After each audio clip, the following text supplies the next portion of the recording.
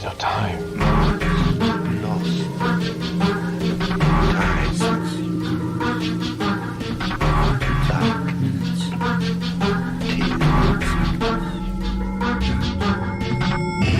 The time is 13 o'clock.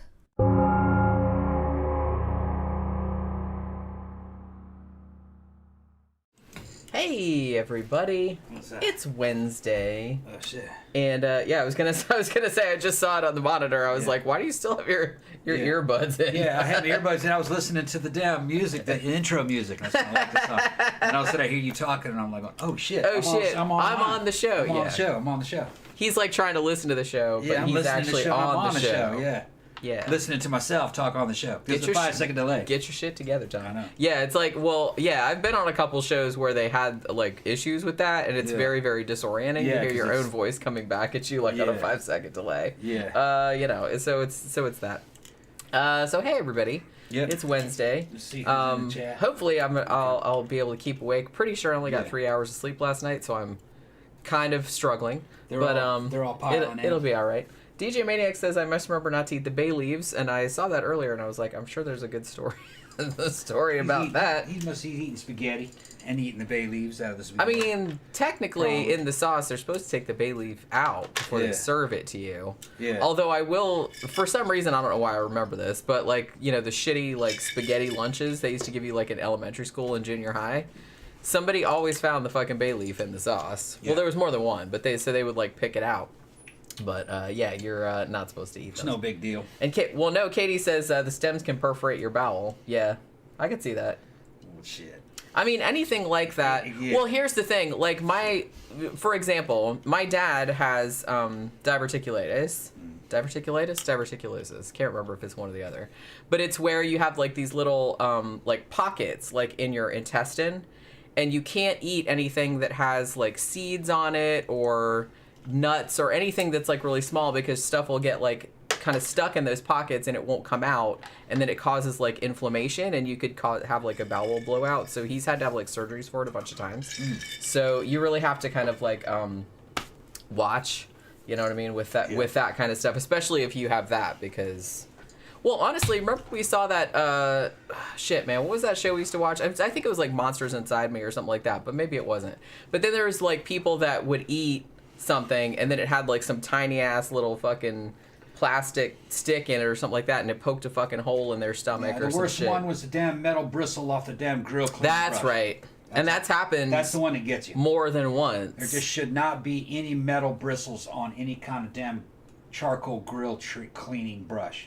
Yeah, I because looked at mine, man, and I looked in the store. Every time I see them in the store now, they're all plastic. I think Yeah. they must have made a law where there's no metal.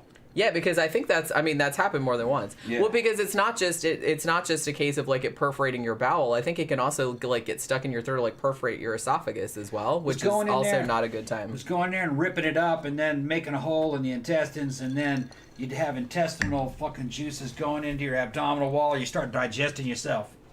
Yeah, All no. kinds of bad shit happens. I don't want to talk about this though. We got it was all the bay leaves when Yeah. it got started. It came in. Fuck y'all bitches. Yeah. Fuck y'all bitches. I got Zardoz. Okay. So I checked it out.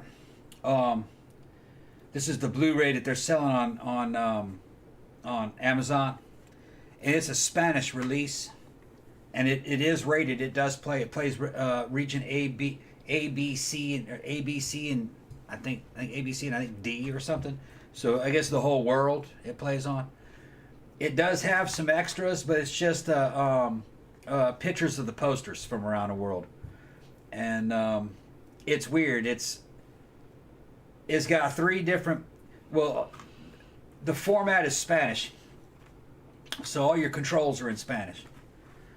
The language selection is Spanish dub with Spanish subtitles, or the English version with Spanish subtitles. There's no English version without subtitles. I was trying to turn it off, and there isn't any.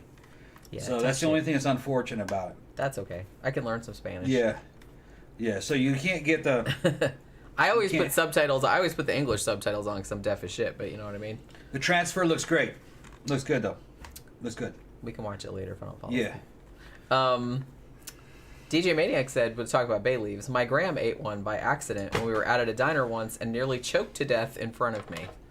Yeah, because some of those fuckers are big. I could see that happening. And then John Gora says, I accidentally swallowed a nicotine lozenge the other day. 4 milligrams. I survived so far.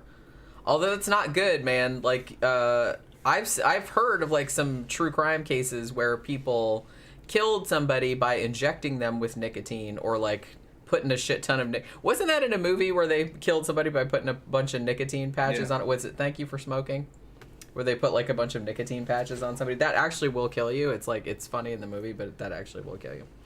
TB Drigger says Todd Colehep was just a few counties over from here. His hunting grounds was the area my girlfriend lives currently. Going to be interesting to seeing y'all cover him. Yeah, I want to get to that guy. Honestly, this was okay. Somebody recommended to me the Grindr Killer, who is a British serial killer. And I hadn't really heard a great deal about that case. And I kind of looked into it and I was like, oh, that's really interesting. But I said, ooh, let's do like a whole, like a variety show about different like online killers. But the thing about it is that I was trying to figure out like what the parameters were. Because there's a shit ton of people that, for example, met somebody on an internet dating website or app or something like that and then ended up killing them. But a lot of them aren't serial killers. So I kind of wanted to pick people that either used the internet like primarily for finding their victims or did some weird shit where like they like talked about them afterward or had some kind of like internet component to their crimes. You know what I'm saying? Yeah. So it was kind of like, so I found like 4, I don't know if we'll get to all of them, but because they're not super, super long, but somebody mentioned the Craigslist Killer. I don't think we're going to go into that because I'm pretty sure we did that. We talked about the Craigslist Killer on another show, did we not? I don't know. I'm pretty sure we did. Well, at least I thought we did, so that's why I didn't like want to do it on this one. So yeah, but so I basically wanted to stick with like serial killers that had some kind of internet-y component, whether it was how they found their victims or bragging about it afterward or something like that. That was like the parameters I used. DJ Maniac says the regions are supposed to be numbers, not letters. I don't know where you're getting at, man. They're fucking letters. We're in region A. No, they usually are. They usually are numbers. Region 0 is usually like I think Region 0, everybody can play it. On Amazon, then, it's number, it's letters. No, I guess it depends on whoever the seller is. Okay. But I'm sure, like, Region 0, I think will play anywhere. Region 1, I'm pretty sure, is U.S., Canada, North America. I think Region 2 is Europe, if I'm not mistaken. I can't really remember. I know it as letters. But yeah, it's usually numbers. I guess we're in alternate universes. Every time I order a disc, I make sure it's region A, and that's or at least region free. I have seen that, but mostly it's numbers. Okay. Like I said, that's why I was going to ask you if you would have got it. I said, oh, was it region 0? Because I think that'll play anywhere. The letters might be European, because usually maybe it's European. I don't know. Yeah, because I think it's more an American thing to have like numbered. Yeah. Because I'm pretty sure it's numbered, most of the shit. But I don't know. It's like, it's weird because, I mean, I guess it's fine. You can buy shit from other countries. And I know people have stuff, they can play stuff from other countries. And it's not as much of a pain in the ass it used to be. I remember back in the old days, I would buy, like, I'd go to the UK, like in the 90s, and I'd buy a movie that you couldn't get over here, like on VHS or whatever, or, you know, DVD a little bit later. And then I would have to come back and either have the VHS transferred from PAL to NTSC, or I would have to buy a player that could play all regions of DVDs, which were not cheap back then, gotta say. Maniac saying we're region 1, region 0 is all. Don the Bomb jumps in and says region B is Europe and Australia. So I was right. It's the European system, the letters. Yeah. But I'm just saying that usually, I mean, I've seen the letters, but I usually see numbers. Because America's region A. Yeah. Well, we're or region either that, 1. or maybe region A is everybody. I don't know, but I know that region A plays. Yeah. So maybe it's a case of like American sellers like doing the numbers, and then people in other parts of the world doing the letters. I don't know. Or just maybe it's listed in both, and that's the ones I look for. Yeah, maybe. Zach says, I just pirate everything, no problems then. Yeah. I gotta have Factory Case or I feel like I don't have the movie. Yeah, I'm like I mean, that. I kind of like, unless it's something I don't really particularly give a shit about, and Yeah. like I just kind of want to see it, but I don't want to pay. Right. But I mean, if I really like something, I will generally spend the money to get like a The good, case and you know. yeah. Now, sometimes if I like something but not that much, I'll get a used one. Yeah. Like I don't have any aversion to that. But if I really like something and want to like support the creators or whoever made it or whatever, I usually do try to get. It's just like books. I very rarely I buy used books like at a store, but online I like to buy them new, like because I like to support Don says authors. Region A is North America. Yeah. Well, yeah, we Yeah. established that. Yeah. I'm just saying. I didn't that, know if it could be everybody, but I didn't know. Yeah. Tyler says I don't pirate mainly because of viruses. Yeah, I do. I kind of worry about it, but I don't really pirate anything. Like I said, unless I have done it before, but it was stuff that I wasn't gonna buy anyways. So it was just something I was kind of interested in seeing. But Graham sent me a link to the Detroit Free Press. They found a missing dude. They found a dead guy hanging from the ceiling. Why'd you send this to me, Graham? Do we know this guy? Kevin Bacon. not that Kevin Bacon. No, it's a different Kevin Bacon. Oh, he was put on he says right here, Grindr case in Michigan. That's what Oh, it says, okay. talking about Okay. like an internet thing. All right. The victim, Kevin Bacon, that was his real name, All right. was put on a BDSM contraption by Matt Latunsky, who slashed his throat, then fried Bacon's genitals in a pan and ate it. Damn. There's some weirdos out there, y'all. I mean, I know it's rare, but Damn. holy fucking shit. Motherfuckers are crazy. Yeah. How do you get to that place? How do you wake up in the morning and decide today I'm gonna fry someone's genitals? Yeah, I'm gonna eat this dude's dick. I mean, That's some weird shit. Man. I was gonna say too that like that's another case that we've covered before that is kind of internet related, but there's that what's his name, Armin Muse or whatever, that German dude that met the willing victim, like eat me. Yeah, that's some weird shit. He wanted to be killed and eaten. That was his fantasy. Okay. You crazy. I mean, the dude still got in trouble though, because he did still kill him.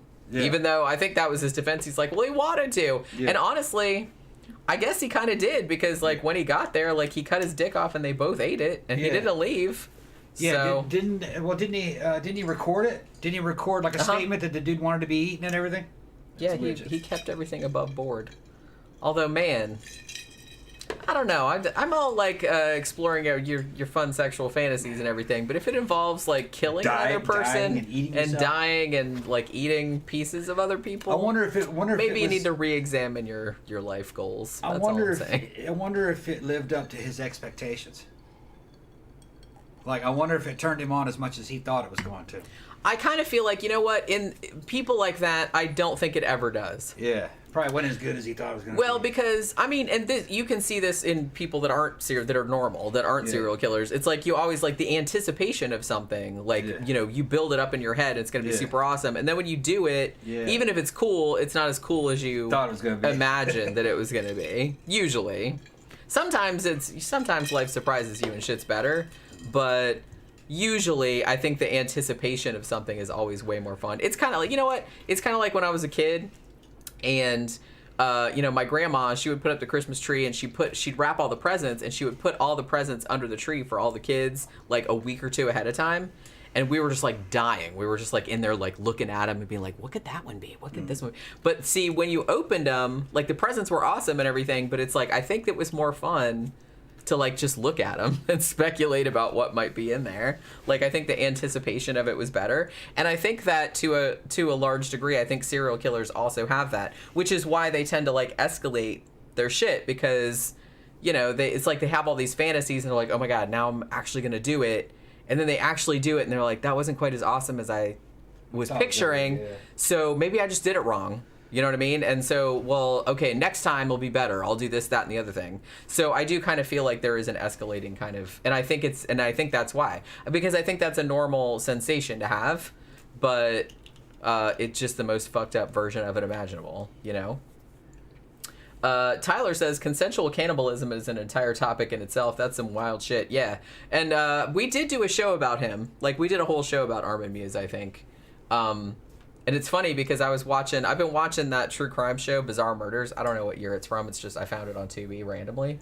That are kind of like, fictionalizations of cases, and they did do a fictionalization of that case. They didn't change a lot of the details, just the names and stuff, but I mean, there was enough in there that you immediately knew exactly what it was.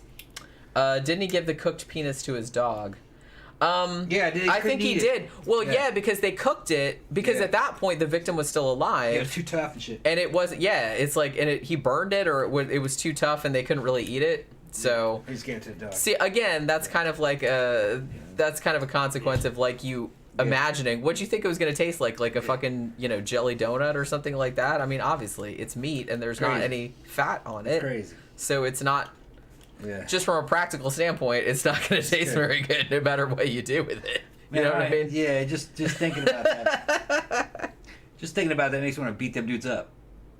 It does. I mean, Yeah, because they're fucking crazy. What were you even thinking? They need their asses beat. They probably like it though. Yeah. Once somebody is like gone over a certain line, I don't know if there's anything. Sorry guys, y'all are fucking crazy. You're making me mad. You're making me mad. About all this eating this dude's dick and him in this. I'm gonna have to beat y'all's ass. Let's start beating them up. You guys need your asses beat. Think about this.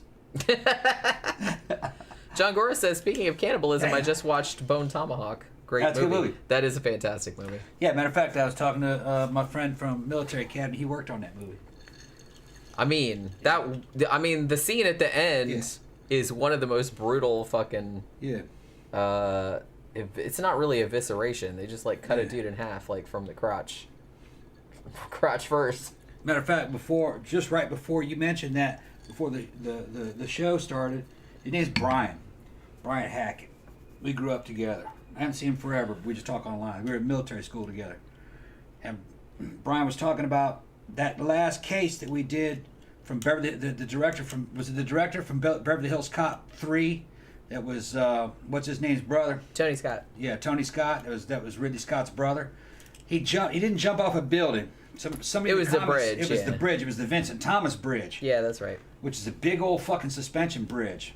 At least I think that's the Vincent Thomas Bridge. I remember it being kind of blue, but grayish blue bridge that went over the sea over there near the fucking Queen Mary and the Spruce Goose. It's over in that area. That's where I remember it. But I haven't been there since I was a kid. He jumped off that bridge. I was asking why he jumped, but he hasn't answered yet. He listens to all the shows recorded. I don't think anybody knows. I mean, from what I could determine, I don't know a great deal about it, but I think his family's like kept it pretty. He did leave a note. Yeah. But I don't think his family is like releasing like what it said because it's nobody's business. But Brian's friends with Crussell. He sent me a lot of pictures of him and Crussell. He did some stuff on that last Crussell movie where we played Snake Plissken, like Escape from L.A. He was in that one. And then Brian worked on Bone Tomahawk, and he worked on VFW, which is a fucking great movie. Man, I love VFW. That was really good. Yeah, and he just got done with that, making that movie with, it's called Terror on the Prairie, and that was called Terror on the Prairie. Yeah, I think so. With what's her name? Girl who played Cara Dune on. She's Gina Carano. What's that? Gina Carano. Yeah, Gina Carano. Yeah, he just did her movie. Jenny remembers all the names. See, I got a head injury. I don't remember people's names that well. I forget Jenny's name. Okay, so I tease him about it all the time. He doesn't remember shit. I don't remember names and I don't remember numbers. But I can picture it, everything, and I remember everything that we said and everything we talked about. It's just I have a problem with labeling things. I don't remember everything. My memory's not as good as it used to be because I'm getting older. But I mean, I used to be able to just like pull shit out my ass. Like I don't even know how I know things. Yeah. I told you, dude, I used to watch Jeopardy, and they would ask questions and I'd answer it, and I'd be like, how the fuck do I know that? I don't know.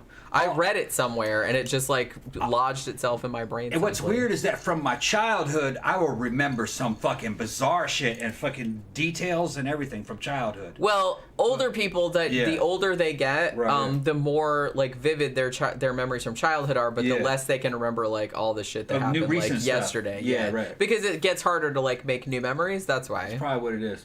Your brain gets flabby. That's why you're fucking you're not built to last, okay? When you eventually get so old, you're like, fuck it, I'm gonna die, I don't give a shit. It's only a few years from now anyway. Gramthars says B12 vitamins help with early memory loss. I can get that. I mean, they can get those everywhere. I can get. Well, no, I was thinking about the injectable versions. I can get injectable versions. I'll inject that shit. I've heard that if you really want the benefit of vitamins, inject them. You don't eat them. But I have to see what the doses are. Now that I can just inject myself with anything, I don't give a shit. I ought to look into some of those injectable vitamins because it doesn't go through your fucking right. digestive system. Yeah, I mean, technically you would think that it was going right into your bloodstream instead of having to like seep out into your bloodstream. Yeah, well, here's a weird thing, people. Before we get on to this program, you say, well, vitamins don't do much. Back in the early days of fucking bodybuilding, vitamins actually is what they gave to cattle. They were injecting vitamins into cattle, and they were getting bigger. Bodybuilders were injecting them in themselves, too. And they claimed to have gotten bigger. And there was a time where they were doing early steroids and vitamins side by side in different dudes. And they claimed the results were a little bit better for the vitamins. But then they evidently started to like really up the dosages on the damn steroids. And the guys with the steroids got bigger. And then even the fucking cattle industry went to the steroids over vitamins. But there was a time where vitamins were considered to be more powerful than steroids if they were injected. And it made a lot of sense when somebody told me that story. It was like, oh, well, that's why Bugs Bunny in the old Bugs Bunny cartoons was injecting himself with vitamins. Yeah. Remember this? Remember when that happened? Yeah. Bugs Bunny injected him. There's a scene where Bugs Bunny injects himself with vitamins and he gets huge and fights somebody. And it didn't make any damn sense, really, when you think about it. But because I was like, is that heroin? What is that? Yeah, what is that? But it makes sense. That's what I was thinking. It makes sense. It makes sense when you looked at it from the point of view of pre-steroids and pre, in the cattle industry. That they were. I didn't realize that they were injecting those cattle with fucking steroids, and I think it was B12. I think it was B vitamin. TB Drigger says, if you had to have a body part amputated and had the chance to keep it, would you eat it? No. No, but the thought would cross my mind, though. Crazy. The thought would cross my mind. You know how I am. That's crazy. I'm a horror person. That's crazy. I wouldn't do it, but I would think about it for a second, like, I wonder what it tastes like. I would think about it. Somebody said, I'll tell you some weird shit that I saw, though. And I saw some weird shit one time when I was going down to the mailboxes at the old house. I was walking back to the fucking house up the driveway and saw a big lizard chase down a little lizard and beat it up real quick, bit it and started shaking it. The little lizard was only about that big. The big lizard was about that big.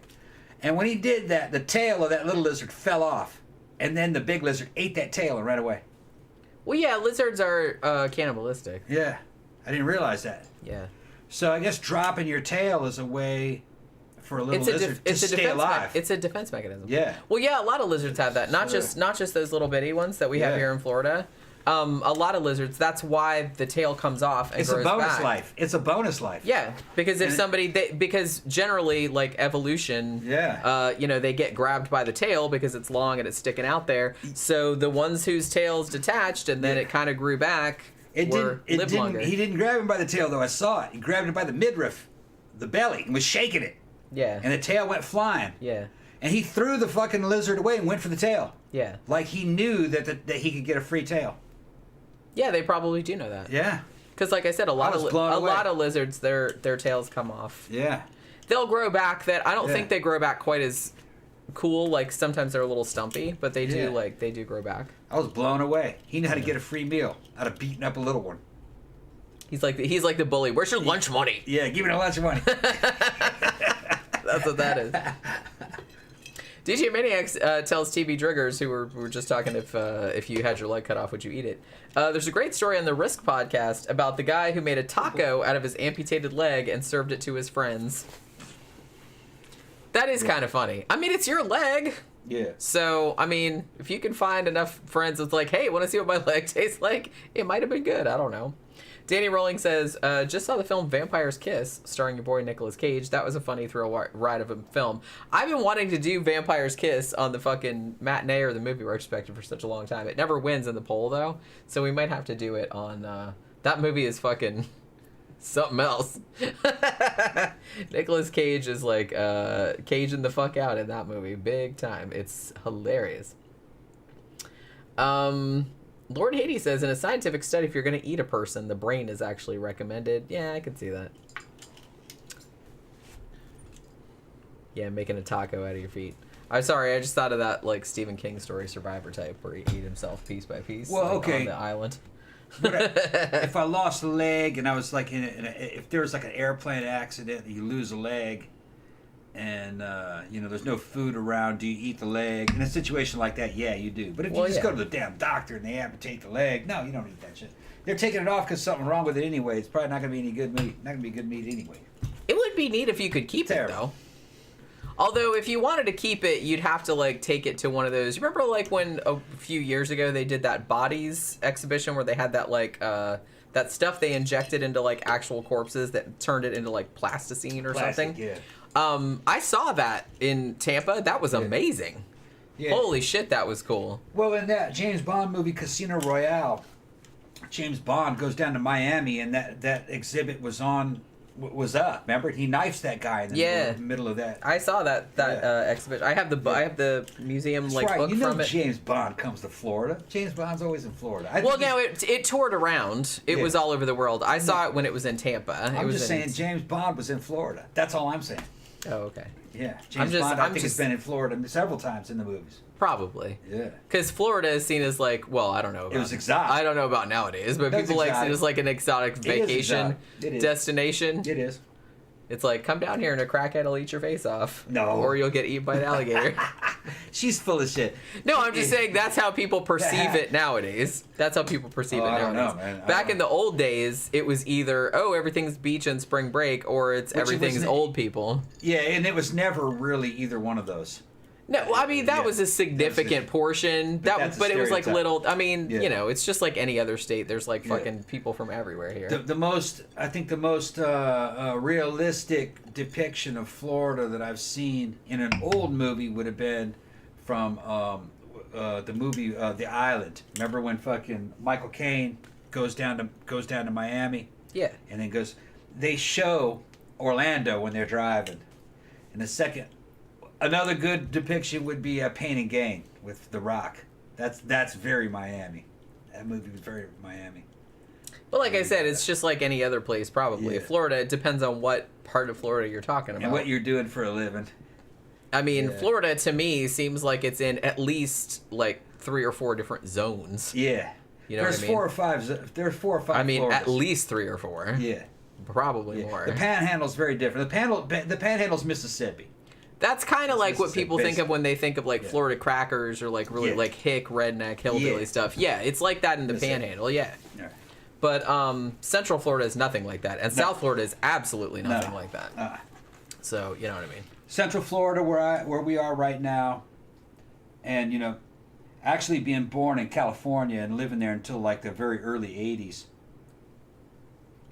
The Orlando area and right outside Orlando reminds me a lot of Vista, California, and San Diego area back in the 70s and the very early 80s. It has that kind of feel to it. It doesn't look like that. A lot of ways, it's a lot newer, but it has that feeling. It's that same kind of place where it's like on the edge of the city. At least that's the way it was back in the 70s in Vista and San Diego. It's like that. But, people are just still talking about cannibalism, talking about eating the brain. And, one thing that I was, like, thinking of is probably not a good idea to eat human brains because you're going to get what they call in some countries kuru, or what they call mad cow disease, because they give the cows mad cow disease because they're eating other cows, like, in their feed. You get that from, like, eating your own species. Obviously, not all species have that, because a lot of species are cannibalistic. But I would be afraid of, like, eating human brains, even if I had to. Yeah, you never eat that. Because, you probably get, like, mad cow or mad person, whatever. You don't want to... This is just in general, okay? And this is, coming from a family that's very much into wild game and deer and fish and shit. Don't eat sweetmeats. Don't eat internal organs. It's too risky. Just eat regular lean meat. I wasn't going to anyway. Yeah, so. Don't eat any of that. There's too many things that can go wrong with internal organs, with the exception of the heart. The heart is muscle. That's safe to eat. But even liver and kidney is dangerous to eat unless you really know what you're doing. It's not worth it. especially not on a deer. Nah, you don't want that. They're small. They wouldn't taste good anyway. That's eating very low on the hog. If you have access to a supply of venison, you want the choice cuts. You don't want. That's what I mean. It's like if you have access to like actual meat, why would you want to eat? Like they don't really taste all that good. No. To me, I mean, I'm sure that like some people have a taste for them, but beef liver can be good when done right, but it has that liver flavor. That's what you're looking for. But yeah, some people like that really some strong. people like My that. grandmother loved that shit. Yeah. She was like used to eat liver. I developed a taste. She ate brains too. Yeah, I developed a taste for fried liver in the Army because they did offer that.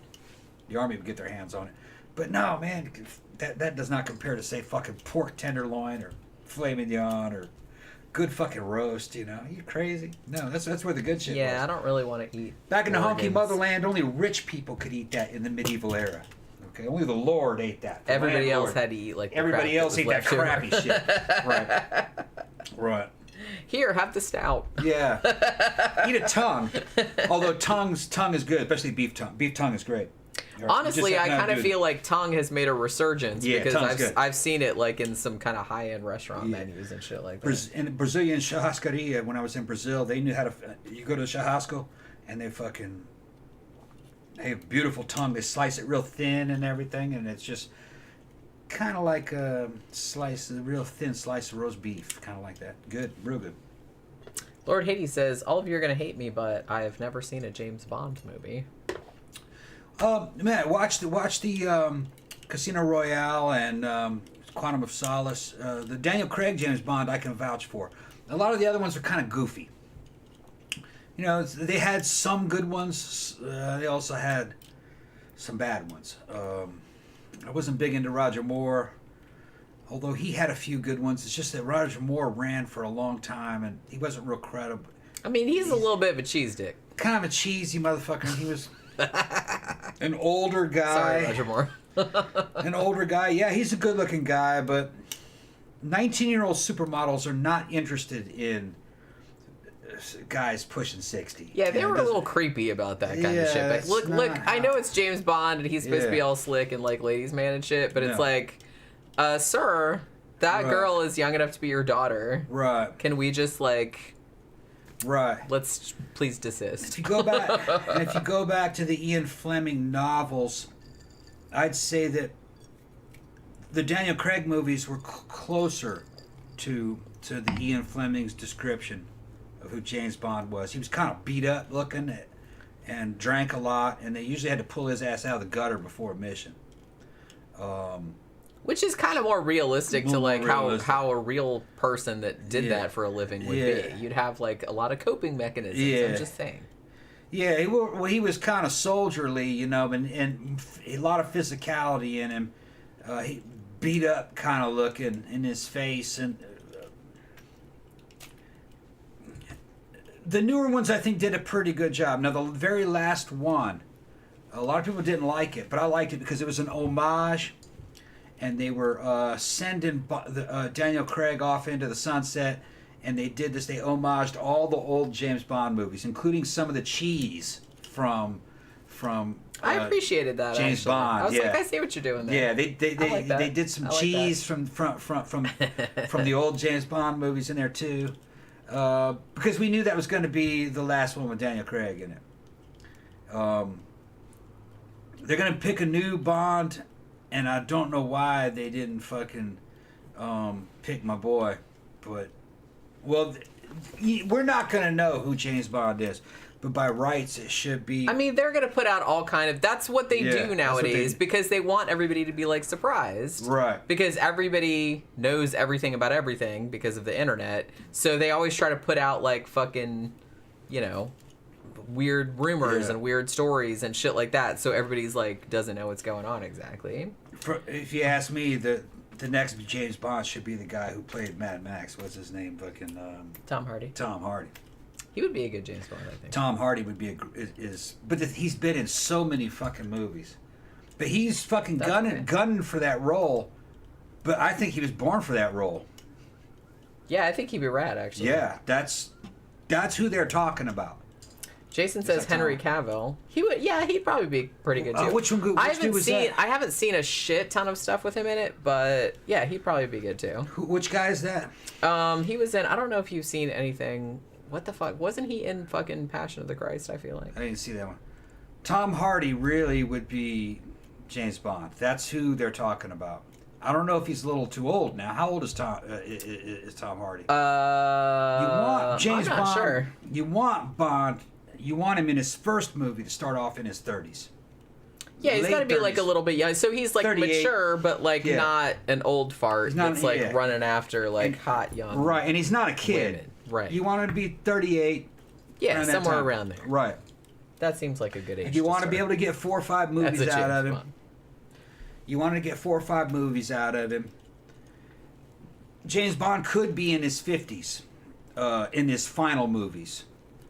But he's got to be fucking physical. He's got to be fucking... Yeah, that's the thing. I think a lot of actors, they're like, look, we're going to need a contract for at least like 3, 4, 5 movies. And it's like, you have to stay in like fucking tip-top shape. Right. Like the whole time we're making those movies because, you know, they do a lot of their own stunts. And well, Hardy would do that, though. Hardy's not afraid of doing roids. He's not afraid... He trains. I've seen videos of Tom Hardy, and that motherfucker was training. And he was great. He seems very Bronson. intense. Yeah, yeah. But in a good way. Yeah, yeah. Oh, no, he's taking it seriously. Yeah. He was great in Bronson. He was great in everything that I saw him in. Venom, the 2 Venom movies, I thought they were fantastic. And he helped produce those. Yeah. And I liked him. And I mean, everybody knows how much we love Fury Road. He was great, yeah. And Fury Road was great. He was great in shit, what was that other one he was in that I fucking loved it? Oh, in Venom. When he played not Venom, in Batman. When he played what was the name of that fucking Bane? Remember he played Bane in Batman. He did a great job. So I think he'd be a great Bond. And they said, no, not him. He's too well known. And I'm like, what the fuck are you talking about? Well, so is Daniel Craig, though. Yeah, so is Dan. What the fuck are you talking about? I feel like. Right. I mean, at least I thought he was well known. I put Tom Hardy because he fits it. He's a white British guy, and that's exactly. And he's got that fucking look, and he's got that attitude. Because that's kind of like Daniel Craig was kind of like that. So he would just, Well, and Daniel Craig also started out in British crime films. Right. You should probably see. You know what you should see? Layer Cake. Okay. You might like that movie, actually. Remember when Hardy did the fucking with the Reggie and Ronnie Cray rolls? Yeah. That was fucking great. What was the name of that fucking? Somebody sent us that movie. That was a great movie, crime movie. Yeah, they've made so many movies about the Krays. Yeah. They made one just called The Krays. Yeah. Which had the dude from Spandau. Was he from Spandau Ballet, or it was the brother of the dude from Spandau Ballet? I can't remember now. That was a while back. That was like in the 80s.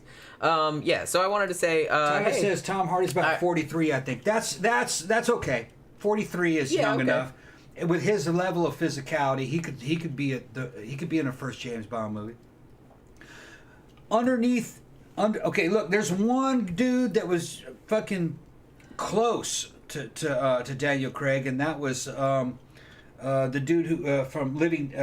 What was the movie they did? Living Daylights, and he was Timothy Dalton. Timothy Dalton did it pretty good, but I haven't seen his movies in a long time. He did 2 James Bond movies. I saw the first one in the theater as a kid, and I was blown away. Living Daylights, and it had Aha did the fucking theme song for it. I know every time you say the title, I think of the Aha. Yeah. And it was real hardcore for the time. I was like, oh, this is unlike any James Bond that I'd seen. It was like real gritty. But I want to go back and see that one. I'm going to buy that one. Maybe my memory may be wrong of it. But I remember we saw Malone last night with fucking Burt Reynolds. It was good. It was good. It's I think it's on free, isn't it, for Amazon Prime?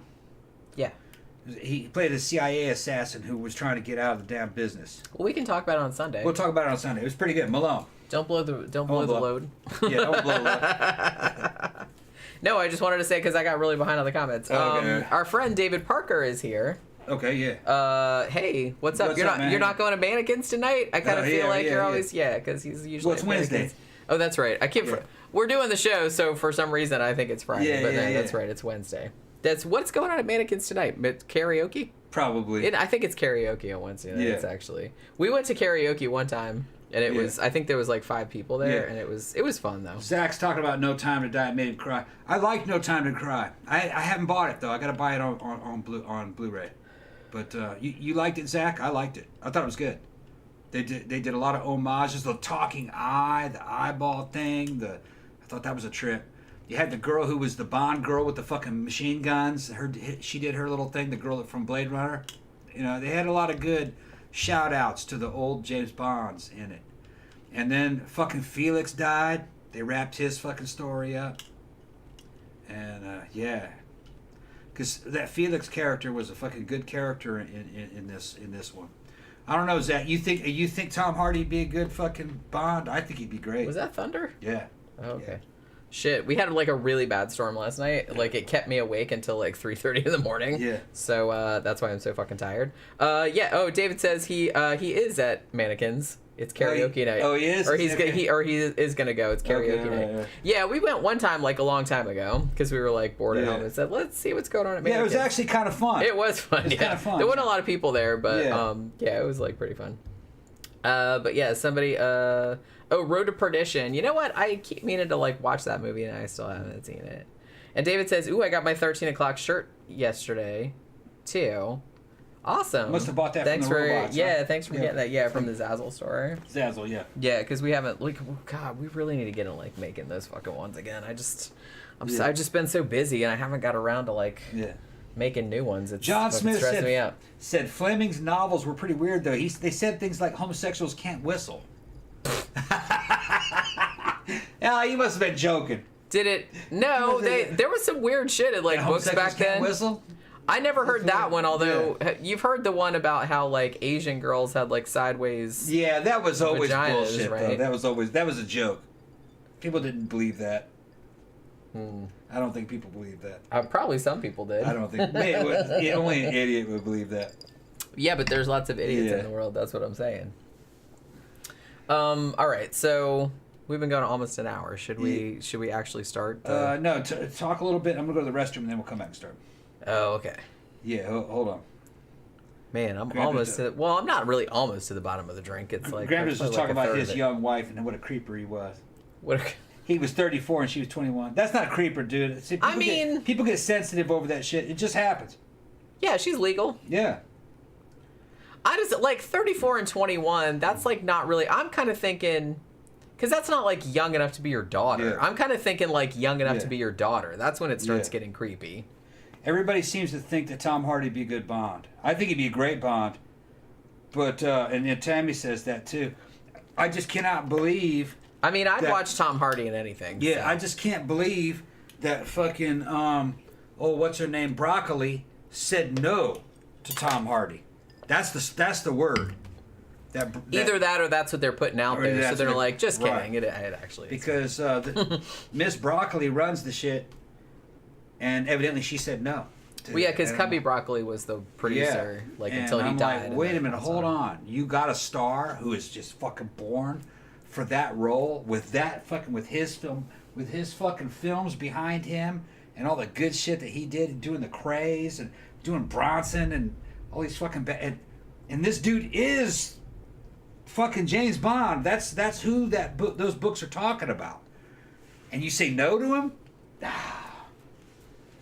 I don't understand that. Maybe and they he's don't- already got a box office draw. People would see the shit out of that movie. Well, that's what They I'm would saying. I see kind the of feel shit like out of that movie. Well, I'm one of those people. It's I like, would is see Tom that. Hardy in it? Okay. Yeah. I'm sold. Fucking go restroom. Fuck, he's getting so mad that he has to go to the bathroom. John Smith says, I go by the old thing of don't go any younger than half your current age plus 7. Yeah, I could see that. Like I said, the older you get, like the less weird it is. Really, I'm just weirded out if it's like a much younger person with like a person that's old enough to be their parent. You know what I mean? Like if it's 10 years different, something like that. I mean, that's what my grandparents, like my grandfather was 10 years older than my grandmother, and I never thought that was particularly weird. Because, you know, he was obviously like older. He was out of the military, and then she was like 18 or 19 when they got married. So it wasn't really all that weird. I'm just kind of like, so if it's 10 years, 12 years, something like that, it's not that weird. When you're getting into a thing where it's like this person is like young enough to be my kid, like, and I wasn't a teen mom, then yeah, that's a little weird. That would be like me dating like a 30-year-old. You know what I'm saying? That would be weird, I think. I don't want to date any 30-year-olds, but I'm just saying that I would think that was weird. So it goes both ways. It's not just old man, young woman. I think it's weird the other way too. Everybody would think it was weird if I was dating a 30-year-old. I kind of feel like I would think it was weird. I don't know if other people think it was weird. All right, so let me see. Gramthars says, in Thailand, you see 80-year-old white dudes with 18-year-old Thai girls everywhere. Yeah, I get it if there's other, like, transactions involved, and, like, the girls are just kind of like, well, this is, like, an old fuck, and maybe he's rich, and if he kicks off, maybe I'll get his money. You know, I can see that.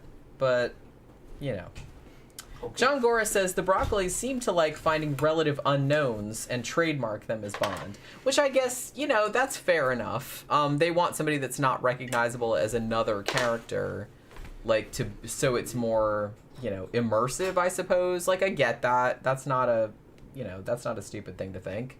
But I do think Tom Hardy would be a good one. Did Daniel Craig play James Bond? Yes, he did. Lord Hades, who has not seen any of the Bond movies. He was the most recent Bond. He recently just he did 5. It was 5 movies, right? It was 5 movies, right? That Daniel Craig did. Yeah, I wouldn't. Quantum of Solace, Casino Royale, Quantum of Solace. Skyfall, Spectre, No Time to Die. Yeah. I wouldn't do it in this day and age. Not with the way the box offices are. You need a fucking hit. You need a star. A star that could carry that role, and he was born for that. I'd put Tom Hardy in that shit. Because he's already got a huge fan base. Yeah. I just would. Yeah. Mango saying Henry Cavill should be Bond. Yeah, I get that because he does have that look. I don't know who he is.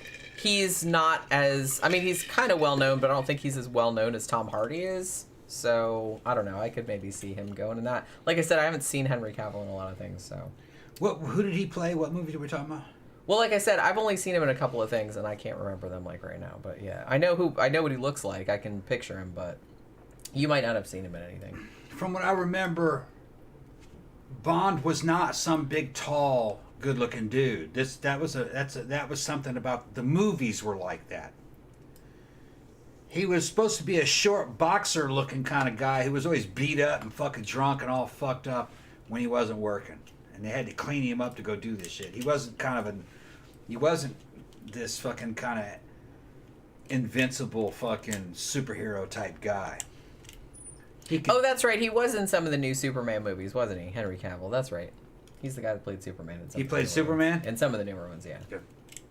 I wouldn't do that, dude. I forgot. I didn't see those. That's a Tom Hardy in there. It'd be an instant hit. And he was in Mission Impossible Fallout, says Tyler. I remember seeing Fallout. Fallout was a good movie. And The Witcher, which I haven't seen. You didn't see that. But I know everybody was talking about The Witcher, though, so I will get around to it, but I just haven't seen it yet. I got to see the Fallout again. We saw that in the theater, didn't we? Yeah, I don't think that was the last Mission Impossible, was it? I think there's another one after that, wasn't there? Maybe not. We'll have to see it. Okay. I don't know. Okay. I don't know. He was Superman? Okay, yeah. I know who you're talking about. Yeah, he was Superman. I don't know. I mean, we'll see. Like I said, they're saying, well, Tom, he already played a spy. Now, all that's irrelevant because people didn't see those movies, probably. Well, I mean, just because you didn't see them doesn't mean other people didn't see them. You know what I mean? Yeah, but Tom Hardy made a lot of movies. Because some of the ones they're bringing up, like, you know. Tom Hardy made a lot of movies, but this is the modern era. In the modern era, they put these movies out and they're fucking great and nobody sees them. It's just, you know what I mean? It's just, the market is not the same. The competition. It's not, there's just so much competition. Stuff. Well, like I said, there's shit out there that, like, I, by all rights, should have seen by now, and I just haven't got around to it because I just haven't had time. You know what I mean? Some of my favorite movies that are recent, you guys would probably be like, I didn't see that movie. Fucking, and the average person would be like, that shit sucked. Like, I fucking really love fucking Vivarium and fucking Art of Self-Defense. I also loved Vivarium. Yeah, and then what's that dude's name? Fucking Jesse Eisenberg. Yeah. Which some people might laugh at that dude's, but I'm like, no, that motherfucker was fucking great at choosing projects that had really good artistic qualities to them. They're really unique movies. Art of Self-Defense, man. Fucking that director is just... You would think that I wouldn't like a movie like that. Oh, no, I fucking love it. There's a certain amount of truth. That movie was true. That movie was very true. But truth depends upon a certain point of view. And that guy's showing me a different point of view of what he's talking. And it was just a great movie. And Vivarium was the same way. You know, it was just this weird sci-fi movie about a damn extra-dimensional damn parasite that made you raise its child. It was just weird as shit. And he picked those movies, and he had that same woman with him as a co-star in both of those movies. Imogen Poots. Imogen, yeah. She's great, too. I don't know if there's some kind of relationship there, if they're just friends or whatever. I don't think so. I think they just, like, work together a lot. Yeah. I don't know. I don't keep up with that stuff. So and I think those movies kind of came and went, and nobody noticed them. But those were masterpieces. Masterpieces. Well, like I said, and I've said this before, anybody, actors, whatever, artists, whatever... if they're willing to choose projects that they know aren't necessarily going to make any money, but that they are passionate about, and they're really like, I respect that a lot more than just taking shit for a paycheck. Although if you do take shit for, because look, everybody's got to eat. I get that. If you do take shit for a paycheck, at least don't phone it in. Yeah. Like look at Nicolas Cage. He'll take anything. He'll be in anything. Yeah. But he always is shit. At his cagiest. Yeah. Right. Yeah. Which, like I said, I respect that too. It's a different strategy, but that is also cool. But Eisenberg and that Imogen chick, I want to see more of their movies. I don't know what they're working on now. I got to go see if he's got anything new out. Just on the back of those two movies right there, I respect his judgment about what kind of project to be in. And I know he did some comedic kind of crazy shit, but no, fucking, he's serious, man. That's some serious shit. Those two movies. Yeah, Lord Hades says, I know Craig from Knives Out. I mean, Knives Out was a great movie. Yeah. But that was a completely different character. Right. Than, Yeah, no, you want to see Bond. The Bond movie. But that just kind of goes to show his range, because he actually did play, like, a completely different character. In What's that Knives Out. director's name again? Fucking, that did Knives Out. He did, Rian Johnson. Rian Johnson, yeah. Well, he fucked Star Wars up, but he was great. That Knives Out movie was great.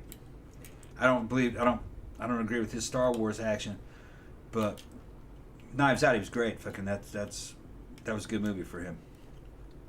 Well, not for him, but that's. I'm just saying he is a good director. He's a good director. I just don't. There's just certain people. Well, I kind of feel like big IPs, that wasn't really what he wanted to do, but it's kind of like when they asked him to do it, he's like, okay, I'll make all the money, so that's fine. I mean, I would have done it too. He wouldn't have turned it down. That's not his strength. You need somebody who's real conservative. I mean, when he did Knives Out, you could. I mean, that movie was awesome. So you could see that's what he wanted to do. He wanted to do like an old school murder mystery. Yeah, he's great at that. Yeah. There's the thing with Star Wars and the Star Wars world is that you have to have fucking. Real kind of true believer type directors who are real conservative in terms of where they're going to go. It has to be within the Star Wars narrow bandwidth, because that's what the customers want. You can't get real artistic with that. You have to. It's all lore based, nerdy shit. Just like Tolkien, you can't fuck with fucking Tolkien. It has to be a certain tone. The nerds will revolt. They will nerd. It's a nerd the fuck out. Yeah. Right. All right, can I finally get to the case? Let's get to the show. I have like 4 cases, dude. Oh, so fuck. I told you this. I told you this before we started. It's okay. Well, hey, it was a 50-minute intro. That's normal. About 50 minutes. An hour. It was an hour. Okay. Yeah. Jim Varney is. Yeah. James Bond. All right. So tonight we're talking about, in case you didn't know, we're talking about internet homicide, as Wikipedia calls it. Now. There is some, and I get this. There is some kind of like controversy in law enforcement, in people that study these kinds of things, criminology, if this even should be its own category. Because I kind of feel like there is a category for internet killers or people who primarily stalk their victims online. You know what I mean? Like, finding them through like dating apps or whatever, or through Craigslist or whatever, like the Craigslist Killer. And some law enforcement or some kind of like criminology type people are kind of like, well, is this really a thing though? Because the internet is so ubiquitous in everyone's lives that it's really not the internet's fault. It's not really facilitating that to a degree that you can like call it a separate category. You know what I'm saying? But I would argue because some people have argued, well, look, if I called you up, like from an ad that you ran in a newspaper and asked you out on a date and then I murdered you, would that be like a telephone crime? Like, I get that. But I will say, too, that murderers back in the old days, when they used to have classified ads, you know what I mean? And we've done a couple cases like that, where I think Bell Gunnis did that kind of shit, too, where back in the old days, you'd run like a personal ad being like, hey, I'm a woman with this many acres and this many cows and looking for a husband and I got this much money, blah, blah, blah. And then they would come out there to, you know, see her, and then she would like whack him in the head and bury him in the fucking garden. You know what I mean?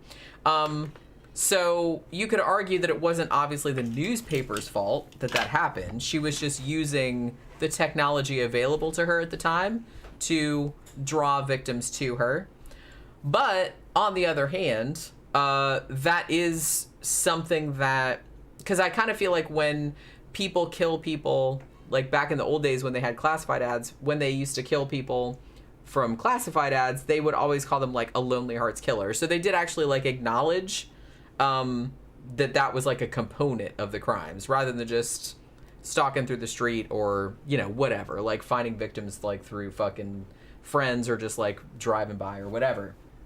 So while the internet is just so much a part of everyday life now that I don't really think that it merits necessarily a different category, I can see why they do kind of why it's kind of like a quick sort of thing to call the people when they go most of their victims like they've found through the internet. You know what I'm saying? So it's kind of like, I don't know. I get why there's a controversy about it. So I wanted to mention this briefly because this case here, it's not, I don't even know if it's a case, because this kind of went around back in, I think it was 2015. And as far as I know, no one is actually sure if this is actually really a serial killer that is actually like, you know, out there operating, or if it's some kind of like weird elaborate hoax or some other kind of shit. So back in 2015, some dude starts posting on 4chan, and he says that he's starting a game with the people, I got it, that are present. He says, I'm going to post a picture of a woman, and if one of you can guess her name in the next, like, however much time, then I will tell you where her body is buried. So he starts doing that, and, like, some people thought he was just, like, faking or whatever, but some people were like, okay, whatever. And they just started, like, guessing names. And I guess one of the people got the name right. So then he puts up another picture of what appeared to be the same woman from the photo where she was, you know, it was just like a regular, like, studio photo of her when she was alive. And then posted another photo of her where it looked like the same person, like, dead. And so this person, like, posted a whole bunch of times, and I saw, I don't think it's on 4chan anymore. I think this, of all the things, like, 4chan won't kick off anybody, but I think it kicked off this dude. So they took it off, but obviously somebody saved it, so it did get, like, archived. So I was actually able to find it on another site. I can't remember what it was, Murder Killer or something like that. But you can find it if you, like, look for 4chan serial killer. It's like one of the, like, the third or fourth thing that comes up, and it has all the photos that were originally posted because somebody archived all the posts. Because what ended up happening was the dude would come on and he would post all these photos of what appeared to be dead women, some of whom, like, their faces and shit like that were, like, all fucking burned. And he was kind of, like, acting like it was a game and shit. And then he kind of went away for a little while, and everybody was like, what the fuck was that all about? Was that, like, a joke or whatever? And then he kind of came back. And the weird thing about it, though, was they couldn't really ever tie anybody to it. Like, they couldn't find the dude. So to this day, and like I said, this was a few years back, this was 2015, to this day they're not sure if that was like a real dude, like a real serial killer, or, because the thing about it is that all the photos, obviously the first thing that somebody did was did a Google reverse image search to see if they got the photos from somewhere else, you know what I mean? And the photos were original, meaning they weren't on the internet anywhere else, which could mean that this is an actual killer, and he actually did take these photos, and they are original, and he is the first person to upload them to the internet. Some people have speculated that maybe it's that these were crime scene photos, like that the police took and that they leaked somewhere and somebody got them and, you know, and then uploaded them. But they don't really look like, I saw a couple of them and then I was just like, okay, no, I don't want to see this today. But they don't really look like crime scene photos in the sense that they don't have like the little rulers and all the other kind of, you know, stuff that they don't have that. But so nobody really knows if this was a real thing, because the dude hasn't posted since then. So again, I just wanted to bring that up. I didn't want to go like too much into it because there's a couple videos about it on the internet. Yeah. But yeah, you hear that? I mean, hopefully the fucking weather doesn't go. Hopefully the stream won't fall. It's fucking huge. Because man, last night, although it was kind of late last night, it was more like 10 or 11 o'clock. It was like, oh my god, it stormed so bad. Yeah. I think it hailed for a few minutes too. Like it sounded like it, like out on the roof. But yeah, I didn't want to get too much into that. But there is, like, if you look 4chan serial killer, somebody has archived like all the posts because Reddit or 4chan rather took them down because obviously violated their terms of service. You know, after a while, they were left up for a long time, and people were playing the game. The weird thing about it though was that the first woman that he had posted the picture of, they, like, some people did some sleuthing. That woman actually was murdered. They did find that body. They found it in the street, but she died from 17 gunshot wounds. I think she'd been shot like 17 times. And from the picture, it didn't look like she'd been shot. That doesn't mean anything necessarily, but it is kind of weird that... So I don't know if this is just some sicko like making some shit up because he knew that that girl had been murdered. And he's like, oh, I'm going to do this funny thing. And I don't know. The pictures look pretty fucking real and they're pretty fucking gross. Like I said, you can't find them if you want to. I'm not like fucking putting them up or anything, but yeah. So I wanted to bring that up. It's just search 4chan serial killer on YouTube and there's like a little like 15-minute like breakdown about it, which is actually kind of interesting. But you know, there's that. So okay, so the first one I want to talk about is, hopefully I can get through all of these without falling asleep. Or without the shit, you know, shutting off because of the storm. But, you know. So, are they still talking about movies? Oh, okay. Israel Keys. Oh, yeah, we did a show about Israel Keys. Gosh, it was a long time ago, I think. I kind of feel Israel Keys is like one of those serial killers that, like, nobody... He seems like he doesn't have much name recognition, which is strange because that's an unusual name. You'd think people would remember it. Oh, it sounds familiar, but I can't place what crime that is. Even though he murdered like a fuck ton of people. Yeah. And he's just one of those and I think we talked about this when we did the show about him. It's like, why is it that some serial killers kill 3 or 4 people, which is bad enough for Christ's sake, but then everybody remembers them like forever, and then like you have dudes like that kill like a dozen or more. And they're kind of one of those ones that like come up on fucking ranker lists, like serial killers you've never heard of. You know what I mean? I don't know. That have killed like way more people. I don't know what it is. You gotta have a certain kind of pizzazz to be remembered. I guess. I don't know. But the weird thing about it, it's like I've kind of thought about this a lot, probably more than I should. Yeah. But it's like some of the serial killers that everybody remembers didn't really have any pizzazz, like, or personal pizzazz. I mean, I could see somebody like fucking Ted Bundy, okay, fine, because he was like kind of good looking and like he had his whole... I get that. You know, I get ones that had like a shtick or a gimmick, like John Wayne Gacy. You know, like, hey, I'm a clown. I get that. But because there's something for you to latch onto, there's a detail to remember. Maybe it's just that Israel Keys is just like a generic looking white guy. Yeah. And he just like killed a bunch of people and was just like, yeah, I fucking did that. And he didn't do anything like, he did horrible shit, but he didn't do anything that was like distinctive. Yeah. That's fucked up to say, isn't it? Okay, Brian got back to me talking about Scott, the guy who jumped off the Vincent Thomas Tony Bridge. Scott, yeah. Tony Scott. I asked why he did it, why he jumped. And he said he was suicidally depressed. Well, yeah, I He figured. was depressed, but we don't... I'm just saying, I'm pretty sure, from what I remember, he did leave a note, but his family did not want it publicized, understandably. Yeah. You know, you don't want That's all he said. that kind of like personalized. Right. I mean, you have to be pretty depressed to jump off a fucking bridge, honestly. If I was gonna kill myself, I absolutely would not jump off anything high because fuck that. I don't like heights at all. But we talked about this. Did we talk about this on the show, or were we talking about this just like off the show? What? Where people that commit suicide and like by jumping off buildings. Yeah, I don't know why you would want to do it that way. But what you said, well, I said that, and because I'm terrified of heights. That's why. I was like, if I was gonna do it, I'd do it like with fucking sleeping pills or something. I'm just going to sleep; it'll be fine. But you know what I mean. But they want to make a show. But you said that some of them feel like they need to like punish themselves because they feel like they're not. And yeah, I get that, but they want other people to see, and they want other people to see it too. Yeah. So there's that. So there's a lot of other things going on, and I just I don't understand it because I don't feel like that. You know what I mean? Like I said, if I was gonna kill myself, I would do it like in some fucking quiet ass, like painless way. But for when I was living up in Boston, one of my neighbors at the apartment complex I lived in, she was a mental health expert, and she took care of outpatients. And she told me that a lot of times that when they commit suicide because they feel they need to be punished.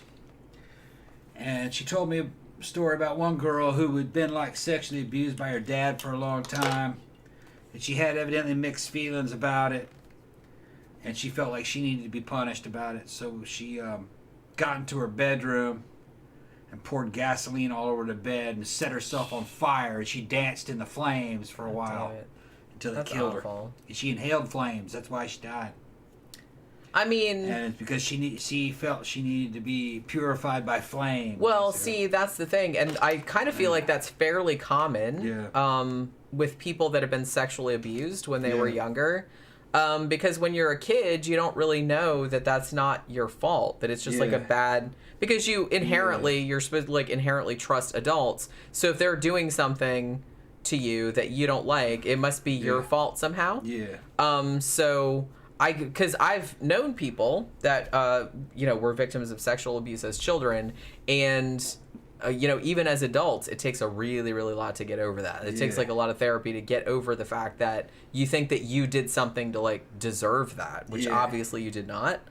But if it happened to you when you were a little kid, I mean, that's going to fuck you up your entire life. You know, with her, it was not just her little kid. It was, like, a long time. That's what I mean. And like I said, sometimes it's like prolonged, and that's even worse because then you kind of get into a thing where you're like guilty, like you thought you had it coming at first, and then like, well, I didn't stop it. So maybe on some level, like I enjoyed it. Like I kind of feel, so you get that kind of weird shit going too. I get that. That's what she said. Yeah. That's what she said. So she felt guilty because she was kind of conflicted about it, so she fucking burned herself alive and used gasoline. I mean, that's so sad, but I mean, I can see she's in her 20s. I can see how like, because man, I gotta tell you, you're fucking your own brain's your own worst enemy. Yeah, mine certainly is. Gramthars says 2 co-workers of mine in law enforcement ate their guns. Harsh. Yeah, I kind of feel like that happens a lot. Well, you're working in a high stress environment, seeing the worst of humanity. I could never be a cop. I couldn't be a cop because fucking I don't think I could control myself. Especially if I got around some really fucked up case. I'd try to become the Punisher. Where I'm like, bitch, you're not coming out of this bitch alive. I'm gonna kill you. Although, and it's... I'd imagine that situations like that in law enforcement actually are probably kind of rare. Because I've seen the videos, fucking... the shooting video, of the fucking actions, arrests gone wrong or shootouts. It's not really the kind of situation where you have time to think about it. But if I got a hold of a fucking serial killer, the thing is, it's not in the heat of the moment. A lot of times, it looks like they're apprehending a serial killer, and the dudes that are apprehended don't really know the extent of the crimes, or they're already kind of mentally prepared to apprehend the guy, so it's not as shocking, So, so you're just doing your job. I can see that, but there are some dudes I'm like, man, I'm gonna fucking kill you. I kind of feel like it might. I don't even think if it was me, I don't even think it would be just that. Because if it was like a bad person, I'd be just like, yeah, fuck you, whatever. Yeah. I think it would be because cops have to deal with like you have to deal with the victims all the time too, and even stuff that's like victimless crimes, like fucking car accidents and shit like that. So you're gonna see.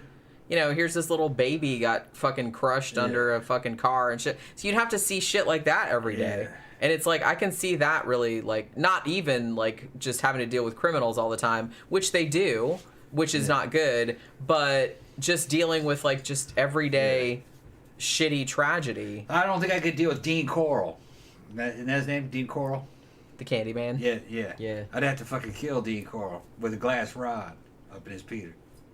Fucking, you know what I mean? I just, no. We were talking about That's that what I'm earlier looking at because some people like that. Yeah. It's like you kind of, and this is kind of why, because look, I have that vengeance kind of shit too. I read about true crime all the time. I write about true crime, and it's like some of these people, I'm like, holy crap, like this dude really needs to be like fucking nailed to a board and eaten alive by fire ants. But I kind of feel like, in a way, is that going to help? They're not going to learn anything. I kind of feel like people, like, once they get past a certain point, you're not going to teach them anything by doing that, and they actually might enjoy it. So I don't know. I'm really conflicted. As much as I would enjoy taking somebody that had done something so horrible and, like, you know, flaying them alive or what have you.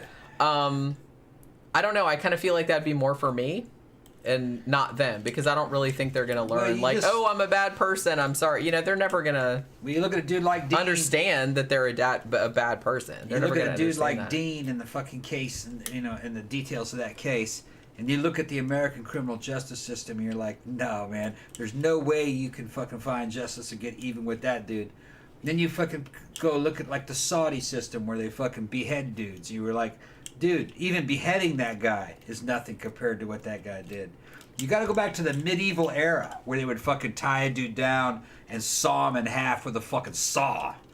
And you'd be like, that's kind of closer to what that dude deserves. But even that wouldn't really approach it, because that dude did that kind of shit to like fucking what, 15, 20 dudes? 20 little kids, guys, young guys. So you still would never really get even with that guy. You never really feel like justice was served. That's what I'm saying. Yeah, you know. That's kind of like that's where I'm coming from with it. Like, I get the thirst for vengeance. I have that too. Yeah. But you know, after a certain point, you're just kind of like, well, am I just as bad as him? Because I'm like enjoying this, and he's not learning anything. So I liked how you said that, thirst for vengeance. I'm not even talking about justice. I'm at that point. I'm like, yeah, fuck justice. Vengeance is fucking what I need. Yeah, you're just trying to like inflict. Yeah, fuck that dude. Yeah, some of the pain, and like a modicum of the pain that he inflicted on somebody else. Right, and then you go, well, I don't know if I'm as bad as that guy. And you know what? With that dude, I don't care if I'm as bad as that dude when I'm dealing with that dude. I don't care. That motherfucker needed to suffer. I mean, that motherfucker was truly evil. To make one brother beat another brother to death to avoid the fucking pain of what he was doing? No. That motherfucker, I would have to just try. I'd have this instinct in me to just try to become Satan himself to deal with that bitch. I mean, and I don't care if it makes me as bad as him. I'll dive right into that shit. Look, it's like fuck that as dude. far as some crimes go, that dude was bad. Like, I understand. Yeah. You know, some crimes where nobody got hurt, I don't give a shit about that. No, obviously they should be, like, you know, punished and stuff, but it's like, don't do anything, like, excessive. That motherfucker was the devil. But, well, no, what I was saying was that, and I understand, too, like, crimes of passion. Again, not good. You should be punished for it, but, you know, it's understandable. Like, a lot of people would maybe do the same thing in the same situation. Not everybody, but a lot of people would. But then you have motherfuckers like these assholes that, like, very deliberately go out and they know what they're doing. They know what they're doing is bad, and they just deliberately go out and, like, find somebody that they're going to do the most fucked up shit imaginable to, and they get off on other people's, like, on innocent people's suffering.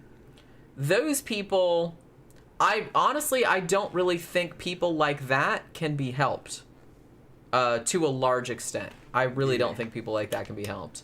You know, there's some wiggle room there, I suppose. Go to the restroom. There's some good comments in there. But people that are serial killers, we've kind of talked about this before. I don't think that it's necessarily inborn, but I do think you have to have some sort of inborn component that is exacerbated by something in your upbringing. It's not necessarily like a shitty childhood, because not all serial killers had shitty childhoods. Some have had completely normal childhoods. So there does have to be some genetic component. I do think that it has to be like those two things working in tandem for you to get that kind of person. And that kind of person, if they're just a pure sociopath, if they can't feel any emotions, I'm not really sure how you could reach them. Like, I'm not sure how they could be fixed. I'm not really sure how they could be helped. So I don't really know, you know, I don't think they could be rehabilitated. Most criminals, I think, probably could be, you know, depending. But serial killers of the type that we're talking about, that we've talked about in the show, not so much. I just don't think there's any, I don't think they can help them. Thank you very much, Ian England. You do bad shit to people so other bad people will think twice. I guess, but honestly, though, I kind of feel like that maybe doesn't work on a one-to-one basis, because it's like, you know, a lot of countries, like, we have the death penalty. Well, not all the states have the death penalty, but a lot of states have the death penalty. And honestly, even states that have the death penalty, like, their crime doesn't really seem to be any lower. So I don't really think anybody is... I don't think it's a deterrent, is what I'm saying. I'm not necessarily against it in extreme cases, but... you know, I don't think you should say that, oh, it's a deterrent for other criminals, because I don't actually think it is. You know, and it just doesn't, like, our justice system is so, like, fucked up and, like, weirdly, you know, who gets it and who doesn't get it, it's just, like, all over the place. So, I don't know, it's just a whole thing. This country is so large that you can't really have any rules across the board, you know what I'm saying? John Gora says, I had a great childhood, my adolescence, though. Yeah, I mean, I was poor, but it's like I had a good childhood. My adolescence didn't have anything to do with my parents. My parents were awesome, but, you know, I got bullied some, but, you know, people got bullied worse than me, though. But, you know, that's kind of a thing. But honestly, if I'd been born with the propensity for, like, not having any empathy or sympathy for other people... Like I said, I do kind of feel like that's maybe a genetic thing. If you don't have any empathy, I'm not really sure how other humans can approach you. So I don't know how that can be fixed. Yeah. Lane England says you do bad shit to other people, so other bad people will think twice. Thank you very much, Ian. That's right. I'm not saying, though, like, if somebody did something to me personally, and I've said this before, like, if somebody...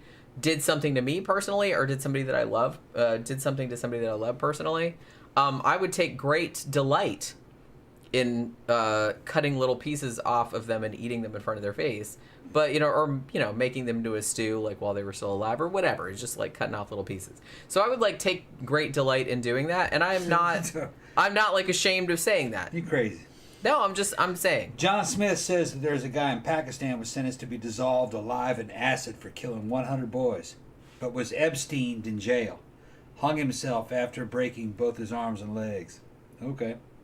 Man, that might be an interesting case, but the problem is you probably can't get it in English. Yeah, I'd have to, like, dig down at it. So maybe somebody, like, did a translation of it. Right. You'd be surprised the true crime community is pretty on top of shit. Not always. There are some cases that it's hard to find translations Camp on. guy said Maury Troy Trovis, another little-known serial killer, tied women up, videotaped and audiotaped them before killing. Yeah. He committed suicide immediately. I mean, there's an alarming number of these dudes. And like I said, I think I said this before, because remember when I was writing the Faceless Villain books, and I was just kind of like, especially the third one, the second and the third one, which were, you know, from mid-century, like, 2000s, or, you know, mid-century from 1900s on. And I was just kind of like, after a certain point, you had to stop looking, because there were just so many.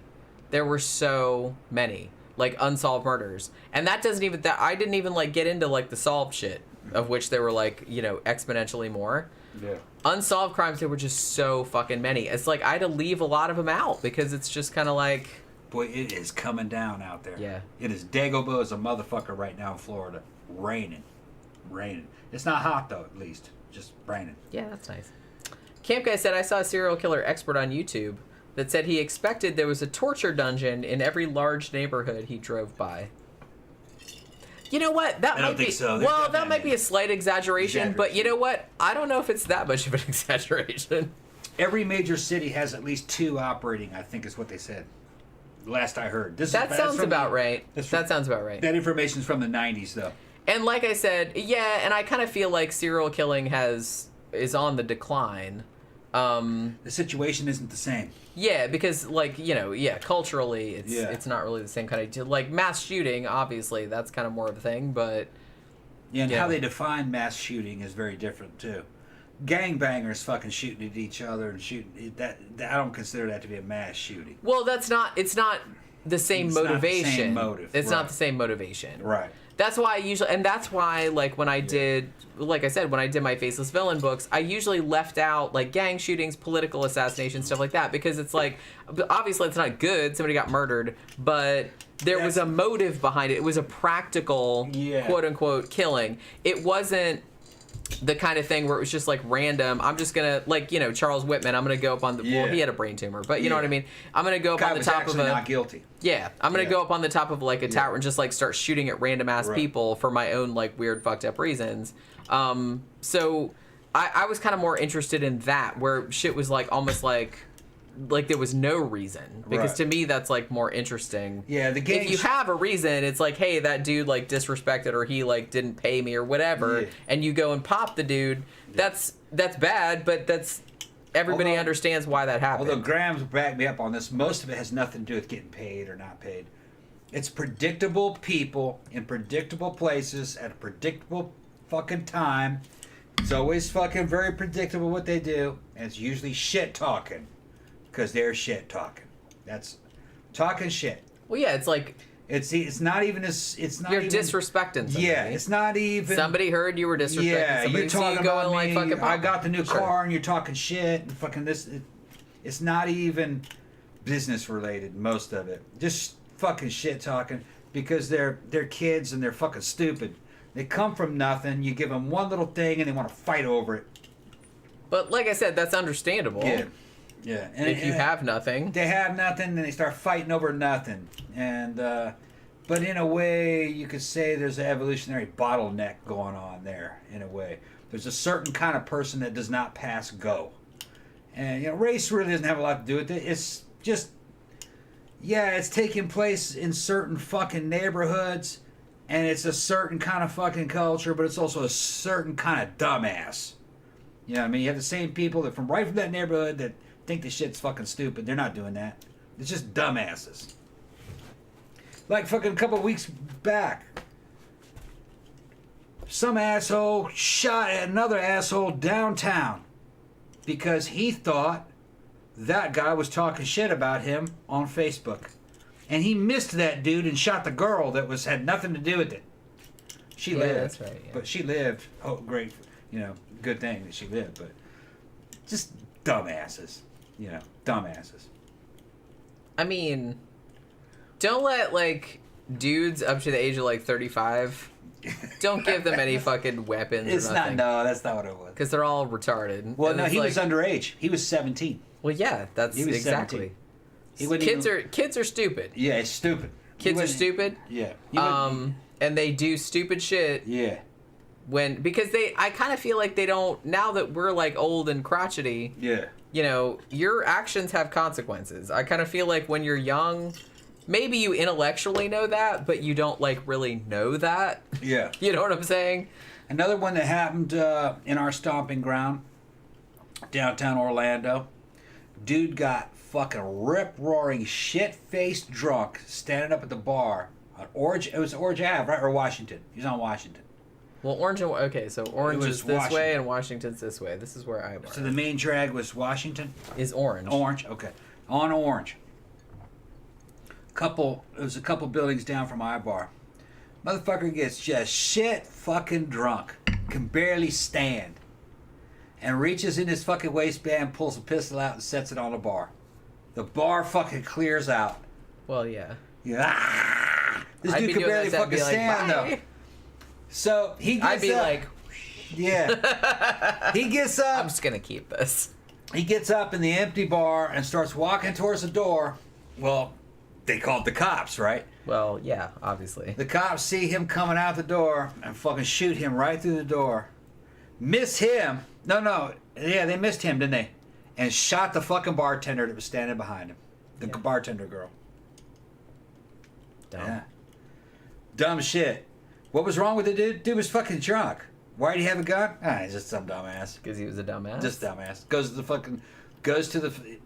He evidently wasn't threatening anybody. He just got fucking pissed, fucking drunk, and started staggering out with a gun in his hand. Although I would argue that you gotta be dumb. That any like sane person would see that as kind of threatening behavior. Oh yeah, because you don't. I don't blame the cop. I don't blame the cop. It was just a bad shot. It was a bad shot and a bad situation. I blame the cop for just like shooting blind like that because it's just and not realizing that it might hit somebody else. I mean, yes, it's the heat of the moment. Yeah, heat of the moment, and fucking it missed him and shot the girl standing behind him. But I mean, you know, and she was quite far. You'd probably be him. mad if that was me and I was dead. Yeah. So. I wouldn't. That was somebody's girlfriend or sister or mom or whatever. So, you know, that's no consolation to them. No, just saying she didn't have anything to do with shit. No, but a lot of life is random. It is. A lot of it is just. It random. is. That's not a fun thing to think about. Yeah, that's I mean, true. That's me true. and Jenny were driving back home, and ran up on a fucking pile up of cars. Oh, I remember that. Remember that? And I'm like, what the fuck? We were coming back from Tampa. Yeah, and guess what, people? I was fucking ripped. Well, we had other people. Who were we driving home? No, it was just me and you. I thought somebody else was in the car with us. Just me and you. I was fucking ripped, and it wasn't from Tampa. We were coming back from my bar, and we come up on a damn pile up. Oh, you're talking about a different situation. Slow down. And I'm like, what the fuck is this thing? I'm trying to take in the scene, and a car in the right lane, the slow lane, passes me and fucking annihilates the car right in front of me. And I'm like, what the fuck? And 2 seconds later, a truck in the fast lane goes and hits another fucking car, and I'm looking at the dude behind the wheel when that car hits him, and he was vaporized and killed. I know that guy was killed. I saw it happen. And I just put the car back in first and went around the pile up. Yeah, that's a different situation. We were the first ones there. I went around the pile up and fucking looked in the rearview mirror and saw a couple more cars fucking hit that pile up. I know some people got killed there. Well, and fucking that was random as fuck. This is why I don't like to drive on I-4. Yeah, that was random as fuck. Well, it's not random because people are doing dumb shit. It was Saturday night. Everybody was fucking loaded. Every one of those people in that pile up were drunk. And fucking that dude I was looking at when he was in a truck and a pickup truck and another pickup truck hit him, and I saw that dude just vanish. That car had to be going 80 when it hit him. Boom! He could have survived that. He didn't know what hit him. Yeah. Shit. And I was like, I'm getting out of here. And I drove into that pile up and went around those cars and looked in the rearview mirror and saw a couple more cars hit it. Was that shit random? It was totally fucking random. That could have been me and Jenny in those cars that got hit. Yeah, easily. Yeah. And I was like one of the first people to pull up to it. That was what, 4 or 5 years ago now? I don't know. Well, when you first started talking about it, I thought you were talking about the time we were driving from Tampa and the road was empty and we were just going along, whatever, and somebody was in the car with us. We were driving somebody. Yeah, home. And I passed that car. We were driving. Was it Stacy? Yeah, Stacy was. Yeah, driving. It was Stacy. She was in the back seat, or she was driving, or she was in the back seat, or she was driving at first, and then she was driving like she was too drunk, crazy. And I said, can you pull? Well, no, you were sleeping in the back seat. Okay. You weren't saying anything. All right. You were really fucked up. So she said, I'll drive. I'm sober, and she was driving, and I'm like, you're not sober, and please pull over. So like I got in the driver's seat, and then there was like a car stopped in the middle of the highway. There was nobody on the road. It was like 4 or 5 in the morning. Nobody, and then all of a sudden there was like a car stopped right in the middle of fucking I-4.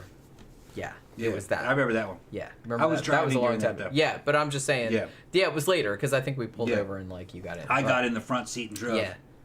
Because bitches can't drive when they're drunk. I drive pretty good when I'm drunk. Well, Stacy absolutely couldn't. Stacy could not drive. She was scaring the shit out of me.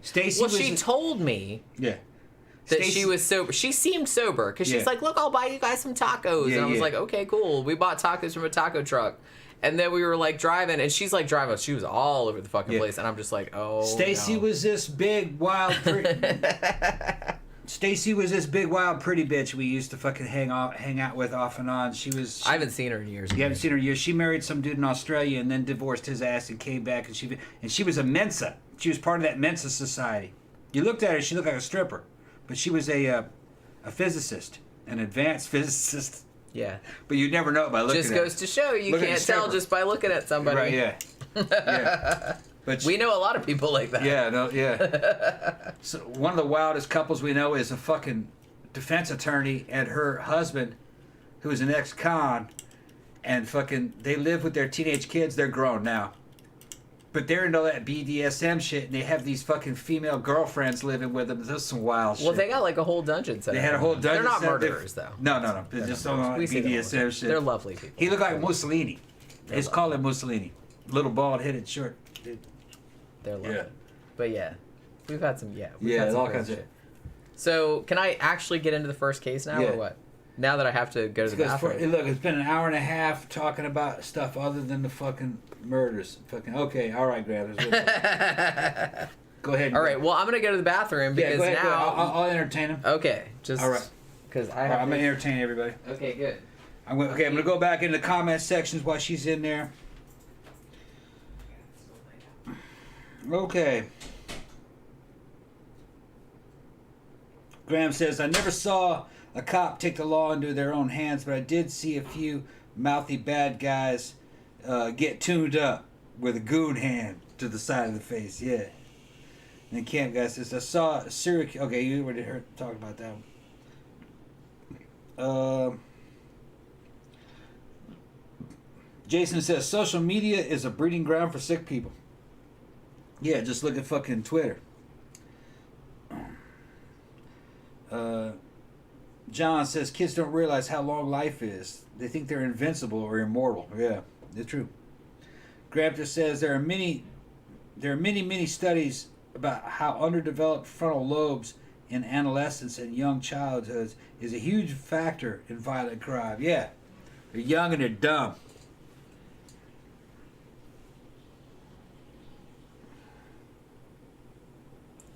Rebecca says, tonight's topic is kind of odd for me. It took me almost 2 years to watch Don't Fuck With Cats earlier this week. It's shocking. Yeah, Don't Fuck With Cats was a good movie. Dude was fucking killing cats. They caught his ass, though. And then Tyler goes, hell yeah, another Tom Fireside chat. Yeah. Man, this daylight savings time is freaking me out. Yeah, no. I just go in there and it's like it's still light It's still outside. light out. This is like I know. weirding me out. What's got me upset is that the ice maker is not keeping up with our ice demands. I got that bitch fucking filled, too. It usually does. I had it going all. I had it going I'm all. gonna get some more ice and get some more drink. Go ahead. Rickshaw said "Don't fuck with cats" was real messed up. Yeah, I had a hard time watching that, honestly. You know, yeah, like people getting killed is fucked up, but that one, I had a hard time watching that. I really had a hard time watching that. All right, so finally, now that we're like an hour and 40 minutes in, I told him I was like, dude, I have like 4 cases, so let's not go off on too many tangents. Did he listen? No, of course not. All right, so first guy I want to talk about, I thought this would be apropos. We are going to talk about the Grindr killer second, but I want to talk about this guy first because this guy is called the internet's first serial killer, also known as the slave master. And I'm amazed we haven't covered this guy earlier. Now, he actually, the thing about him is that he did kill a bunch of people really before the internet was all that widespread. But gotta say, if this isn't too weird to say, he was kind of like an early adopter of the internet for serial killing purposes, which is why they call him that. But he actually did kill people before, the internet was all that widespread. But he did use the internet like after he got out of prison. So this is John Edward Robinson, internet's first serial killer. Not only a serial killer, also a kidnapper, forger, embezzler, general con man. So there's that as well. Oh, there's my creepy phone is ringing. So there we go. Now, he actually was found guilty of 3 murders in 2003. This happened in and around like Kansas and Missouri. And he actually got the death sentence for 2 of them. Now, later on, a couple years after that, like after he was in prison, he admitted to a couple more. But law enforcement pretty sure that he's responsible for at least 8, but could be more because some of the people that they think were victims of his, they haven't found them. And the fact that they found some like bodies on his property, means that there could be some ones hidden elsewhere that he's not talking, because he is very, very uncooperative. Like, he will not give them any information. But he is in prison. He's actually on death row. Now, so he's called the internet's first serial killer because after 1993, he did actually find most of his victims through chat rooms. So that's why. But he had killed people prior to that. So, but I'm just saying. So he's kind of like straddling both worlds, I suppose. So originally he's from Cicero, Illinois. Now, he was kind of like the middle kid. His dad was an alcoholic. His mom kind of strict. Although, as far as I could determine, I don't think his childhood was particularly abusive or anything like that. I think it was fairly standard. 1957, he actually became an Eagle Scout and then went on to enroll in this like prep school in Chicago that was like a funnel for like boys going into the priesthood. So, which I didn't even know that was a thing, but okay. So he went to that, but he was only in there for a year and he was apparently like always getting in trouble. So they either kicked him out or he dropped out. 1961. Oh, Pookie's on the show. She's like, why are you carrying me? I'm like, this is not... She's being crazy. She was being crazy. What was she doing? Fucking pulling shit. Oh. Attacking shit. Well, you know. Trying to get me to She's just trying to get attention. That's what. Trying to get attention. Everybody likes when Pookie's on the show. You know I did. I forgot my drink out there, Pookie. Did you really? Yeah, I forgot my drink. I had to go to the restroom, so I wouldn't forgot my drink. I'm going to be back in a minute, Pook. Go ahead. Okay. She's like, well, okay, you gonna put me down? Care. All right. She doesn't really care. Yeah, she's not, like, you can pick her up, she's cool with it, but normally she's just kind of like, I like my own, she likes her own, like, little independence, you know what I mean? She likes to kind of, like, run around. She's like, okay, put me down. Okay, so 1961. I went out there and there was What? plenty of ice. Okay, so you Yeah, you need some more ice? you impugned the reputation Yeah. of our ice maker for no reason. It was doing good. All right, so he goes to like junior college or community college as they called it later on in 1961, and he wants to become a medical radiographer, but after 2 years he dropped out of that too. 1964, he actually moved to Kansas City and got married and had a bunch of kids. 4 kids, I think he ended up having. He had like a son, a daughter, and then he had some twins. Like a male and female twins. Now, so his criminal career started about 1969. Like some serial killers, not all of them. He started with like lesser nonviolent crimes. In this case, he got arrested in Kansas City in 1969 for embezzling $33,000 from the doctor's office where he worked as a radiographer. What he was doing was like forging his credentials and cashing checks that he wasn't really supposed to cash. So yeah, he made $33,000 for that, but he got caught. So he got 3 years probation. Year later, he violated his probation by moving to Chicago without the permission of his probation officer. And he ended up getting another job as an insurance salesman. This kind of kills me because back in the old days, you could probably still get away with it nowadays if you knew what you were doing. But it kills me back then how you could have a police record, you could have no college degree, you could have all this stuff, and you could just tell people stuff at a job interview, and you could just, like, get a job. And everybody's like, okay, suppose so. And they would just, like, give you a job? What the fuck, man? Like, I guess people were more trusting back then, but Jesus. Like, They didn't care. I guess. Because it's just, every time I hear about, like, serial killers from this time period, it's like, yeah, he just moved to this other city and, like, got a job doing this, that. And I'm like, Jesus Christ, really? Did nobody check? Nope. They didn't check. So, you know. So yeah. No internet. Yeah. No internet connection. I mean, I don't think you would get away with it nowadays. It was much easier back then. But, I mean, now if somebody didn't give a shit, I guess you'd still get away with it. But, you know, I think back then it was much easier. So he gets a job as an insurance salesman in 1970. Year after that, right on schedule, he gets arrested for embezzling again from that company. And then at that point, they're like, okay, well, you have to go back to Kansas City now because technically you're still like on parole and you didn't like report to your parole officer. So there's that whole thing. So they gave him like a longer probation. 1975, they extended it again because he got arrested again for securities fraud and mail fraud. What he did in that case was he set up a medical consulting company in Kansas City, which was like fake. So I guess he was like trying to get investors. That's what he was doing. So in the meantime, again, because nobody checked, for fuck's sake, he was able to become a baseball coach, a Sunday school teacher, and a scoutmaster. Don't trust nobody, you guys. Well, I mean, specifically back then. Also, 1970s, I love this. 1977, there was like a charity that was like local to where he lived in Kansas City. He got named to the board of directors, and when he did that, however he did that, he started like forging letters from the executive director to the charity to the mayor of Kansas City and said that he had got like the Man of the Year award. And he even like hosted this big like luncheon in his own honor. That's, I mean, that's pretty ballsy. So yeah, he hasn't even killed anybody yet, and already I hate this dude. So he's doing that. So his probation was over in 1979. Now, he gets arrested for embezzlement and check forgery again in 1982. 60 days in jail.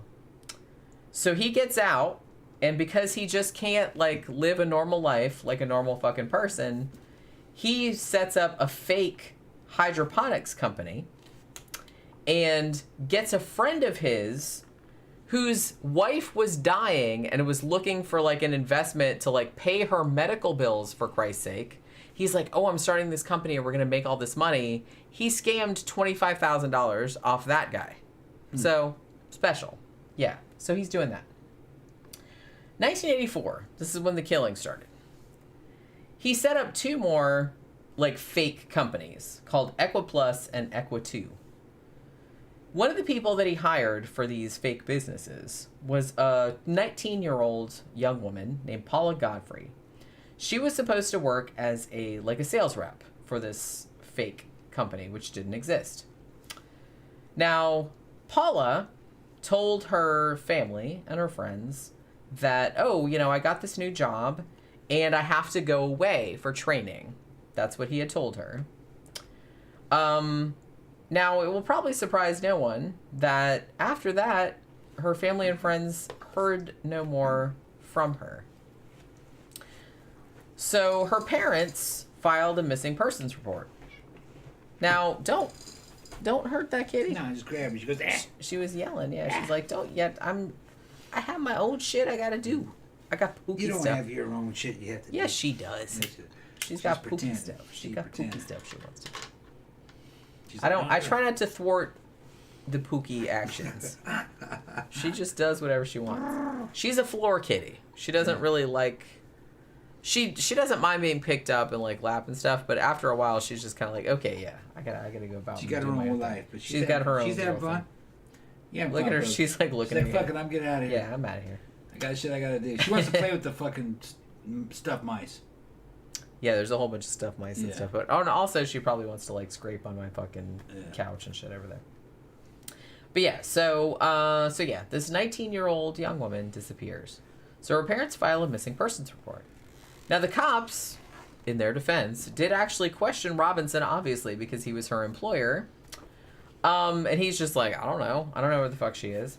A couple days later, her parents get a suspiciously typewritten letter from their daughter. It had her signature at the bottom, but it said, oh, I'm okay, but I don't want to see you guys. Which, that's like giant red flags or like fucking waving all over the place. But okay, this was like 80s. Maybe people didn't know. So at that point, though, the cops were like, okay, fair enough. And they called off the investigation because they said, oh, well, there's a letter from her. She says she's okay. and she's an adult, so that's the end of it. You know what I mean? Even though that's fishy as shit. Getting a typewritten letter from somebody that doesn't sound like them, being like, "Oh, I'm okay, don't look for me. Signed me." Weird. I'm just saying, if anybody ever gets that shit, this is like reminding me of like that horror of room 1046 shit where like his mom kept getting all these weird typewritten letters. She's like, I'm pretty sure these aren't from my kid, but okay. Yeah, it was that kind of thing. So 1985, so she disappeared. Then, and you know, they actually never did find her. I assume that she's dead, but no one has found her body as of this stage. 1985, he's using a pseudonym, John Osborne. He meets this girl named Lisa Stassi, who had a 4-month-old daughter, Tiffany.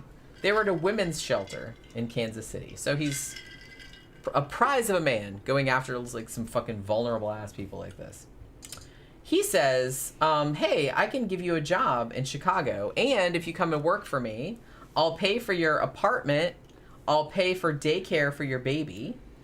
All you have to do is just come with me to Kansas City, and hey, here's a bunch of like sheets of blank paper. How about you just sign your name at the bottom of these? Again, big giant red flag.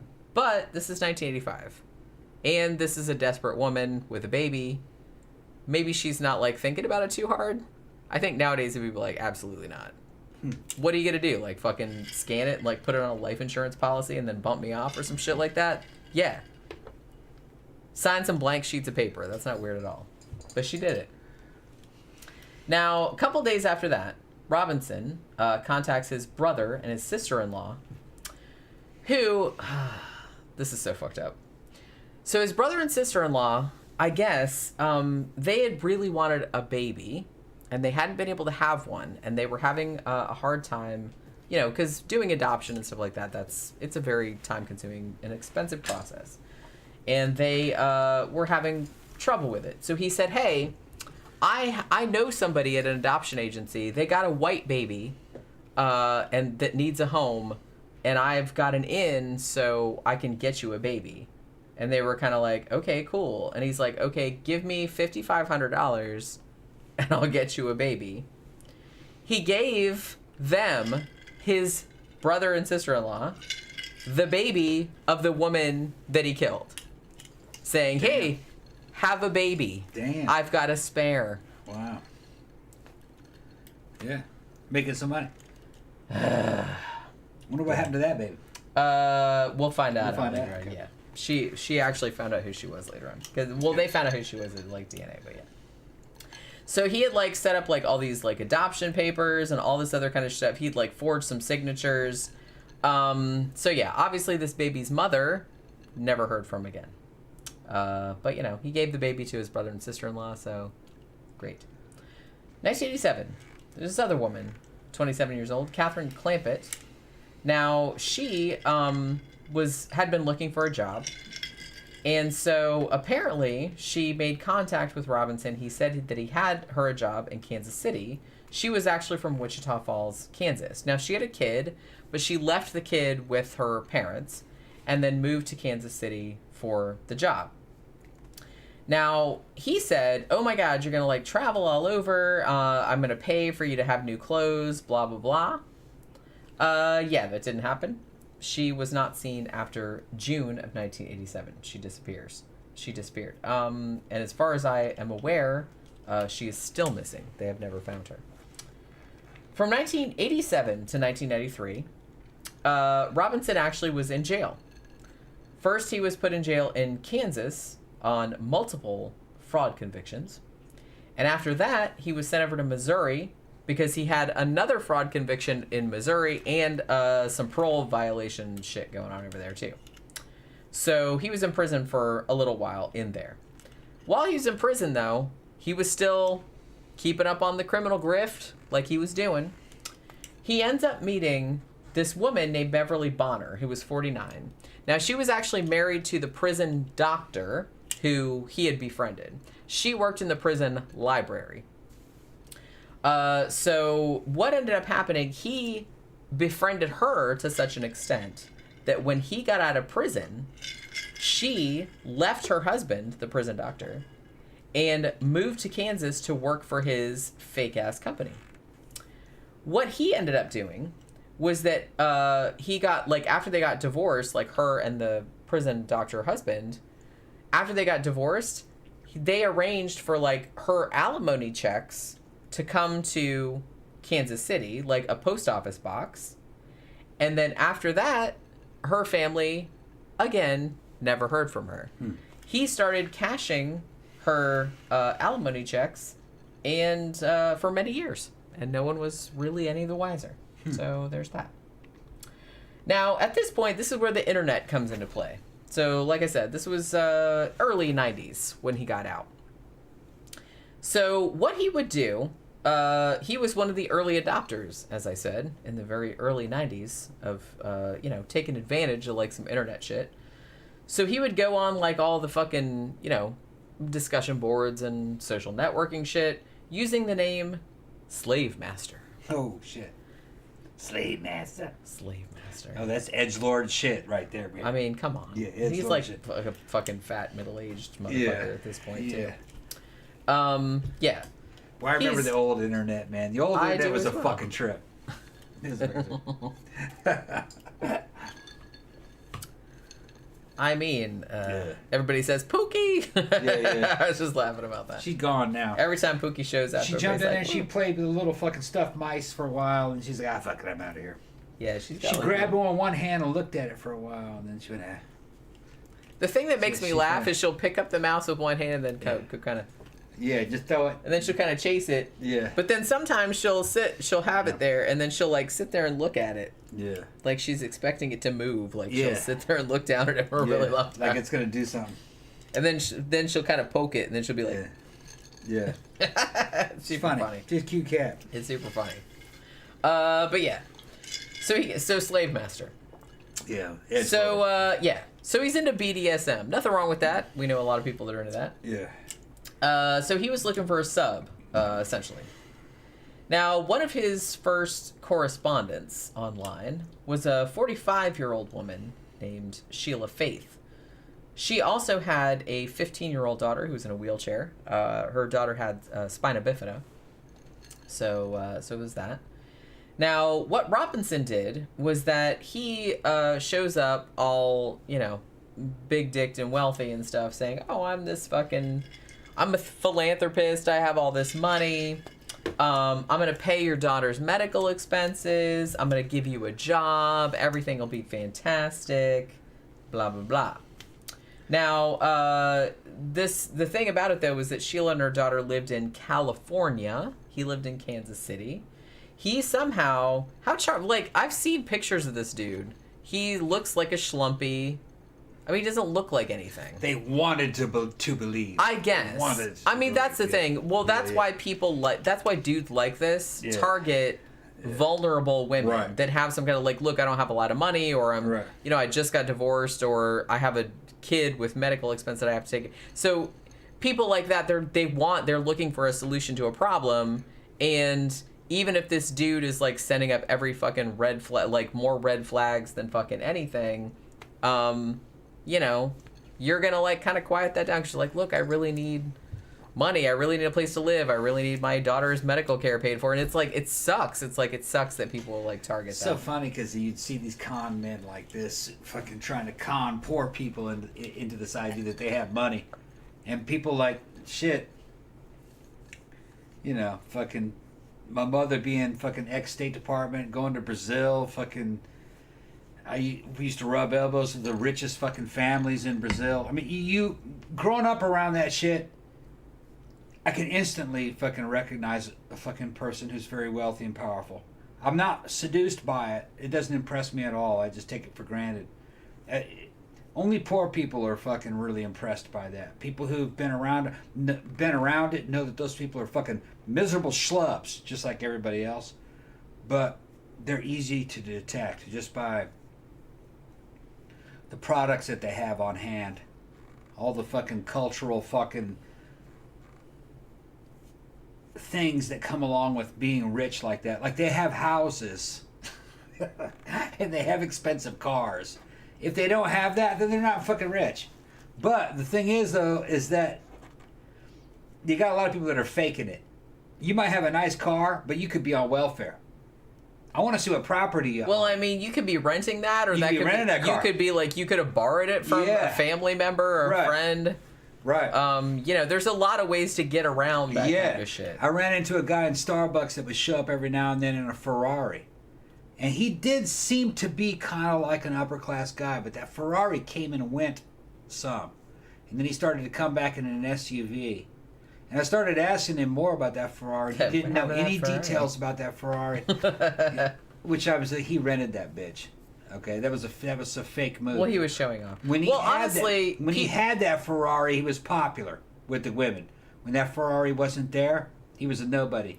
See, though, Dudes that buy those cars know everything about them. That's why they bought them. They know everything. The thing about it, though, is I kind of feel like if you feel the need to show off, then obviously you're either super insecure about it, or you don't have what you say you have.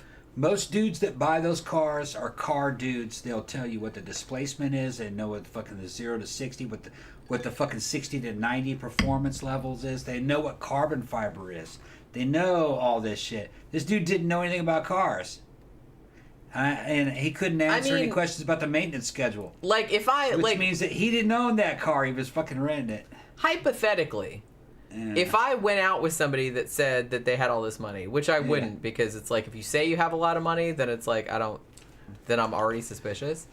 But if all you're doing is talking about all the shit that you have, like, I have this cool thing and I have this blah, blah, blah, then maybe you do, but honestly, I don't know. One, I don't like people like that, and two, I'm suspicious because you're a scammer, or you're super insecure, or there's something else going on. In my experience around here in Florida, there's only two kind of guys that actually own those cars.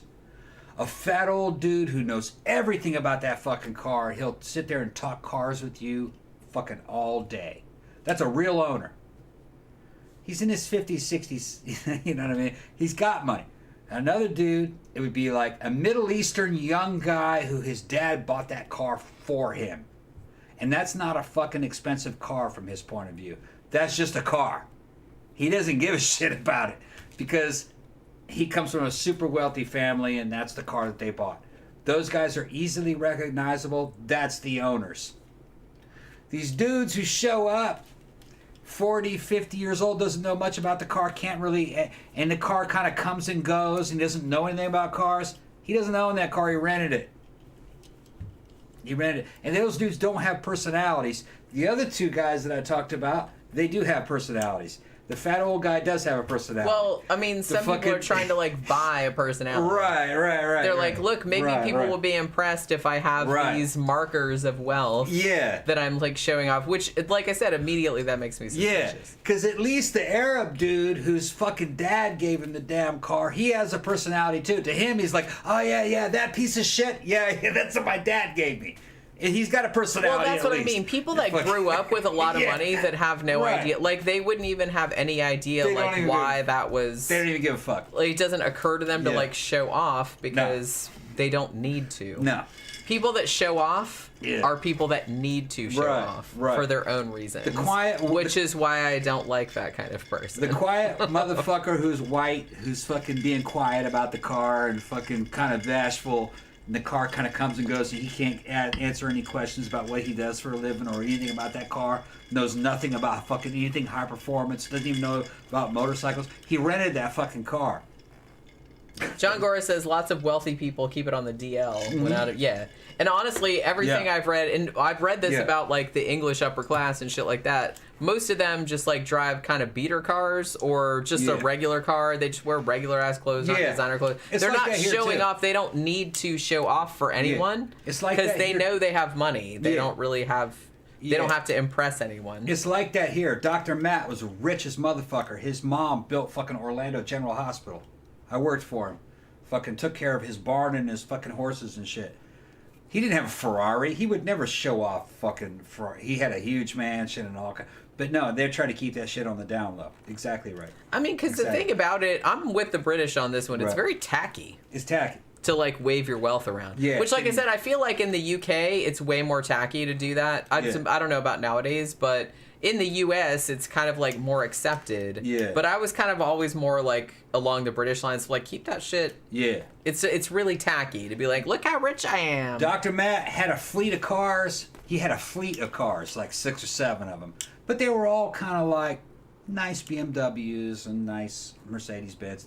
Nothing flashy. Nothing flashy. You're not showing off, like I said. No. Like, if you're rich, like, get nice shit. Don't have, like, shitty shit just because, No sports cars. He didn't have Porsches or any of that. Because I kind of feel like, it'd be nice if I was rich. But if I was rich, I don't feel the need to, like, impress anyone because I don't give a shit what anybody else thinks of me. So it's like, I would just have, like, I would have nice shit that doesn't break down and stuff, but I don't need anything flashy. I don't want to be, like, paying attention to me. Yeah. You know? Flashiest. I don't have that. Flashiest shit I ran into was up at Starbucks, back at the old Starbucks. Fucking, he had guys with motorcycles showing up, and they had an old, overweight dude from Saudi Arabia who, he was cool, and he showed up in a damn fucking, reproduction AC Cobra. The chassis was made in South America, or excuse me, South Africa. I think it was called Super something or other. I can't remember what he told me it was, but it was this fucking badass fucking reproduction AC Cobra with a really fucking hot engine in it, and it was all came from other cars. There was nothing old about it. It was not a classic car, but it looked like a classic car. And he was up in front for what it was. Yeah, it's a fucking reproduction, fucking AC Cobra supercharged, this, and he knew everything about that car. So you know he owns it. Okay? He could tell you everything about an AC Cobra. And it didn't try to pass it off as an original. Okay? So there's a big difference. You can tell. So fake rich people never fucking fool me. They just don't. That's what I was getting to. Well, like I said, I don't like people that show off about anything. Right. Like, if you're cool at something, if you're good at something, if you're have whatever, like, that will come out. You don't have to, like, go and be like, look how awesome I am at this. Yeah, they're not like that. I mean, nobody wants... That's obnoxious. Yeah, and that Arab dude was rich, but that's not what the point was. I mean, it was obvious that he was. Because he didn't have to lie and say, yeah, this is a fucking old fucking retro AC Cobra. No, he said it was a reproduction. And on the other side of it, I like that Rebecca brought up this point too. She said, I had money before my now dead husband stole my inheritance. I had a new truck and a beautiful home, but I no longer have money. I still have the home, new small car because I had to sell the truck. Not all poor people look destitute. And I kind of feel like that's the flip side of this because particularly in the United States, you don't can have a bunch of shit and be broke. You don't see this as much in the UK. In the United States, there's a weird... I kind of feel like it's not as bad as it used to be. There's a weird correlation with if you're rich, you must be like a good person, or you must be like smart, or you must have like done something to earn that. And that is not necessarily the case. And if you're poor, then it must be because you are a bad person. It's like a moral failing, a little bit. So I have seen people in grocery stores, for example, shaming people using like the EBT cards, right? You saw that? Yeah. Who shamed them? A lot of people do. Like, in line, they're like, oh, look at the fucking... We're paying for that shit, blah, blah, blah. Like, shit like that. What are you buying? Is that junk food? Like, people will get, like, all up in your shit because of it. I've seen it happen, like, several times. And that's kind of the thing. It's like, well, they have nice clothes, so obviously they can afford... That is not necessarily the case. You don't know. They, they have a nice car, so obviously they can't be poor. They don't... You know what I mean? And it's just kind of like... You don't know what that person's situation is. Yeah. And honestly, I kind of feel like the best policy is mind your own fucking business. Pretty much. I've seen poor rich people. Mind your own fucking business. I've seen poor rich people. Which, like, what the fuck? What is a poor rich person? I dated a girl named fucking Ciarra she's up in Boston. And her family had a fucking big-ass fucking mansion, and they were just fucking on the edge of fucking survival. Because they couldn't afford that shit. Yeah. Her Well, a lot of people live beyond their means, too. And fucking... And they're in, like, horrible debt. Yeah, they had a lot of shit. When you'd look at them, you'd think that they were a rich family, but they were just on the edge of fucking survival, really. So they were poor rich people. I'm just saying, like, in general... They lived like shit. Whatever people's situation is, you don't know what their situation... You don't know their life. No. So it's like, butt out. It's like none of your business. Yeah. I don't really understand. And like I said, I've seen it happen, and I've seen it happen like grocery stores and stuff, particularly when people are using EBT cards. And people are like really judge what's in your cart. What are you wearing? Yeah. It's like, it's very weird how people like police other people's life like that. And I'm just like, you don't know. Like maybe somebody gave them that for a present. Maybe, you know what I mean? It's just like, Jesus Christ. Yeah. And I kind of think there's a thing too where, you know, particularly in this country, people think if you're poor, you're not allowed to have anything like enjoyable. Like you're not allowed to have snacks. Yeah. You can only buy like rice and beans, and you'll like it. God damn it. Yeah. You're not allowed to have potato chips. What do you think this is? The fucking Ritz-Carlton? Like people get like that about it. They're talking about ghetto fabulous. Yeah, ghetto fabulous is a poor person that looks rich. That's because they spent their money in superficial stuff. Well, that's fine. I guess you don't have any money. I mean, you might as well fucking. I mean, you might as well spend your money on whatever you want. On looking good, but like, looking good and being attractive. Ghetto fabulous. It's probably not the smartest thing, but like I said, I'm not. Yeah, I can't judge. I spent my money on dumb shit too. So well, a lot of ghetto fabulous people are fucking secure because their rent's real low, and you know what I mean. They don't have any rent to pay for, so they just spend money on fucking clothes and makeup and getting their hair did and all that, you know. But what's funny about Ghetto Fabulous is that women can pull Ghetto Fabulous off a lot better than guys can. Because guys, you have to fucking deliver. Women basically, especially if they're in the young dating age, they just have to be attractive enough to attract a mate. So, Ghetto Fabulous is a girl thing a lot. Which, more power to them. Tammy says, like Kim Kardashian telling people to get off their asses and work. I saw that. Like Kim Kardashian never worked a day in her life. Yeah, I read an article. Like I said, I don't follow the Kardashians, but I saw that article like on some blog that I read, and I was just kind of like, really, this bitch is like who has never had to work a day in her life and has always been rich, telling people that, I mean, yeah, she runs a business and shit like that. I'm sure she works in some form or another, but it's like, I don't know. I'm not taking advice from somebody that has never had like. Got to the end of the month and had no money in their checking account. You know what I mean? It's just kind of like, I don't know. I'm just, the fact that people like that say that it's like so fucking tone deaf. I mean, I get it. They were never in that situation.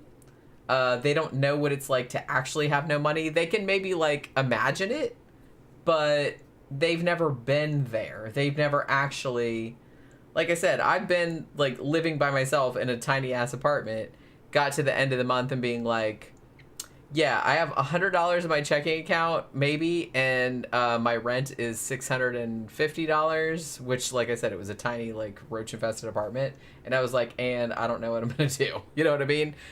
She's never, and I don't have any food. You know what I mean? So I don't think she's ever been in that situation. So until you've been in that situation, even if you have been in that situation, don't tell other people what to do. You don't know what their fucking life is. Don't give people advice that's, like, not solicited. I don't understand why people feel... I don't get it. I don't get it. I don't get why people do that. You know, I honestly, I have never, ever felt the compulsion to give people, friends, whoever, advice if they did not specifically ask me. And even if they specifically ask me, I really don't like to. Because I'm like, look, I'm not you. Okay? It's like, I don't know all of the details. I don't know your life. I don't know what's going on in your head. You know, if you're asking me, then obviously you value my opinion, but I'm still very reluctant to give it because it's like, I don't want, you know, I don't want to give somebody advice and then it blows up in their face and then I get the blame. You know what I'm saying?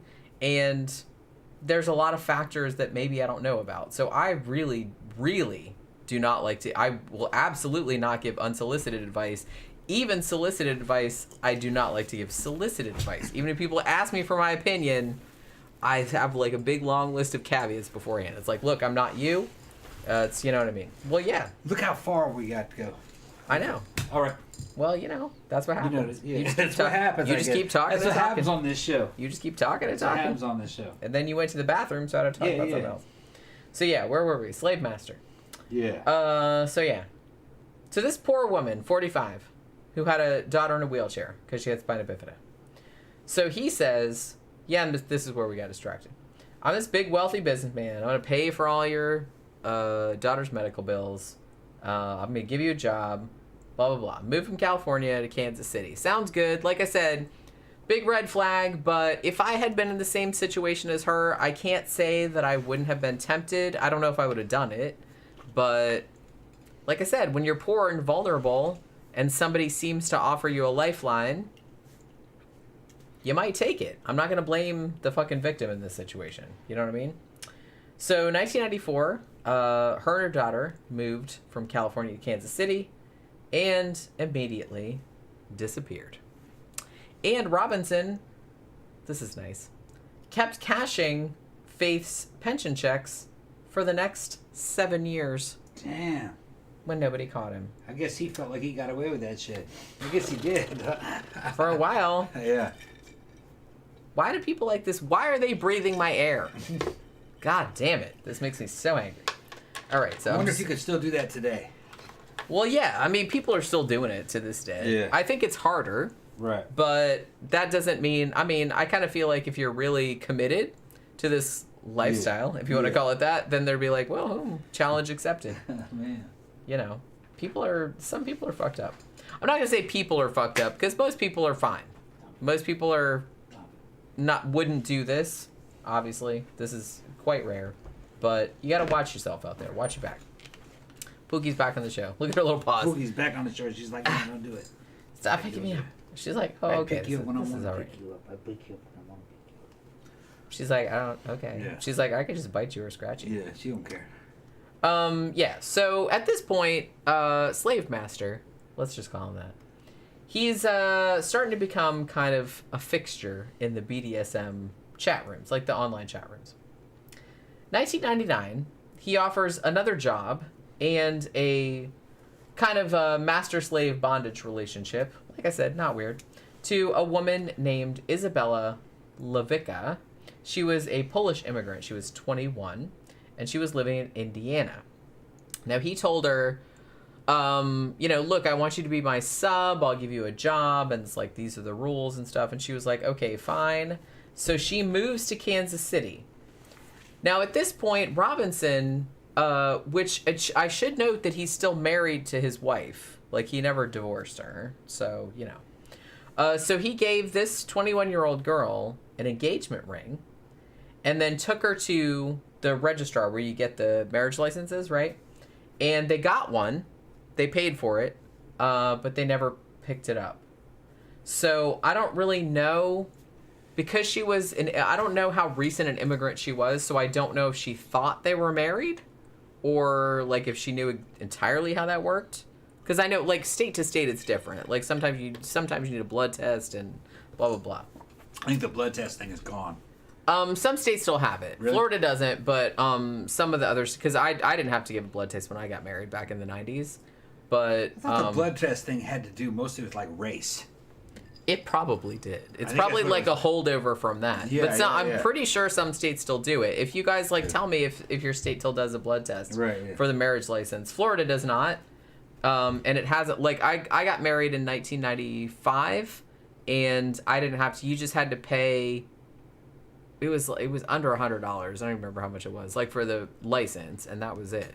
I don't remember what it was, but I thought that I thought that fucking there was a time when they thought that people of different blood types and different races could not have children, that the children would come out bad or fucked up. Yeah, they'd look like But fucking they monsters. they would die or something. I kind of, think it's that's what that probably, was. I mean, I don't know, I'd have to look into it, but I kind of feel like the laws in that are like a holdover. Yeah. Because it does seem very archaic, doesn't it? Yeah, 'cause I don't- Why the fuck would you need a blood test to get married, for fuck's sake? I think all people of different blood types can have children, I think. Well, yeah. I don't think there's a biological I problem. mean, unless you're like brother and sister. Right. In which case, ew. But your kids might turn out okay, but then they might not. You know what I mean? Some states had these weird laws in the United States about racial crossbreeding. Well, yeah, that was on the books until fairly recently. Right. Fairly recently. But thought like I the said, blood- it went state to state. I thought the blood test had something to do with that. Because It probably did. They thought that blood type had something to do with it. It probably did. Yeah. But yeah. So they did, I guess apparently, I think they were in Missouri at this point. but they didn't say anything about a blood test. But they did like they paid the fee and they filled out the form or whatever, and they got the marriage license, but they never went back to get it. So I don't know if she thought that she was officially married to him or not. Now she did like contact her parents and said that she had gotten married, but she didn't tell them what her husband's name was. Now, one thing, and I know this is weird, but it's not all that uncommon in like BDSM relationships. But he gave her, I mean, it's weird in this case because he's a fucking serial killer, but you know what I mean. He gave her this fucking contract that had 115 items on it. Because she was like the slave, right? And it's like all the shit that she had to do, right? That she had to like agree to. Somebody's jumping in and saying the blood test had something to do with mental competency, checking for syphilis to make sure that you're... Oh, yeah, maybe. Maybe that's what it was. We should do a show on that. That might be really interesting. That seems like one of those things that like a lot of people don't really think about, but like if you look into like the background of it, it's probably like super fascinating. Yeah, that's want to make sure that you're competent. That's kind of like one of those things I really like looking into because it's something probably a lot of people don't think of. Like I said, syphilis isn't a problem anymore though. I didn't really think about it too much because like I said, I got married in the 90s in Florida and like I didn't have to do a blood test. We just had to like pay a fee and it was like $80, $75, something like that for the license or whatever. You just had to do that. And they could just, like, marry you right there. It was, like, official. So, yeah. So she signed this 115-item contract that said, basically, that Robinson was in control of everything in her life. Like, he had, like, all her bank account shit. Like, she wasn't allowed to do anything, like, without his say-so. That was, like, part of the deal. So she signed it, apparently. Not surprisingly, during the summer of 1999, she disappeared. Now, one of Robinson's employees, because at this point he was like running some kind of business or whatever, said, hey, what happened to that 21-year-old wife that you had? Oh, she got caught smoking pot and she got deported. That's what he said. That's his story. Yeah, like that was a reality. That was never a reality. Well, I mean, yeah. I don't know if you might get deported for that back then, like in the early 90s. No, not in the early 90s. If they were looking for another reason to deport you, they might. Yeah, maybe. They're like, oh, it's an excuse. You know what I mean? Maybe. Deportation, you'd have to be like behind. Well, okay, if your visa was overstayed, they would use that to deport you, maybe, yeah. Well, yeah. Because honestly, if you got a visa, like, I don't know what it's like nowadays, but back in the old days, they'd give you, if you were coming here to visit, they would give you, I think, 6 months. Mm-hmm. So you could stay on your visitor visa for 6 months, and then after that, you know, if you fucked up, they would start, like, looking for you. I don't know. It's probably different nowadays. I dealt a lot with immigration kind of shit back in the 90s and early 2000s because my ex-husband was British, so he was an immigrant. So I kind of had to, like, jump through all those hoops. But after 2001, obviously, everything changed. And so I'm not really familiar with the laws anymore. But that's what the laws were in the 90s. So, so she disappeared, 1999. Around this same time, you have this woman who's a nurse. Her name is Suzette Troughton. And she kind of, like, he, like, started contacting her, like, on the same kind of, like, BDSM website. So she was from Michigan. And she moved to Kansas City to be his sub. And he says, oh, we're going to do all this stuff. We're going to travel around the world. It'll be awesome, blah, blah, blah. So she goes to be his sex slave. Which, like I said, if it's consent, that's fine. But, you know what I mean? It's not my thing, but okay. Now, after that, her mom starts getting all these letters, again typed, again signed by her. And supposedly these letters are like, oh, we're here and there and the other place, like saying there were like all these other countries. But all of the envelopes had Kansas City postmarks. A little suspicious. Not really a master criminal, but you know. And the mom was like pretty suspicious because she's like, well, these letters, like, normally if these were from my daughter, they would be like full of like spelling and grammar mistakes. And they didn't have that. So she was a little suspicious. So she contacts Robinson to be like, what the fuck is the deal? And Robinson told her, oh yeah, she took off with she stole a bunch of money from me and then ran off with like a friend of mine. I don't know where she's at. So that was his story. Again, he's sticking to it. Now, so he just keeps doing this stuff, and as happens a lot with serial killers, he starts getting a little more careless. Now, by the time 1999 had rolled around, he had started like attracting some attention from the authorities in Missouri and Kansas, and because a lot of missing persons cases, and like I said, most of the missing persons, not all of them, but most of them were adults, which usually they don't investigate to any great degree if there's no suspicion of foul play or kidnapping or anything like that. They're like, oh, well, they're an adult, so they took off of their own volition, it's fine. So they don't really like investigate them. But because there were so many cases that had Robinson's name attached to them as either their like employer or the last person that had seen them, they finally started paying attention. And I know it's like really easy to say like in hindsight, yeah, they should have caught the connection earlier, but again, what are you going to do? Like, they didn't really, this was like the late 90s. So he finally gets picked up in June of 2000. He had a farm in Kansas. What ended up happening, why he got arrested? Apparently, he was doing some BDSM shit with this woman who he had met online, like on one of his, in the chat rooms or whatever. They had gone to the farm or a hotel or whatever, and they had been doing some consensual BDSM as far as I could determine, but then he went like too far, like, and he was just like beating the shit out of her. And she reported him to the police. Also, she said that he stole a bunch of her shit, like her sex toys and stuff, which it sounds stupid, but those things aren't cheap, so you know. So she was mad about that. So she reported him to the cops. Now, at this point, the theft charge was good because then the cops were like, okay, well, we have something we can like bring him in on. You know what I mean?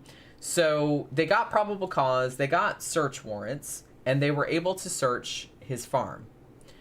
When they searched the farm, they found 2 bodies who were decayed, and they were both women. These were both identified as Troughton, one of the women that he killed like earlier, and then like Lewicka, the Polish immigrant, the 21-year-old who he had killed a little bit earlier than that. They were in a bunch of big like steel drums. He had put them in there. So they found 2 bodies on his property. You know, suspicious. Yeah, very suspicious. It's very suspicious. Yeah, he's probably, I don't know who put those there. I'm sure that's probably what he said. That's not mine. But yeah. So yeah, this was in Kansas. So this was like multi-jurisdictional. So they go across the state line in Missouri. Now they had formed a task force at this point. Then they started, they figured out that Robinson had rented a couple of garages. So of course they got like permission to go and like dig around in those. And they found 3 big metal drums in those. And those also had corpses in them. And this was like pretty fucking gross because I was watching a documentary earlier that said, yeah, when they found some of these, the bodies had been in that he'd like put a couple of them in one barrel. This is like super gross. I kind of gagged when they said it. But it's like he put like a couple of them in one barrel. And it's like he put one woman in there like face down, and like she had decomposed so much that there was like a foot of decomposition, like liquid in the bottom of the barrel.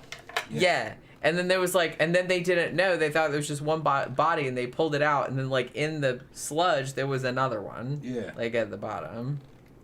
Can you imagine? I do not want that. What kind of material? What was it? Some kind of acid? What was it? No, it was just, he just put him in a barrel. I don't think he put him in there with acid, or they just decomposed like in the barrel. Yeah. And then he just like stuck him in a storage garage or some shit like that. So yeah, these bodies were Bonner, who was the prison librarian that he had met, Faith, the 45-year-old woman with the daughter, and Faith's daughter. She was in there too. The girl with the spina bifida in the wheelchair. What happened to her ass? What did we did to her? Yeah. All of them, these 5 women, killed in the same way. Blows to the head with a blunt instrument. They think it was probably a hammer. Okay. So, great. That's just awesome. 2002, this fuckbase stands trial in Kansas for 3 murders. Kansas. And, fucking Kansas. Sorry if you guys are from Kansas. There's a lot of states I don't have any time for, but you know what I mean. Yeah, Kansas is one of them. I don't have time for Kansas. There's nothing in Kansas. Empty. There's really not, is there? No. I can't think of a single thing. Empty. It's farmland. I mean, it's not empty. People live there. It's just that... Mostly farmland. That's where Superman came from. That's all I would think of. Superman's from there. Yeah. That's good. Yeah. Yeah. You just grow shit there. Yeah. Which is good. I mean, everybody needs to grow some food. Yeah. That's cool. But not much to do. Nicholas Flamel says they used to call it Bloody Kansas. Yeah, honestly, Kansas, like the Midwest in general, like just for me, like writing about true crime and stuff, people talk about big cities and like they're like, you know, hells on earth and everything. I'm kind of more worried about the Midwest. There's all kind of fucked up shit going on in the fucking Midwest. Most of the worst crimes that I wrote about or I read about happen in the Midwest. Because it's boring. Like the really fucked up shit. And yeah, I think that might be why. They're like, they have nothing else to do, so they're like just imagining like the weirdest. Like in a city, you're just kind of like, you make me mad, but it's like I'm just gonna like fucking shoot you in the head or whatever. Like it's RoboCop crime. Right, it's like that kind of shit. But like out in the sticks, they got time. Perverted shit. They got time to like come up with some creative shit. Yeah. You know what I mean? I mean, I think I've said before, like, even like back in the fucking 1920s and stuff, there was actually, I don't know if people know this, but there was a massive rash of like axe murders in the Midwest, and I don't think they were, and I think there were several perpetrators. I don't think they were all the same person. So it was like a lot of axe murdering going on back then, which is fucked up. A lot of it unsolved. Yeah, a lot of it is, well, I mean, the Villisca one in Iowa, that's like probably the most famous, but there was a shit ton of other ones too. Shit ton of other ones. Some in Kansas, some like there were some even went down to like the Southwest, some went to like Colorado and stuff. But yeah, that's like a fascinating. I don't think it was all the same person, but it's just weird how that was kind of like a thing. We're all doing axe murders now, even though that's yikes. That's like a really horrible way to like fucking die. It's a really horrible way to kill somebody. So 2002, he stands trial in Kansas for 3 murders and a bunch of other lesser charges. Like I said, there was a bunch of other like, you know, kidnapping, rape, fucking forgery, all the other kind of shit that he was up to. Go ahead and get you another drink. Oh, okay. More ice. So he gets convicted on all counts and got a death sentence for 2 of the murders and life in prison for another one of the murders. Because Lisa Stasi, one of his victims, was killed before Kansas reinstated the death penalty. Because, like I said, a lot of states, like, they had the death penalty and then they didn't. So there's, like, a lot of laws, like, for your grandfather. And if you committed a crime when the death penalty was illegal, they can't legally give you the death penalty. So it was that kind of situation. So because he had killed her when the death penalty was illegal, he could only get life for that. But the other 2, he got death sentences for those. Now, he also ended up getting a 5 to 20-year prison sentence for interfering, I love this, interfering with the parental custody. Because remember, he gave that baby away, the woman that he killed, and he just gave, like, his brother and sister-in-law, hey, here, have a baby for $5,500. Yeah. He got in trouble for that, thankfully. Interfering with the parental custody of her baby. So he got in trouble for that, and he also got 20 and a half years for kidnapping one of the victims, Troughton, and 7 months for theft because he was stealing their checks. Now, he also, because he'd been a busy boy, was also facing some more murder charges because this was Kansas. He was also facing some murder charges in Missouri because these are 2 different states. Now, Missouri, at this point, pretty up on the death penalty. We're gonna try and kill as many of these motherfuckers as possible. So, you know, his defense attorneys were trying to like not get a trial there because they thought, well, you'll get another death penalty here. You're going to get killed like lots of times. So there was a whole thing. So they were trying to negotiate with this motherfucker. They're like, okay, well, we don't want you to get the death penalty, another death penalty in Missouri on top of the 2 that you already got in Kansas. So if you cooperate with the authorities and tell them where some of the bodies are, because like I said, he did kill some people and they still don't know where the bodies are to this day. Then we'll maybe give you a deal. We'll just give you life in prison instead of the death penalty. But this motherfucker absolutely would not cooperate. Still would not. So he has never told anyone where the still missing victims of his, obviously he killed them, obviously. But he will not tell anybody where they are because he's just being a fucking dick. So at this point, what they did, they knew, they're like, look, this motherfucker is not going to cooperate. He's not going to tell us where these fucking bodies are. So what we're going to do, they did a plea deal in 2003, and Robinson, I guess they did a thing where he's like, okay, well, I'm acknowledging that you guys have enough evidence to convict me of capital murder for 5 of the murders. And so he said, well, I'll take kind of like a guilty plea on that.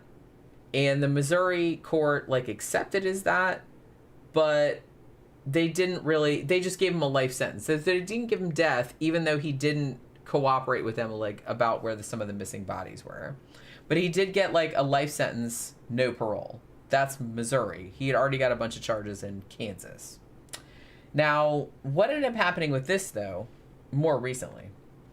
Late 2015, the Kansas Supreme Court actually vacated 2 of the murder convictions, the Troughton and the Stassi murder, those on technicalities. But they did uphold the Lewicka conviction, that little Polish girl. And that was a death sentence still. Now, apparently because I guess there hadn't been capital punishment in Kansas, but it was reinstated in 1994. So this is kind of like a big deal for the time. So Robinson, happily, is still on death row in Kansas to this day. 2005, his wife finally divorced him. I love this. Her reasons, they were married for 41 years. She was married to him through all of this. I don't know why. Mm-hmm.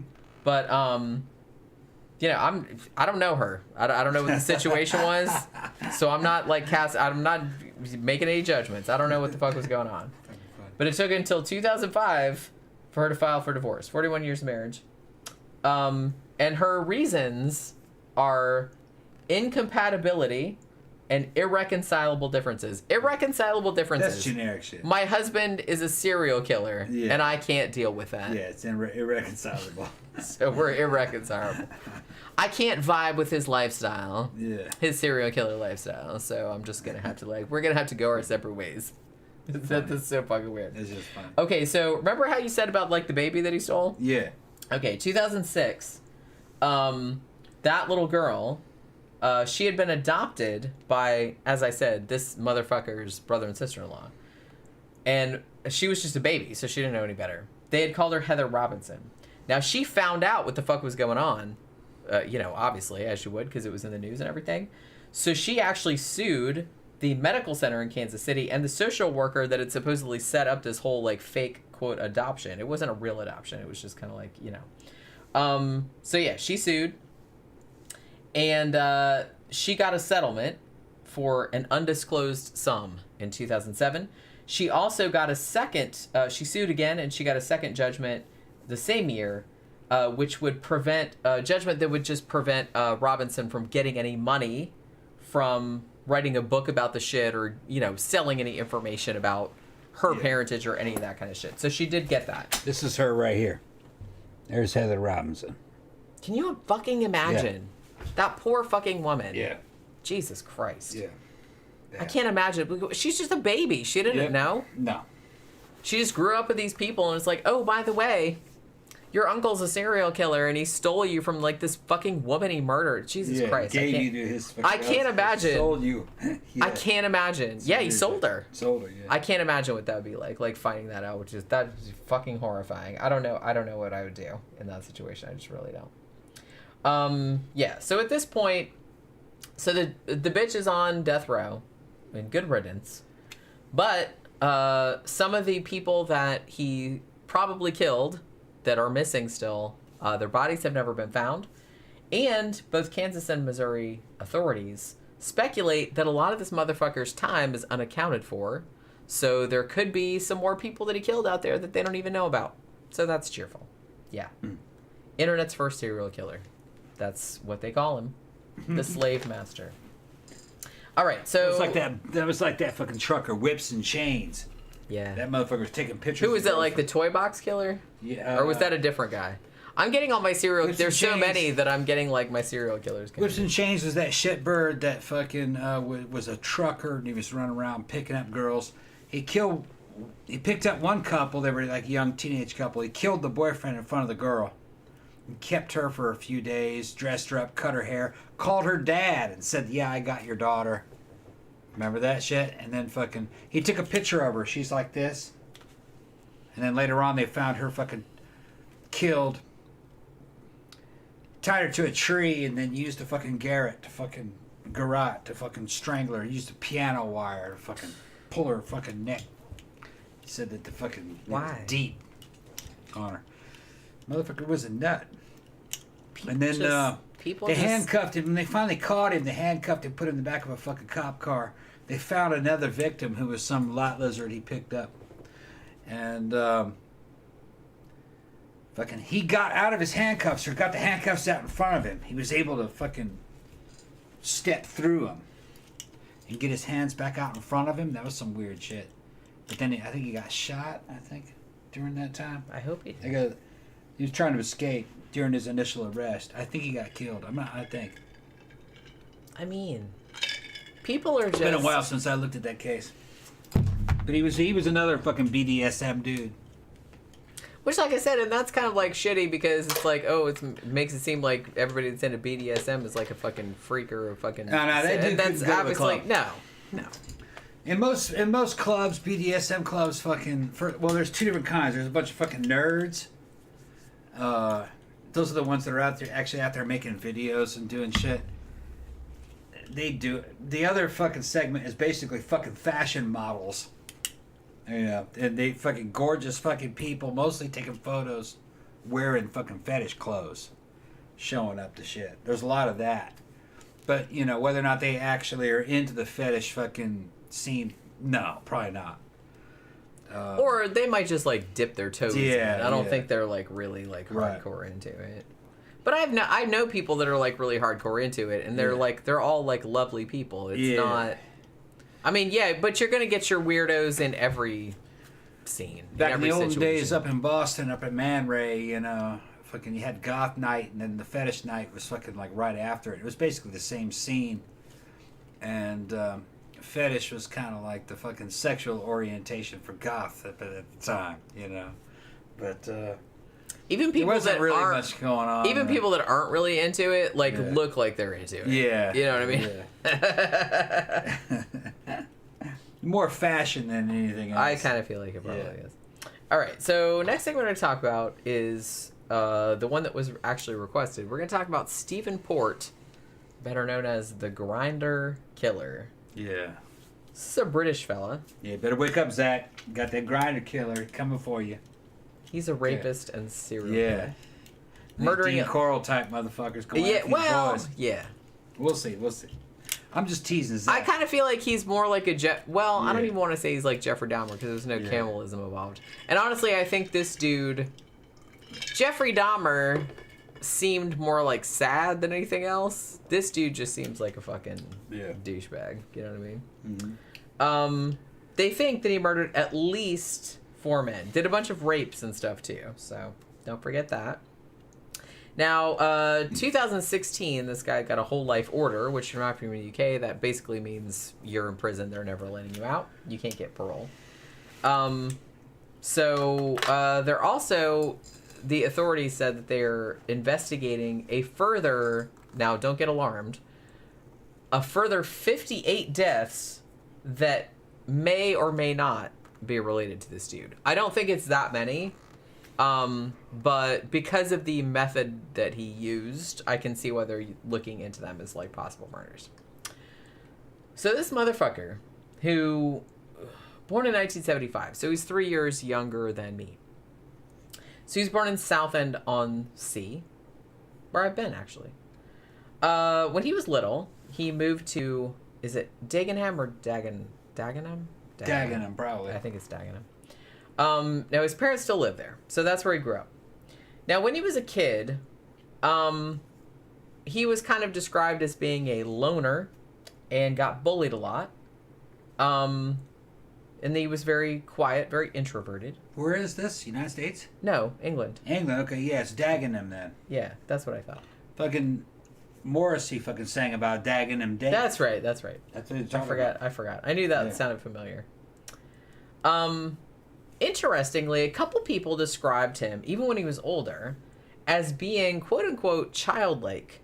As in, like, even when he was a grown-ass man, he would do stuff like play with kids' toys, or he acted like a little kid, which they thought was very, like, peculiar.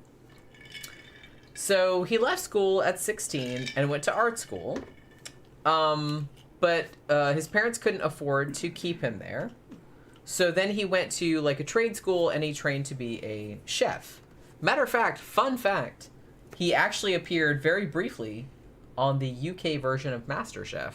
Wow. So go back and look. Stephen Port, Stephen with a PH, P-O-R-T. He was on one of the UK MasterChefs. I don't know how long he was on there. I don't think it was very long. But he might have been one of the ones that was like eliminated early. But yeah, so he was on there. Now, in the mid-2000s, he came out as gay. So, like I said, he was working as a chef at a bus depot in West Ham. And he lived in a flat in London, in Barking, actually, by himself. What he would do was he would go on kind of the gay dating apps, like all the social networks of the time. Like I said, this is the mid-2000s. And he was also a little bit of a fantasist. He would make up all these like stories about his past. I graduated from Oxford, he would say. I served in the Royal Navy. I'm a special needs teacher. That was another one that he would say. None of these were true. Also, super into GHB. You know, so there's that. He took it himself, as far as I know, and also he was a big fan of putting it in drinks that were given to people. Because, you know, that's facilitating the whole people being, like, unconscious. So you can do things to them. That's kind of what that thing is for. Now, his first murder victim, we don't know how many times, like, he did this a bunch of times, like, in the sense that he would pick dudes up and, like, dose them with GHB, and then he would rape them. His first murder victim that they know about was a 23-year-old man named Anthony Walgate. He was a fashion student. And he gets contacted, like, he had kind of been working as an escort. So I guess Stephen, like, contacted him.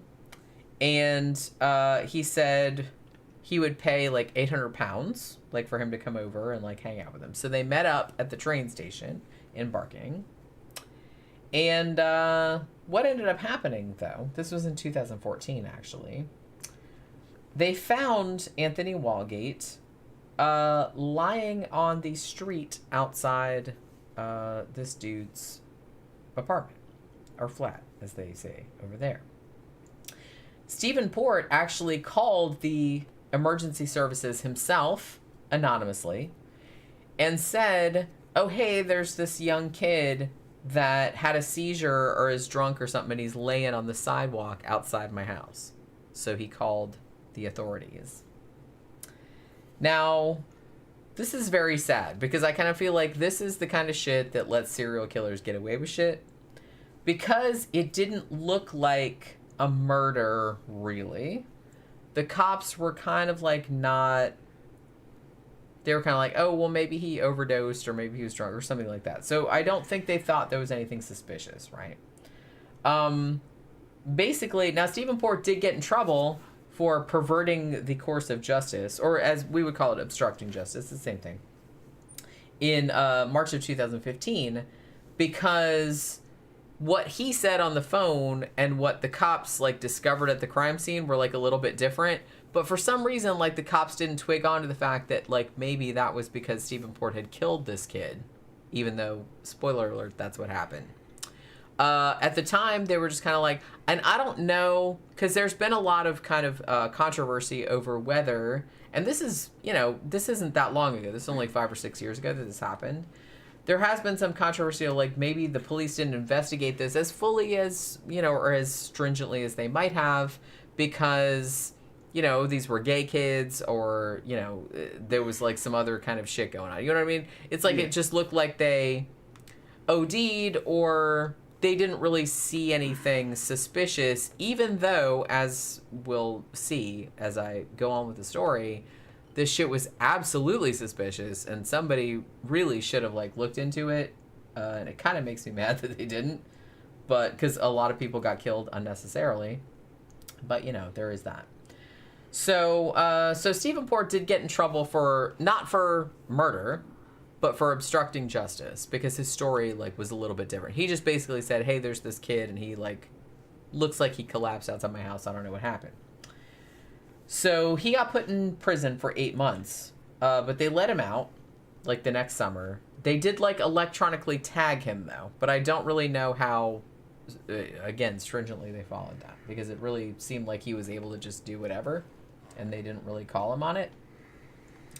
So between late summer of 2014 and fall of 2015, Stephen Port killed at least 3 more men. 22-year-old Gabriel Kovari. He was actually from Slovakia originally and recently moved to London. 21-year-old Daniel Whitworth. He was from Kent. He was also a chef. And 25-year-old Jack Taylor, who was from Dagenham, East London. He was a forklift driver. Bitch killing up all my chefs, though.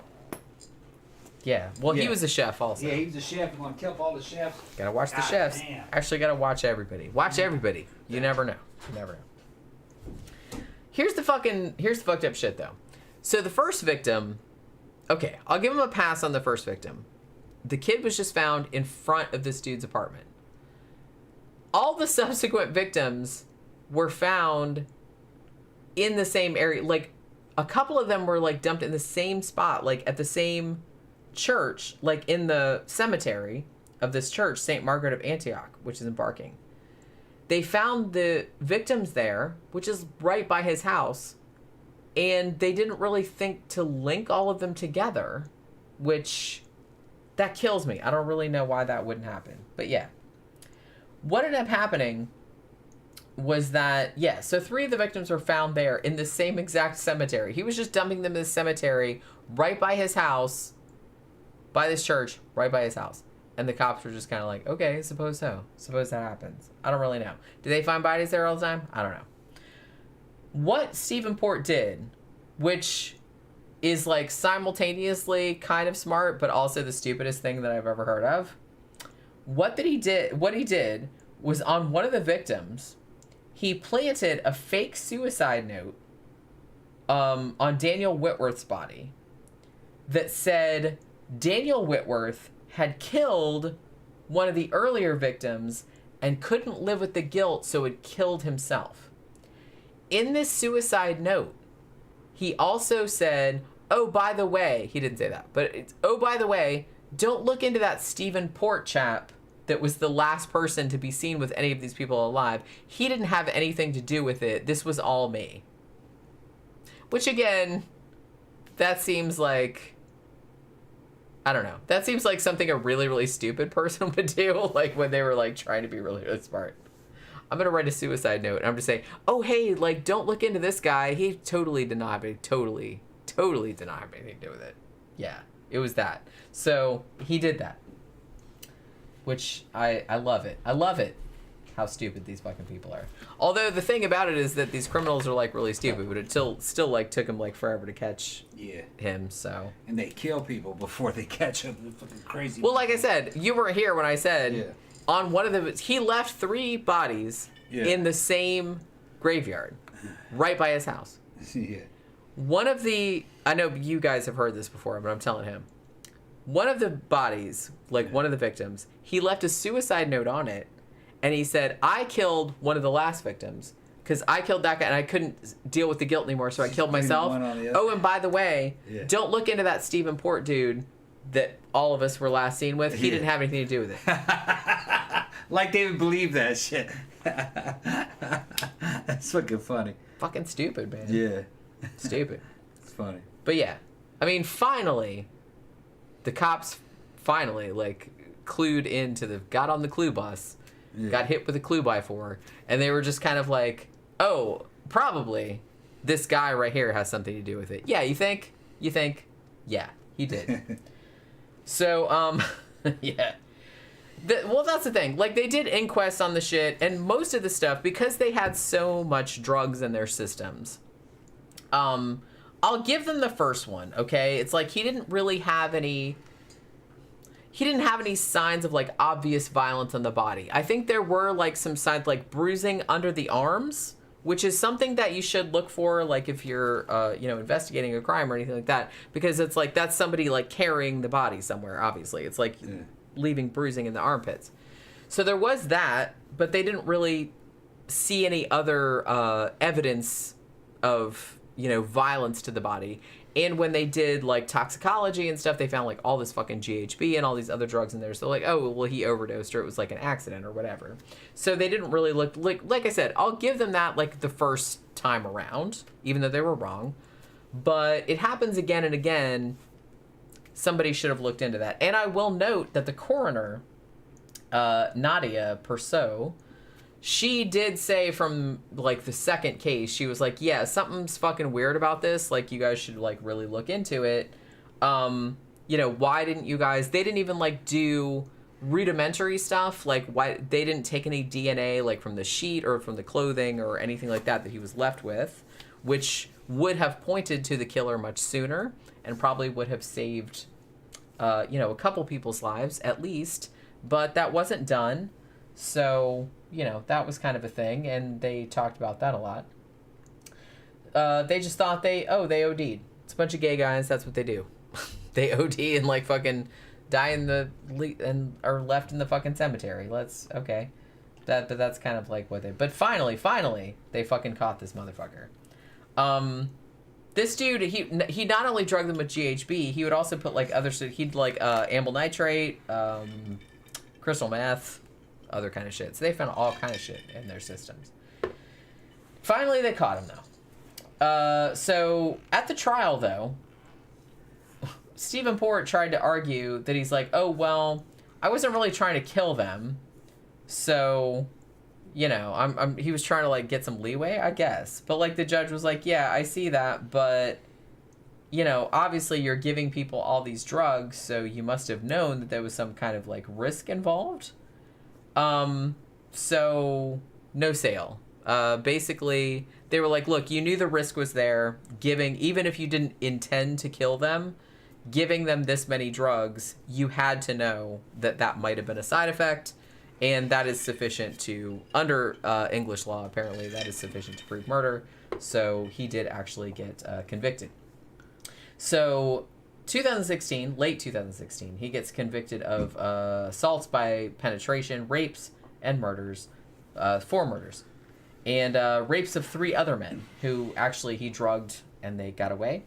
He also was convicted of 10 counts of administering a substance with intent, even though he didn't get to go through with it, and also for additional sexual assault. So there was, like, a whole kind of fucking thing. So guilty on all counts. So they sentenced him to life imprisonment with whole life order, which, like I said, that means life without parole, essentially. He'll never get out. Now, again, I kind of feel like there was a lot of controversy about this because, some LGBTQ groups were like, well, why didn't you investigate this? Well, like, obviously, like, all the crimes were linked. All the bodies were found in the same place, same MO. You really should have done something sooner.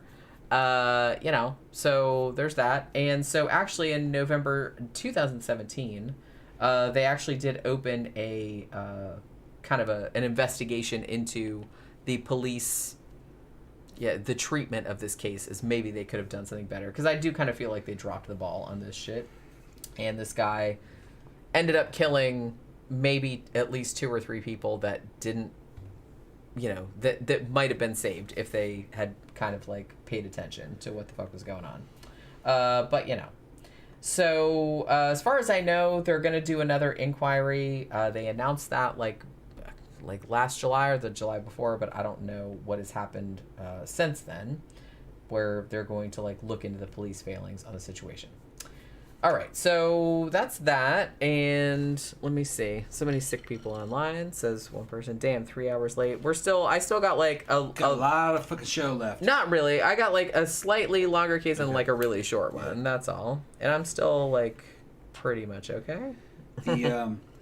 I just heard word back on Beverly Hills Cop 1 on the show that we did. Yeah. Tila saw it. She fucking loved it. Glad that she did. Oh, okay. And then when she told her husband, she asked her husband, you want to see Beverly Hills Cop? And she fucking caught hell.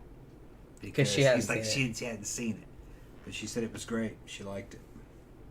Yeah, I feel like, Yeah. T, if you ever catch this one, I don't know if she'll catch this one, but if you catch this one, you need to see fucking part 2. Yeah, she messaged earlier and said she wasn't going to be able to catch the live, but she was going to try and be at the live on Friday. Okay, good. But for a second when we first started, I thought it was Friday. Gotta see Beverly Hills Cop 2. You don't really have to see 3 that much, but 2. Yeah, 3, I'm just kind of like, man, if you want to see it to like be a completist, but it's not really that good. Now, who was it that said that one of our regular listeners fucking said that I was spot on with my analysis of 3, and that the 2011 one that they were going to come out with, Rosewood and Taggart were going to be fucking helping Axel out in Detroit. See, I think that they should have done that. Have a good idea. Because I kind of feel like a lot of franchises will do that, where they do like the switcheroo. You switch in the fucking like you're switching the location, which I think would have worked out. That the one that he's working on now is Beverly Hills Cop 4 before he's too old to do it.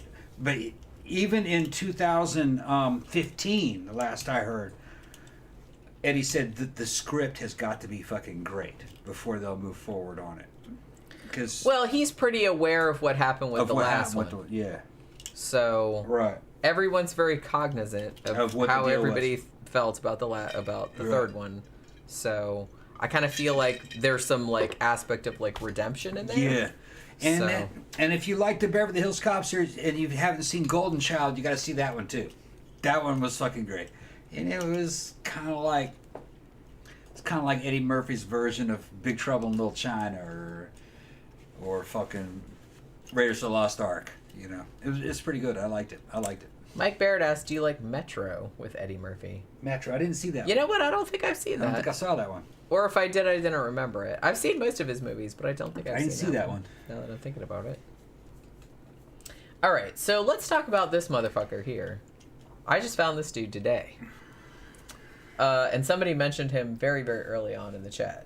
Todd Colehep, otherwise known as the Amazon Review Killer. Now, he didn't really find his victims online per se, but people associate him with internet homicide because I'll just tell you outright.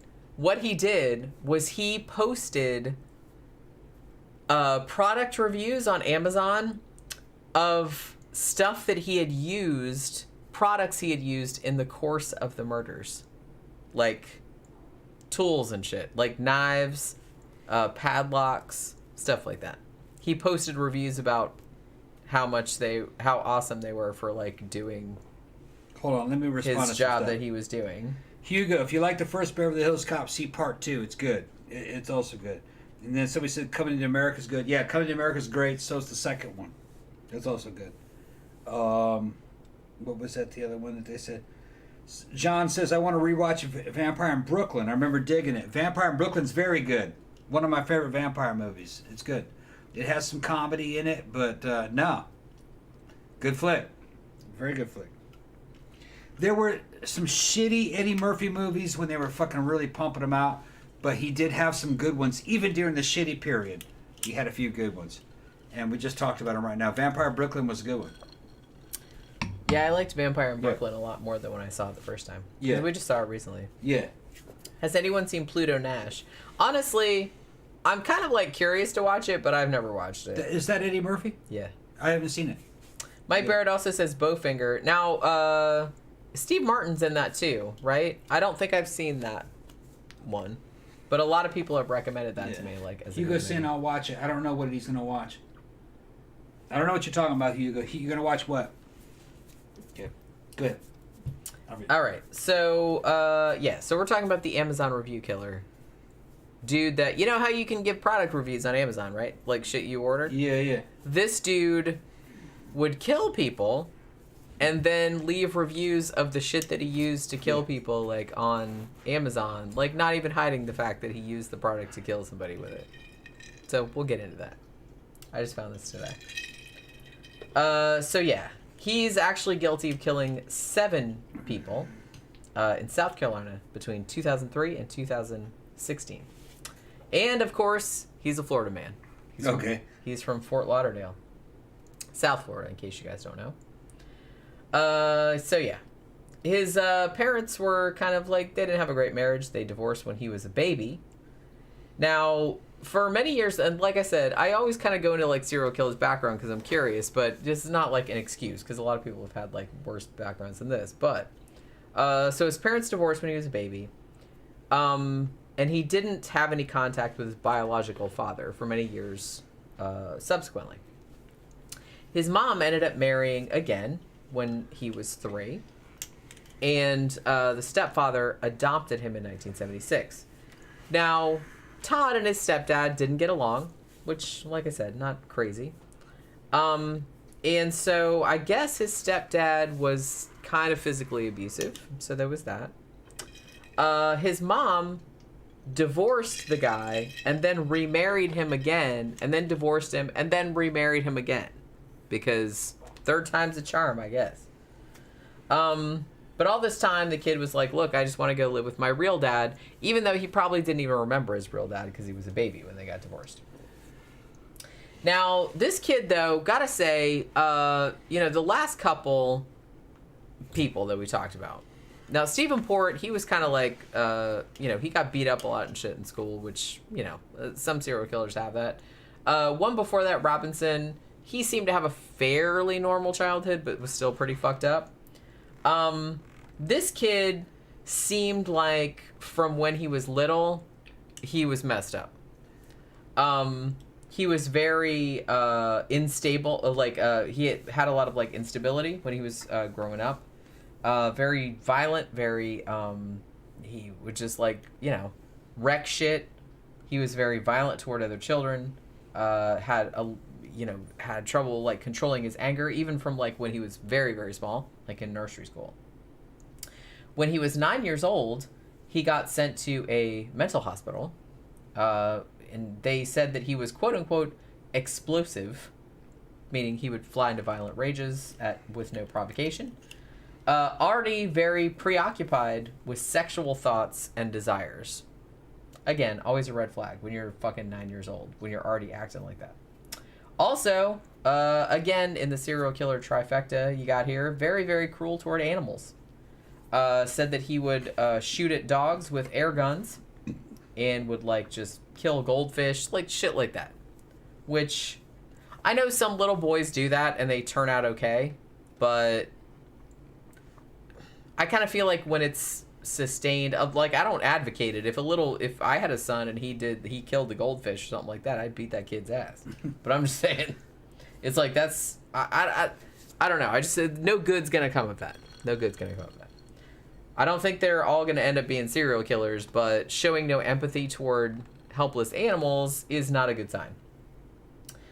Which is why that's one, like I said, that's one of the big trifecta of serial killers. Other two, in case you don't know, starting fires and bedwetting. Those are the other two. So yeah, I don't know if this guy had that, but he was for sure cruel to animals. So yeah, even as a kid, pretty fucked up. You couldn't really control what he was doing. So his mom was kind of over it. She couldn't take it anymore. She's like, okay, fine, go live with your fucking dad because I can't deal with you anymore. So he goes to live with his dad. Now his dad was kind of like a playa, also big gun nut. So there was that. Now, so Todd gets there and he's like, oh my god, this dude's awesome. But then after a while, he's like, okay, maybe this dude's not so awesome.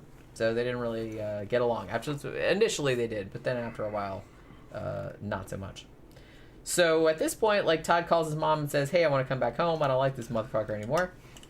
But his mom was like, yeah, no. You already, like, fucking blew that wad. You just stay there. So that's what she did. She was fucking sick of his shit. Can't blame her.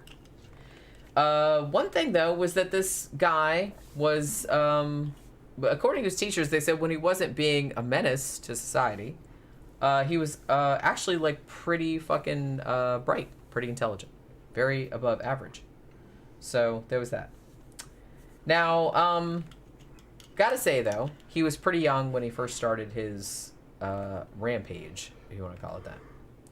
So, 1986, he was still a teenager. He decides that he's going to kidnap and rape a neighborhood girl. You know, like you do.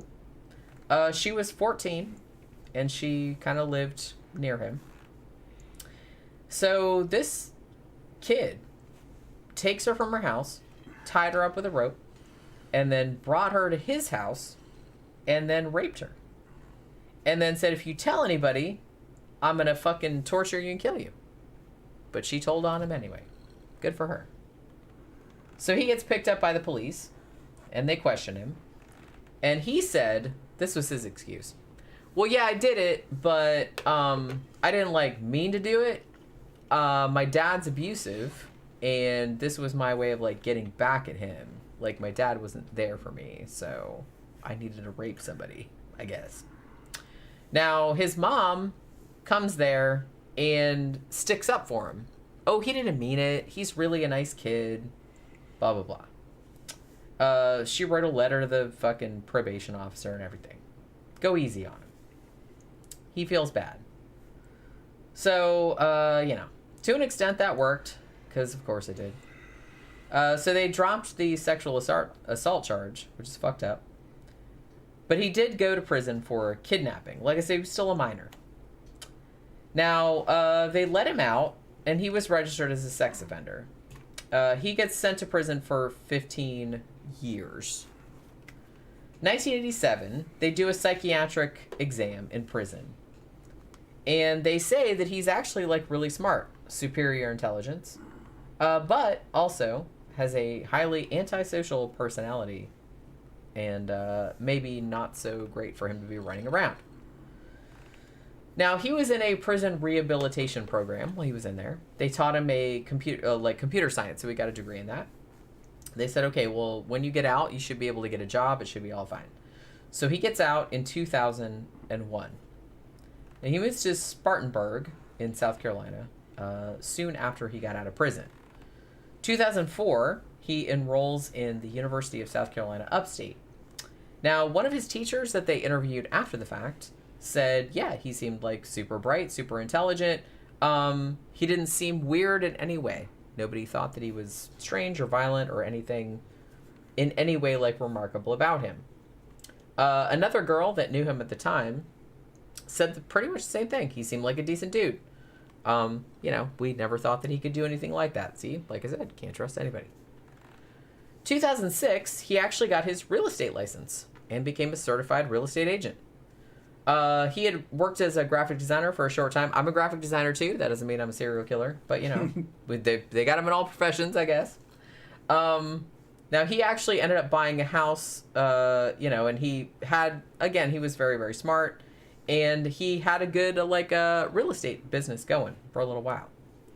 And, all of his friends thought that he was just like a great guy. Man, he works hard. He's got decent money. He's good at his job. Some of them said, well, he's a little bit creepy, but nothing overt. Nobody was all that alarmed about it. Not enough to cause any alarm. But November of 2016, there's this young woman named Kala Brown, and she gets found on Todd's property by the authorities. She was still alive, but she was chained up like a dog. So Todd gets arrested. A couple days after that, while they're searching this dude's property, they find Kala's boyfriend buried in a shallow grave, dead, on this dude's property. He had been shot multiple times. What year was this? 2016. I remember this. I remember when this happened. 2016. They found her in the damn storage container, didn't they? I don't know if it was a storage container. They just found her Okay. chained up. Yeah. I remember when this happened, I think. So, so the cops, like, come to Todd, like, what the fuck? Yeah. As they would. Yeah. And Todd says, oh, by the way, here's some more bodies. So he leads them to a couple more. These two victims were a couple, a married couple, Johnny and Megan Coxey. They had been reported missing back in December of 2013, and had also been shot multiple times and buried on this motherfucker's property. Now, interestingly, when they started questioning him further, they discovered that this bitch had been fucking killing people starting like 2013, or 2003 rather. November 2003, 4 people shot to death in a motorcycle shop, like motorbike shop, and all 4 are like worked in the shop and were shot multiple times. Now, Todd confessed to these crimes, and like after they arrested him, he's like, "Yeah, I did that shit." So he just shot 4 people in this fucking. I don't even know if it was a robbery. He just like walked in there and like fucking shot people. So they started going through his fucking, history and everything like that. He's like, yeah, I've killed like a bunch more people, and you guys haven't found them yet. And this is where the internet connection comes in, because it turns out that when they started investigating this motherfucker, because like I said, they didn't find him until 2016, and he's killed, I don't even know how many people. Although he seems to be like forthcoming with the shit. They started going through all his stuff and started like investigating his background. And about the same time that he bought the property, like where they found some of the bodies, there was an Amazon user, just known as quote unquote me, who was posting all of these product reviews for stuff that he had bought off Amazon. And they found out obviously that this account was linked to him, like Todd Colehep. And some of his reviews say, this is one of them, haven't stabbed anyone yet, but I am keeping the dream alive. And when I do, it will be with a quality tool like this. This was a review for a pocket knife that was posted in September of 2014. Keep in the car for when you have to hide the bodies and you left the full-size shovel at home. Does not come with a midget, which would have been nice. This was another review that he wrote for a shovel. So on Amazon. You need a midget when you have a shovel? I guess because Okay. it's midget size. Okay. So he wanted a midget Okay. to have to wield the midget size shovel. This I'm bitch assuming sounds that's like he where wants he's. to get caught. I mean, well, Yeah. it took a long time though. Yeah. They didn't catch him until 2016. He'd apparently been killing people since at least 2003. Yeah. Because they found like all, and he's like, oh yeah, I did this, that, and the other thing too. Damn. What the fuck, man? Yeah. Also, he had bought a chainsaw off Amazon, and the review says, getting the neighbor to stand still while you chase him with it is hard enough without having an easy-to-use chainsaw. Did he do that? Which, funny, but I don't know. Well, Did he that's the chase thing. his neighbor? They don't know, Yeah, because yeah. there's a lot of like other crimes that Yeah. maybe he did, because they found like a lot of bodies like on his Yeah. property. Damn. And he was like, oh, by the way, like, yeah, I did all these other fucking, so they don't know how many people he's fucking killed. There were also some other things. They said they also found some other like not murdery stuff like on Amazon that he had reviewed, which they thought was interesting. These also included dog toys. Mm-hmm. He didn't kill anybody with those, presumably. Some electronics and some music stuff. And interestingly, DVDs of The Walking Dead. Yeah. He So, liked that series. I guess. Yeah. What do you say about The Walking Dead? I don't know. Okay. I'm just saying they found some other reviews, but he reviewed stuff on Amazon. Season 4 sucks. Yeah. I'm sure. Yeah. Can you imagine? Yeah. I just like this. I just found this today because it's like this fucking motherfucker. Yeah. Like he didn't find his victims on the internet, but apparently he thought it was hilarious to review products that he'd used to actually kill people on Amazon. And like when Amazon figured it out, because like I said, they have zillions of fucking reviews every day, so they can't like monitor everything. But when they like found it, they did pull some of them down. But here's another fucked up thing. So Kala Brown, who they did find alive, like her boyfriend got shot and killed, but they did find her like chained up. Yeah, she was in a metal storage container. You were right about that. Yeah. I remember that. And he had reviewed the padlocks. Like, I guess he bought the padlocks on Amazon, and he reviewed the padlocks that he used to, like, keep her in a metal storage container. He says, solid locks.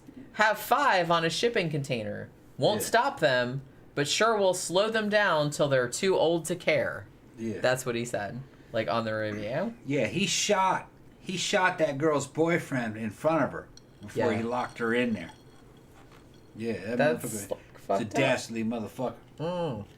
Now hold on one second. Let me talk about Mike Barrett. He's fucking talking about Eddie Murphy movies. He's trying to get a rise out of me. He's saying the Vampire in Brooklyn wasn't any good, and I'm glad that you liked it, but he didn't like. Vampire in Brooklyn was good. I mean, that was very much in the spirit of the original Dracula and Blackula and Scream Blackula Scream.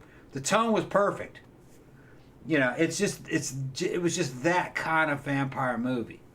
You know, I don't know what kind of vampire movie you were looking for, but it was just a good mixture of romance and fucking comedy and vampire action. It was just you know, it was what it was. But I liked Vampire in Brooklyn. I fucking thought it was great. It was just, and another thing is, I saw that bitch in the theater when it came out. I was in Boston when that came out, and it was a movie of its time. And Eddie Murphy's career was not in a good position when that came out. He was on a decline. But I still, and I was in the theater by myself. It was fucking dead. But that movie was great. It was a great movie. Just that the time had changed. You know what I mean? He was old hat at that point. It's time. He made a comeback, you know, if you ask me, fucking with some of the new movies that he came out with, fucking Dolomite and everything. When Dolomite came out, I was like, oh, Eddie Murphy's back. I was missing him, you know. So I don't, you know, you say it's a shitty movie, whatever. I don't give a fuck. I also like Golden Child. He had some really good movies, really good low budget movies. We're not talking about Citizen Kane. It's just entertainment, you know. Entertainment. Okay, so let me see. Where was I? All right, so yeah, the padlocks. I'm entertaining them. I'm interrupting the fucking show to talk about Eddie Murphy. So look, we've done 3 whole shows worth of Eddie Murphy movies. I'm fighting for Eddie Murphy's honor. We already covered all this. I'm fighting it for Eddie Murphy's honor. No, Eddie Murphy. Eddie was great. Eddie was great. Yeah, he still is great. He's great. Yeah. Camp Guy says, see the Phil Chalmers YouTube channel for about an hour and a half interview with Cole Hep, very recent.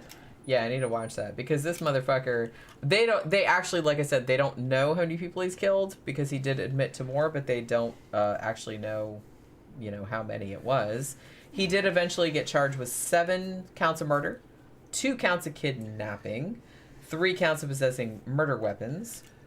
And in 2017, he was given 7 consecutive life sentences. So he will not be getting parole. He's locked up for life, which is good. But how fucked up is that? Yeah.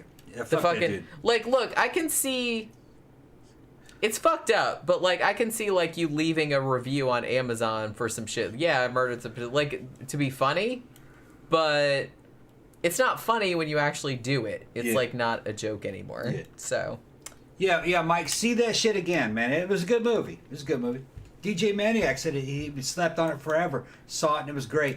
It's so much better than the bullshit they make today. I don't know, I sound like an old motherfucker coming out back in our day. But no, it's just a straight vampire kind of comedy, romance, horror type movie. It's for the mainstream. It's a mainstream type movie.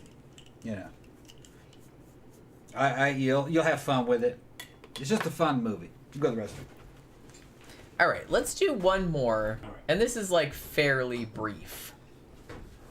So we're going to talk about Hiroshi Maui.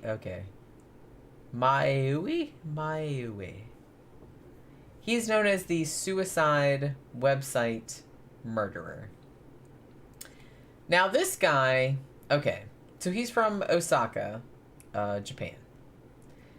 Now his whole thing was that when he got older, he had like a sexual proclivity toward seeing people in distress, particularly when they were strangling to death. So, yeah. What he would do at first, he tried to like, well, I don't know if he necessarily tried to murder people, but he did actually like try to strangle people just to like get that like sexual charge for a time, like without necessarily trying to kill them. That's how he started out.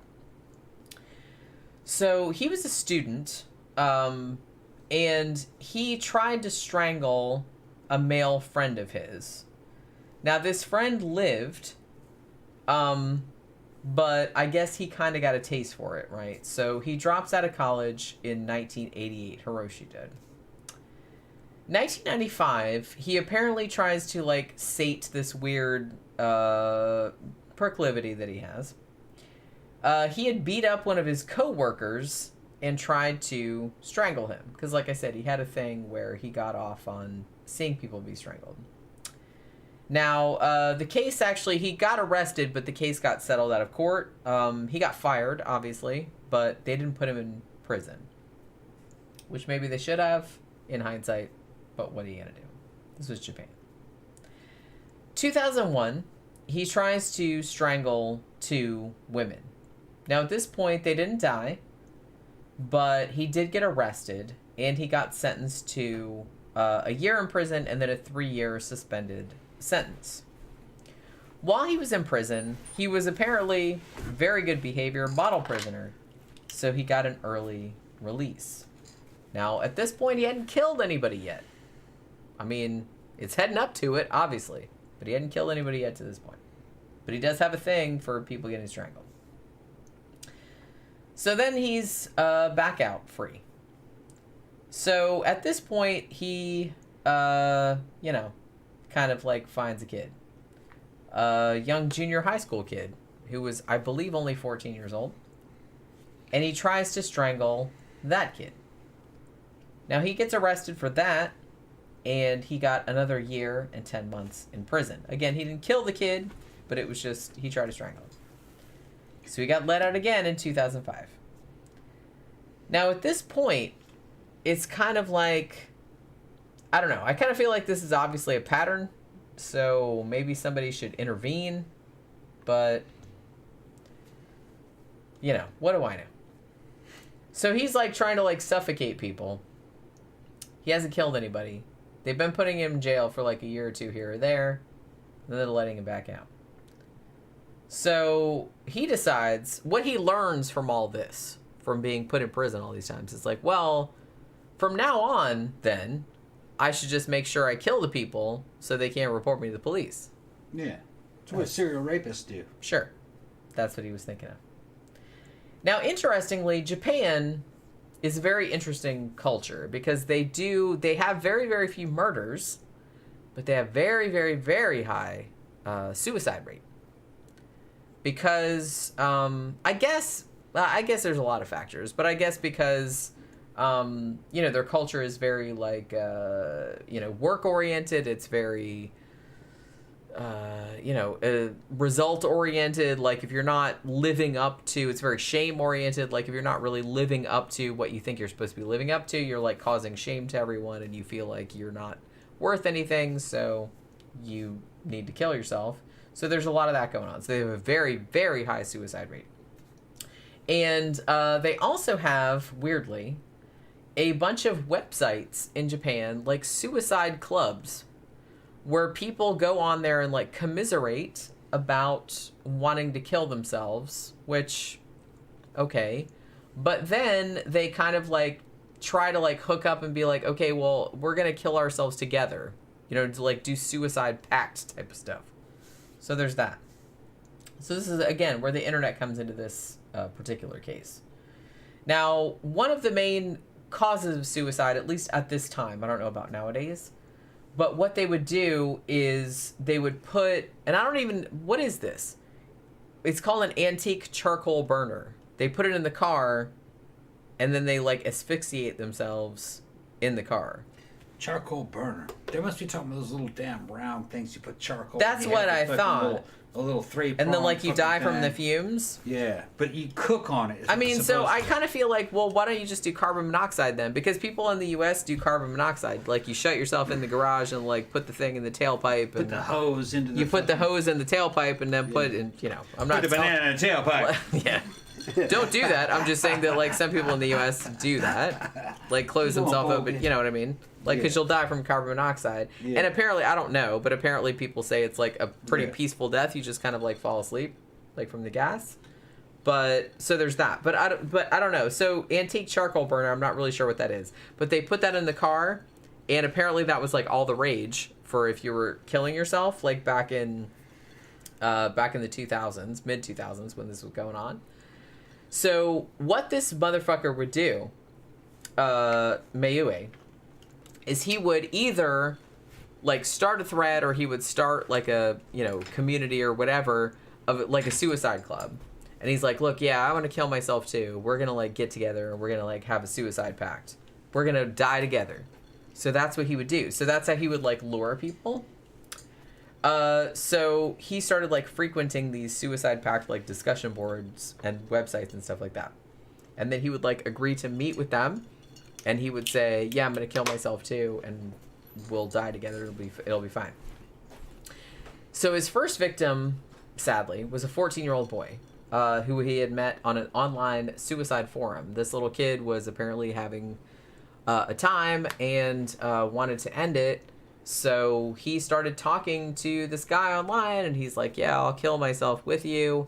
And so he goes and picks the kid up. And what usually ends up happening in these, in his cases, are that, you know, he'll pick the person up and say, hey, we're going to die together. And then the person will kind of like, when it actually becomes real, they'll like change their mind a little. I don't know if I want to go through with this. And then he'll, like, just reach over and, like, manually strangle them. Which, because, like I said, he gets off on strangling people. He gets off on, like, seeing their face, like, when they are in agony and they know that they're going to die. Like, that's kind of his thing. So the first person he killed was a 14-year-old boy that he met on an online suicide forum. His second victim was a 25-year-old woman named Michiko Nagamoto. And she was killed in a similar fashion in 2005. Again, he met her online on a suicide forum. And, you know, they were in the car together. He had picked her up from somewhere. And then they were going to go someplace and supposedly both kill themselves. And then she seemed to have second thoughts. She's like, I don't know if I want to go through with this or not. And then he basically tied her up and then smothered her is what he did. And one of the quotes when they asked him about it later was he said, I wanted to watch a face in agony. So that was, he got sexual pleasure from watching other people's faces when they were dying or like in pain. His third victim was a 21-year-old man, similar situation, who he had met on a suicide forum and picked up and then strangled them. And he buried all of his victims in the mountains. So yeah, that's basically what he would do. He would just say, yeah, I want to kill myself too. We're going to do this together. And obviously he had no intention of killing himself. And even if the person had second thoughts about it, he was like not going to let that happen. He would just usually like end up strangling them. And that's, what would happen. He said later when they caught him, was that strangling someone with his bare hands was the only way that he could get sexual pleasure. And he also said that the people that he had killed, 4 of them that they know of, he said that he'd filmed all the murders because he wanted to watch them later so he could get off on them again. So, you know. And basically when they finally caught this motherfucker, that was his excuse. I don't know if it was so much an excuse. He knew it was bad, but he said, look, this is the only way that I can get my rocks off. Yeah. Is by strangling people. Yeah. And obviously, this man's need to come is more important than other people People's being lives. alive. Yeah. So, Hey, there's you know, that. I just had to come. You know how it is. It sounds like Gotta BTK. kill It sounded bitch, like yeah. some BTK for a second. Yeah. Well, you know how. Well, you know. Can you imagine? Can you imagine thinking that your orgasm is more important than like random people's lives? I got a sexual problem. I can't imagine what that must be like to be that narcissistic. I really can't. That's, you know how it is. That's fucking crazy. But yeah. So they called it, he said, okay. So when they finally caught him, he said, oh, I read this mystery novel when I was a kid. And it had a whole thing about like strangling or something like that. And he super got off on it. And after that, he was like obsessed with like strangling people. And so they said, his defense said that he was had paraphilic psychosexual disorder. You know, in other words, the only way he can get off is by doing fucked up shit. In his case, strangling people. So basically, the prosecutor was not having it. It was like, look, we don't care if you have that, but obviously, you're getting your rocks off is not more important than like other people's lives. So probably you should be taken off the streets. Yeah. Because probably if we let you out, you're gonna do this shit again. You know, it's like he killed 3 people in like a 4-month span. So like that's just gonna escalate. So probably not the best idea. So at this point, 2007, the district court in Osaka agreed with the prosecution and said, yeah, we should kill this motherfucker. And honestly, like from what I've heard, I don't know if this is true or not, but from what I've heard, the killer actually said himself that I should be put to death because if I am let out ever, then I can't guarantee that I won't do it again, essentially. Because I can't, he's like, I'm not really sure of myself. I would probably do it again. So he's like, so please kill me. I don't know if that's true or not, but I have heard that from some sources that he actually asked for the death penalty. So, but they did give it to him, whether he wanted it or not. And I didn't really realize this, but in 2007, they were still hanging people in Japan. They hung him. Or hanged him, rather. Okay. So they hanged him in 2007 because he basically said, look, I can't promise that I'm not going to fucking kill more people. So at least he knew that about himself, I suppose. That's one nice thing. So yeah, he got hanged in July of 2009. So he's fucking dead. That's one less person we have to worry about. So there's that. Oh well. Oh well. What are you gonna do? So that's the show. I can't believe we got through all the stuff, Damn. and I was still like fairly coherent. Yeah. We're both coherent. Awesome. You want some toast cheese? You want some toast cheese? Yeah, need some toast. Are you gonna talk while I'm chewing, or is it gonna be hang weird? out. Or is everybody gonna hang like listen to me chewing? Here, I'll open them. I'll open them for you. We'll share them.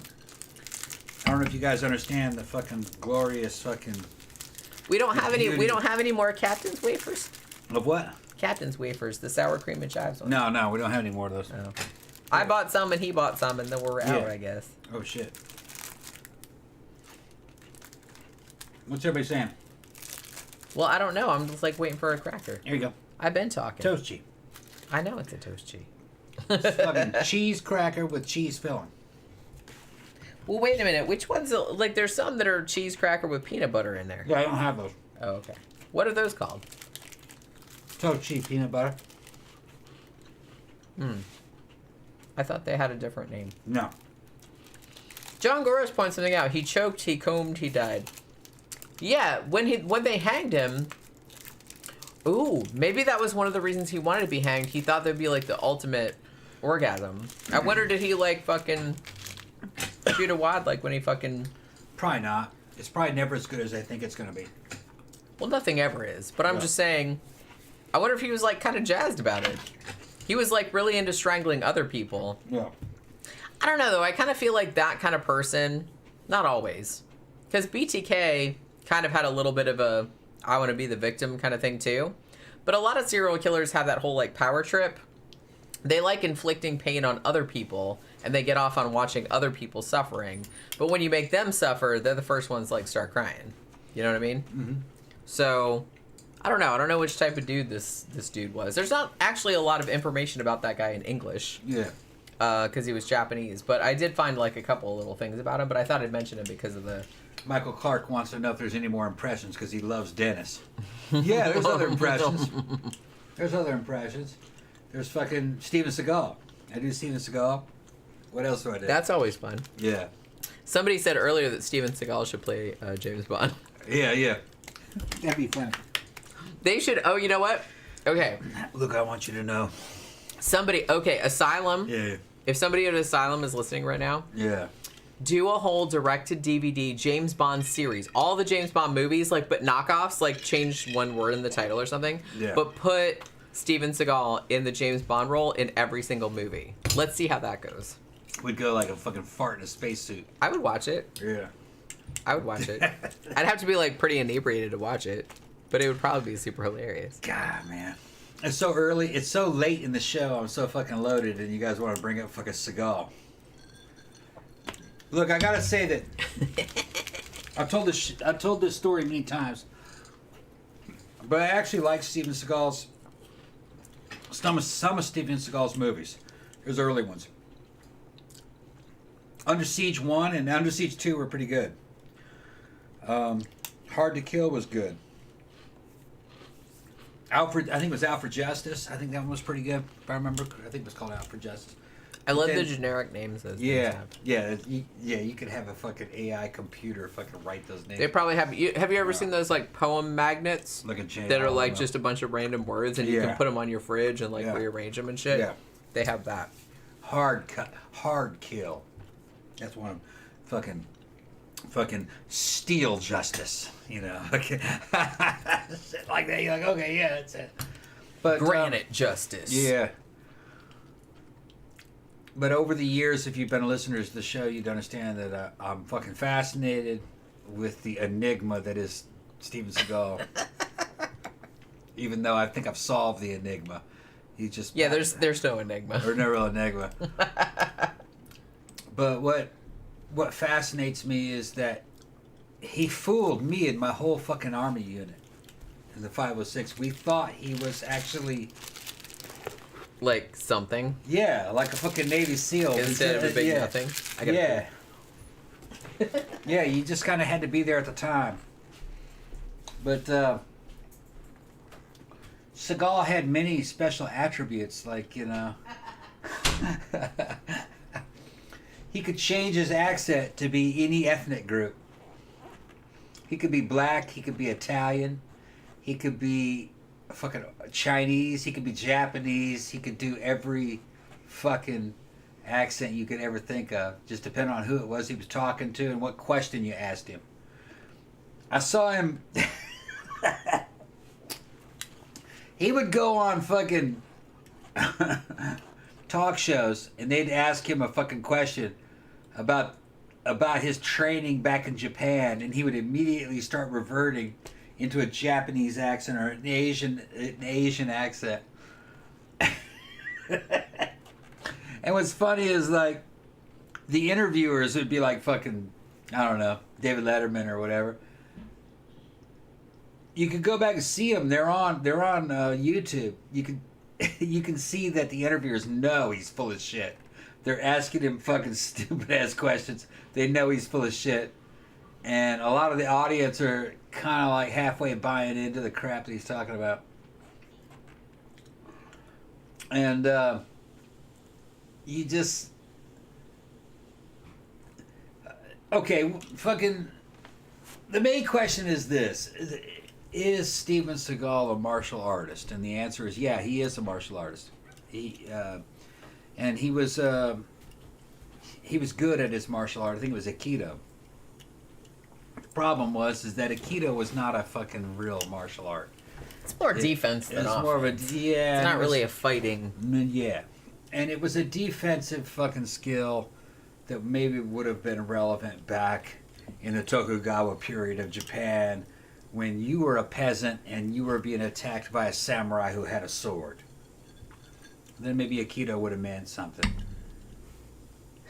But it would have only meant something in Japan back in those days.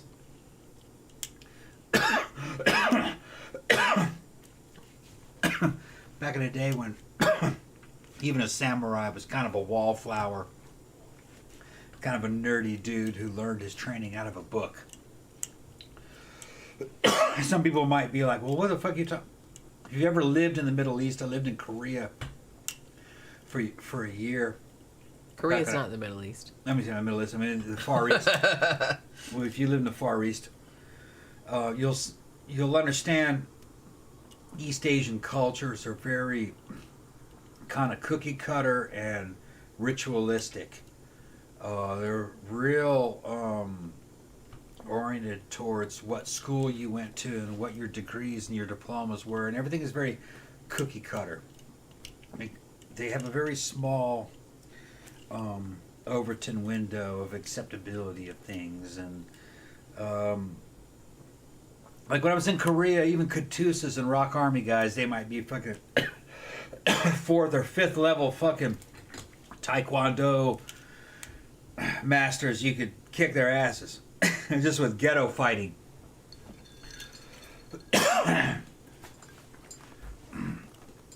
They're very much by the book and very ritualized. Everything is standardized. Cookie cutter. So Aikido maybe would have worked against a cookie cutter samurai. Well, somebody that just wasn't gonna like start jumping on your head and wail on you. Right. Somebody who wasn't fucking... Now, if you look at guys who were real sword masters, like Musashi. If you look at fucking Shimen Musashi, the way he grew up, he was ghetto, basically. His dad was a swords master. He owned his own school, and fucking Musashi was fucking lived hard. He slept outside on the run. He was a fucking wanted felon at certain times of his fucking life. A mercenary who was joining armies. He would join an army knowing that army would lose, just to polish his skills, and ended up writing books, okay? Musashi was fucking hardcore, but he would kill dudes. He was a psychopath, all right?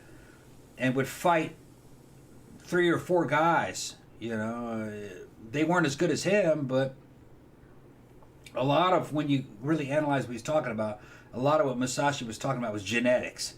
He was bigger and stronger than them,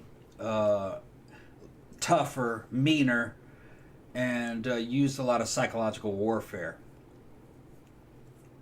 Musashi in his day would have been like somebody from fucking the hood. All right, and that's really why he won.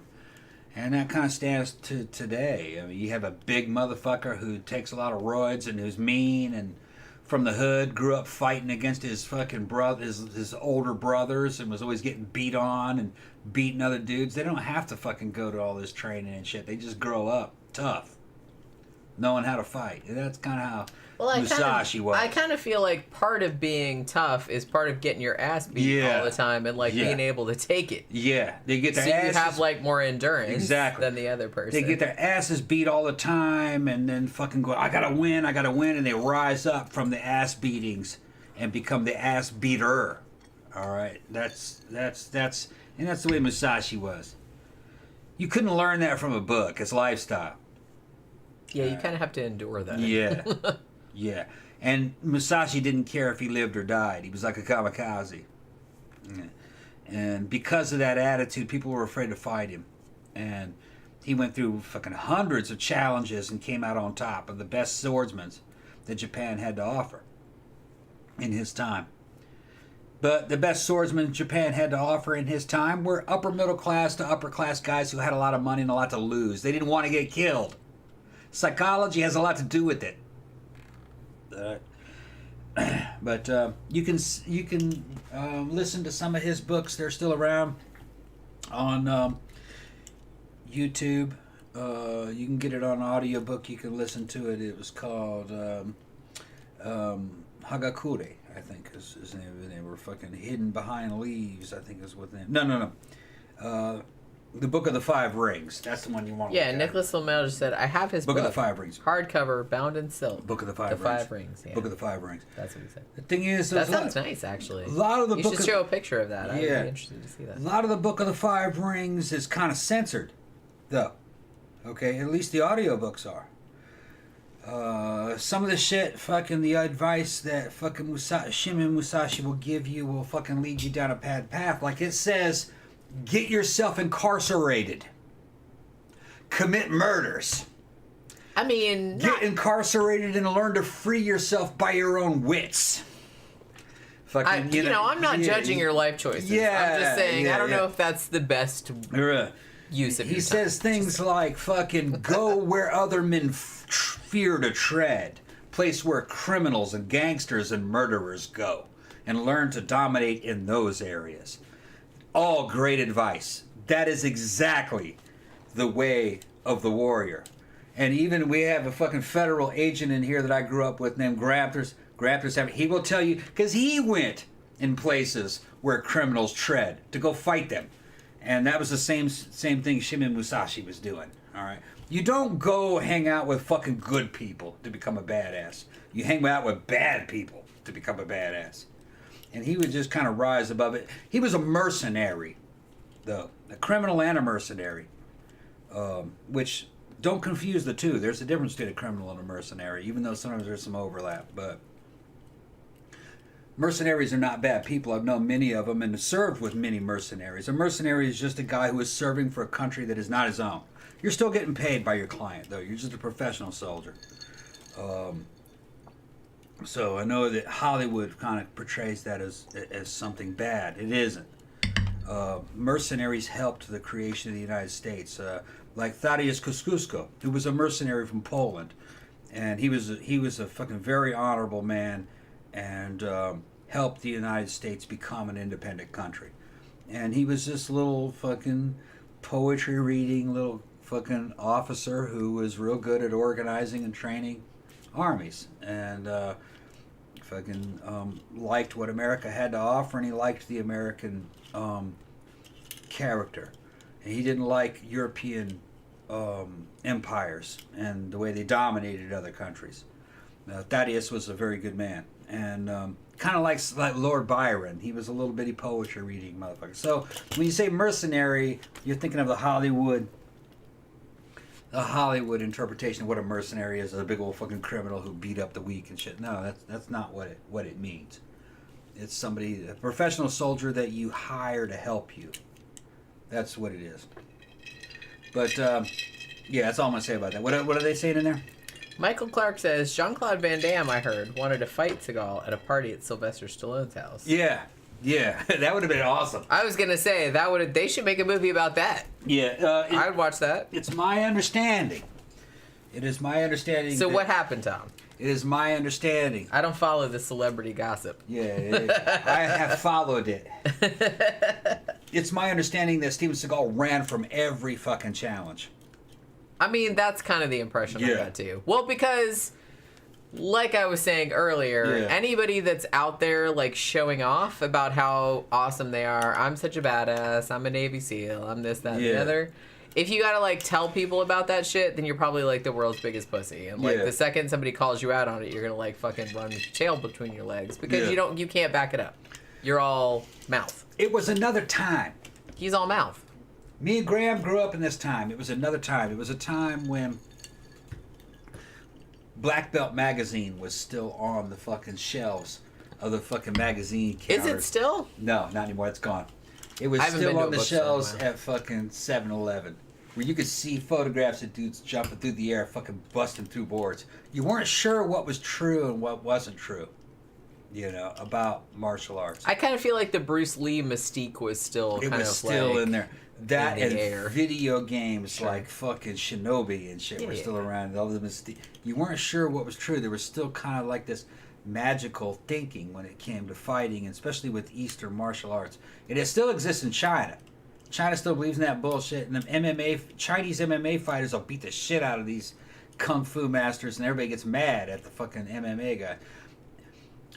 What happened was eventually a fucking Ultimate Fighting came out, which was the predecessor. It was the precursor to MMA, and that came out, which was like real wrestling and fighting and cage matches, and we thought that was some criminal shit. And then eventually MMA came out.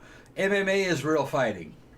I mean, that's just like use whatever you need to use. As long as you're not fucking murdering the dude, but But that's it, MMA. It's going to end up on the ground almost like a wrestling match with kickboxing and punching and all that shit mixed in together. Kicking and punching and wrestling. That is actually...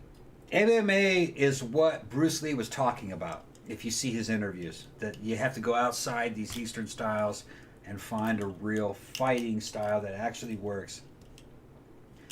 That, you know, and that you could do it in an arena and that people can see it and that it's legal. He was talking about MMA. And I've done a lot of study and analysis and I've listened to the experts on Kung Fu and karate and fucking all the Eastern martial arts and the MMA guys and come to the conclusion that Bruce Lee would have been pretty good in MMA. Even though he was an actor and it was Chinese theater that he was doing, he was still good. I mean, he was still in, like, really good shape. Yeah, he'd have been good. Most people think that he probably would have fucking done some weight training and got on fucking performance-enhancing drugs and gained about 15 to 20 pounds and learned a ground game and got into fucking MMA and done pretty good. But he couldn't do that for a living, though. You know, he was an actor. He had to make movies. He was just born in his time. He wasn't superhuman, though. He was a fighter of his time and an actor. Still, I respect Bruce Lee. He envisioned MMA. Well, and he was a pioneer in a lot of ways. I mean, in a way, he was like really responsible for popularizing martial arts movies in the West. Yeah. Which had been very, very niche prior to that. So the fact that everybody saw that shit, like when Bruce Lee was in them, that was like something. What I liked about him is he had a spiritual element. Yeah. He had a spiritual element, and he was big into self-development and challenging the self, which is, special operations and everything, and infantry guys and law enforcement guys know exactly what he's talking about. That's what he's talking about. Yeah, he was right. He was right. He was just a man of his times.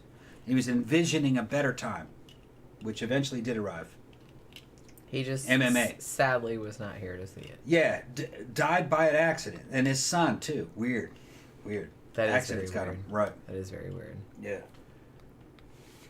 I mean, I don't think there's any conspiracy in it, but Bad. I don't think so either. No. Just a fucking. Just one of those things. That's one of those things.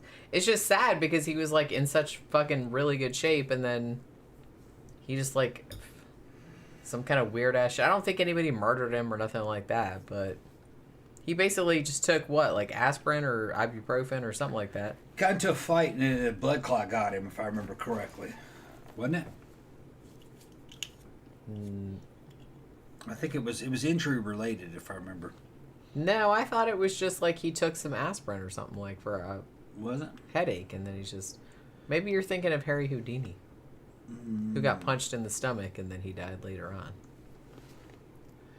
I think it was still fight related somehow. I don't know. It might have been. Yeah. I don't really remember. Michael Clark said, question, is there a difference between Brazilian Jiu-Jitsu and the other styles of Jiu-Jitsu, or is it all the same?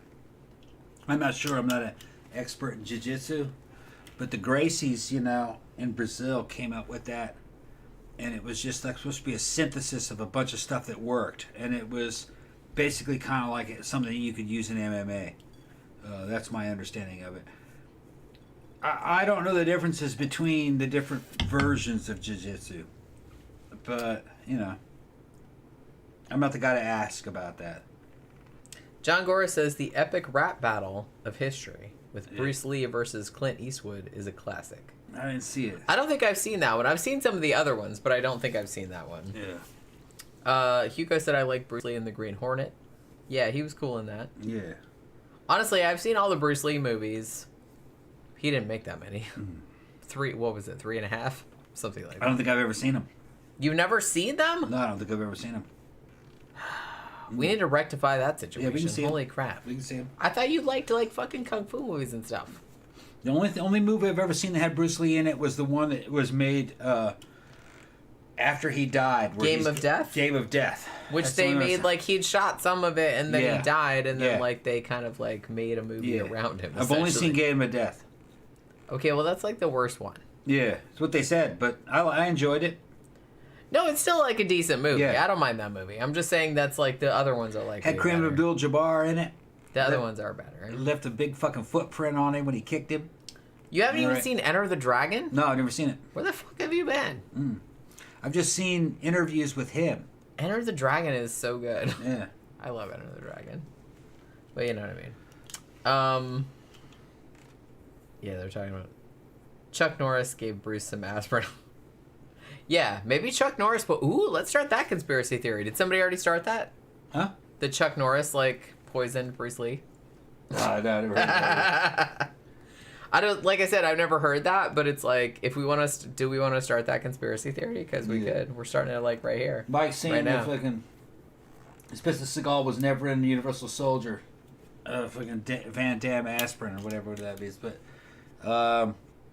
yeah, Universal Soldier was a good movie. I was in service when that came out. We all went down to go see it. It was in 101st. A lot of guys went to go see it. They had the fucking desert camo, chocolate chip camo on at the time. And the fucking... Then were they wearing little eyepieces and lasers and shit? What are you asking me for? I don't know. Yeah. I wasn't there. We liked that movie. It's pretty good. Weirdest thing about fucking Van Damme is that bitch was always trying to get naked on fucking camera.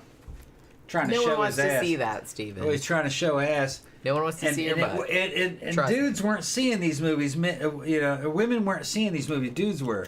And we were like, fucking, this bitch is always... And he was like coming out with photos of himself nude, fucking cradling fucking cheetah cubs and shit. There's just, I don't know what that dude's fucking... Well, see, It I was some think... European shit. He was... I don't even think it's European. I think It there was was some- like a lot of it's latent some Europe- gay shit like It going was, on yeah. with, especially like a lot of the action movies in the 80s. I mean, now we see it now. It's very obvious. But back then, everybody was just like, yeah, fuck yeah. It's like so masculine. But like now we're watching it we and weren't being thinking like, that. We weren't thinking that though. okay. We saw that shit back there. We're gay. like, Seagal, fuck, what the fuck is it? Is this some gay. European shit? What's he doing? What are you doing? No one wants to see your That shit was butt, fucking Steven. funny, yeah. Captain Crazy says Jack Nance died in a similar fashion after a bar fight. That's right, the actor in the David Lynch movies. Yeah, he was in Eraserhead. He was in Twin Peaks. He was in a lot of David Lynch shit. Yeah. that's right. I forgot about that.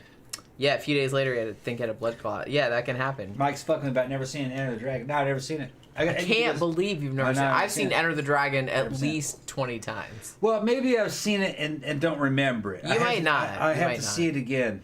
That's it. But It's good. You should that see shit it. comes up, and I don't want to click it because I don't want to make Jenny mad because I figured she probably, she don't want to see that.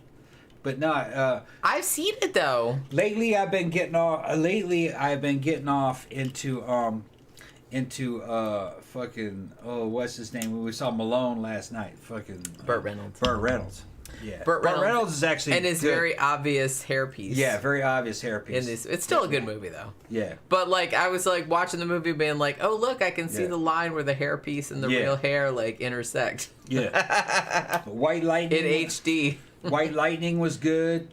Gator was good, which is the second part of that. And Malone was good. He played a CIA assassin who was kind of like, he didn't want to do it anymore. But it was a good flick.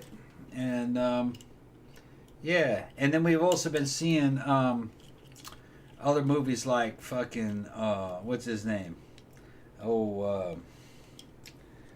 Shit. What are you talking about? That other dude. Thanks. That's super Yeah, that helpful. other guy, yeah. I'm getting The kind of... guy with the head The and dude the with arms. the head and the arms. You know. Fucking... The guy from fucking Death Wish. Fucking, what's his name? Charles Bronson. Charles Bronson. Been watching Charles Bronson movies. We still need to see 10 to Midnight. Yeah, Although I it's kind of- there for free. I know. Yeah. Although I do kind of feel like I do want to see that because I've seen that and it is. Yeah. I've seen that before and it's actually really Yeah. good. You'd probably really like it. Charles Bronson's pretty good. But- so far, I liked the Mechanic. Although I will was the best say one. that, like, on the matinees, at some point, I would really like Yeah. to get back to the horror and sci-fi. We can do it. We can do it. I mean, I know, like, I like action movies too, but I'm just kind of like, and the 80s movies, but, you know what I mean? Michael Clark says, question for Jenny, can you recommend a Netflix night to watch realistic but well-done serial killer movies? Ooh. Yeah. John coming out with Sharky's Machine. I remember that. Yeah, I remember that one. He said there's a falling stunt in there. I remember Sharky's Machine. I got to see that one again, too. There were a lot of Burt Reynolds movies that kind of came and went when I was young, and I never really got to see them. But they're better than I thought they were. They're pretty good.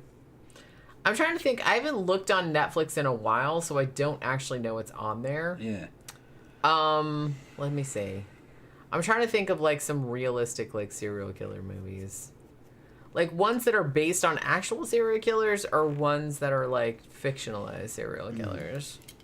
Because honestly, if you haven't seen Zodiac, the Michael Fincher one, or the David Fincher one, you need to see that because that's awesome. There was one about Jeffrey Dahmer. Like, My Friend Dahmer is good, but that's not really a horror movie. But there was one that was just called Dahmer that was actually pretty decent. I don't know if it's on Netflix or it might be on another streaming service, but that was actually pretty good. I'm trying to think of, like, what there was... Oh, there was another one. What am I thinking of? If you want one that's like a fake serial killer, I'm kind of a big fan of the Collector series. I don't know if those are on Netflix or they might be on Shudder. They're on one of the streaming services because I watched them recently. There's 2 or 3 of them. I can't remember. There's one of the Collector. There's the Collection, and then I don't know if there's a third one or not. Now Tammy says watch Lawless on Tubi. Tom Hardy plays a moonshiner. Oh shit! That sounds good. Lawless. I'm gonna have to look at that. Okay. I'm gonna have to look at that. All right. Yeah, Henry, Portrait of a Serial Killer. Obviously, that's a good one with Michael Rooker. Based on, Henry Lee Lucas and Otis Toole. Yeah.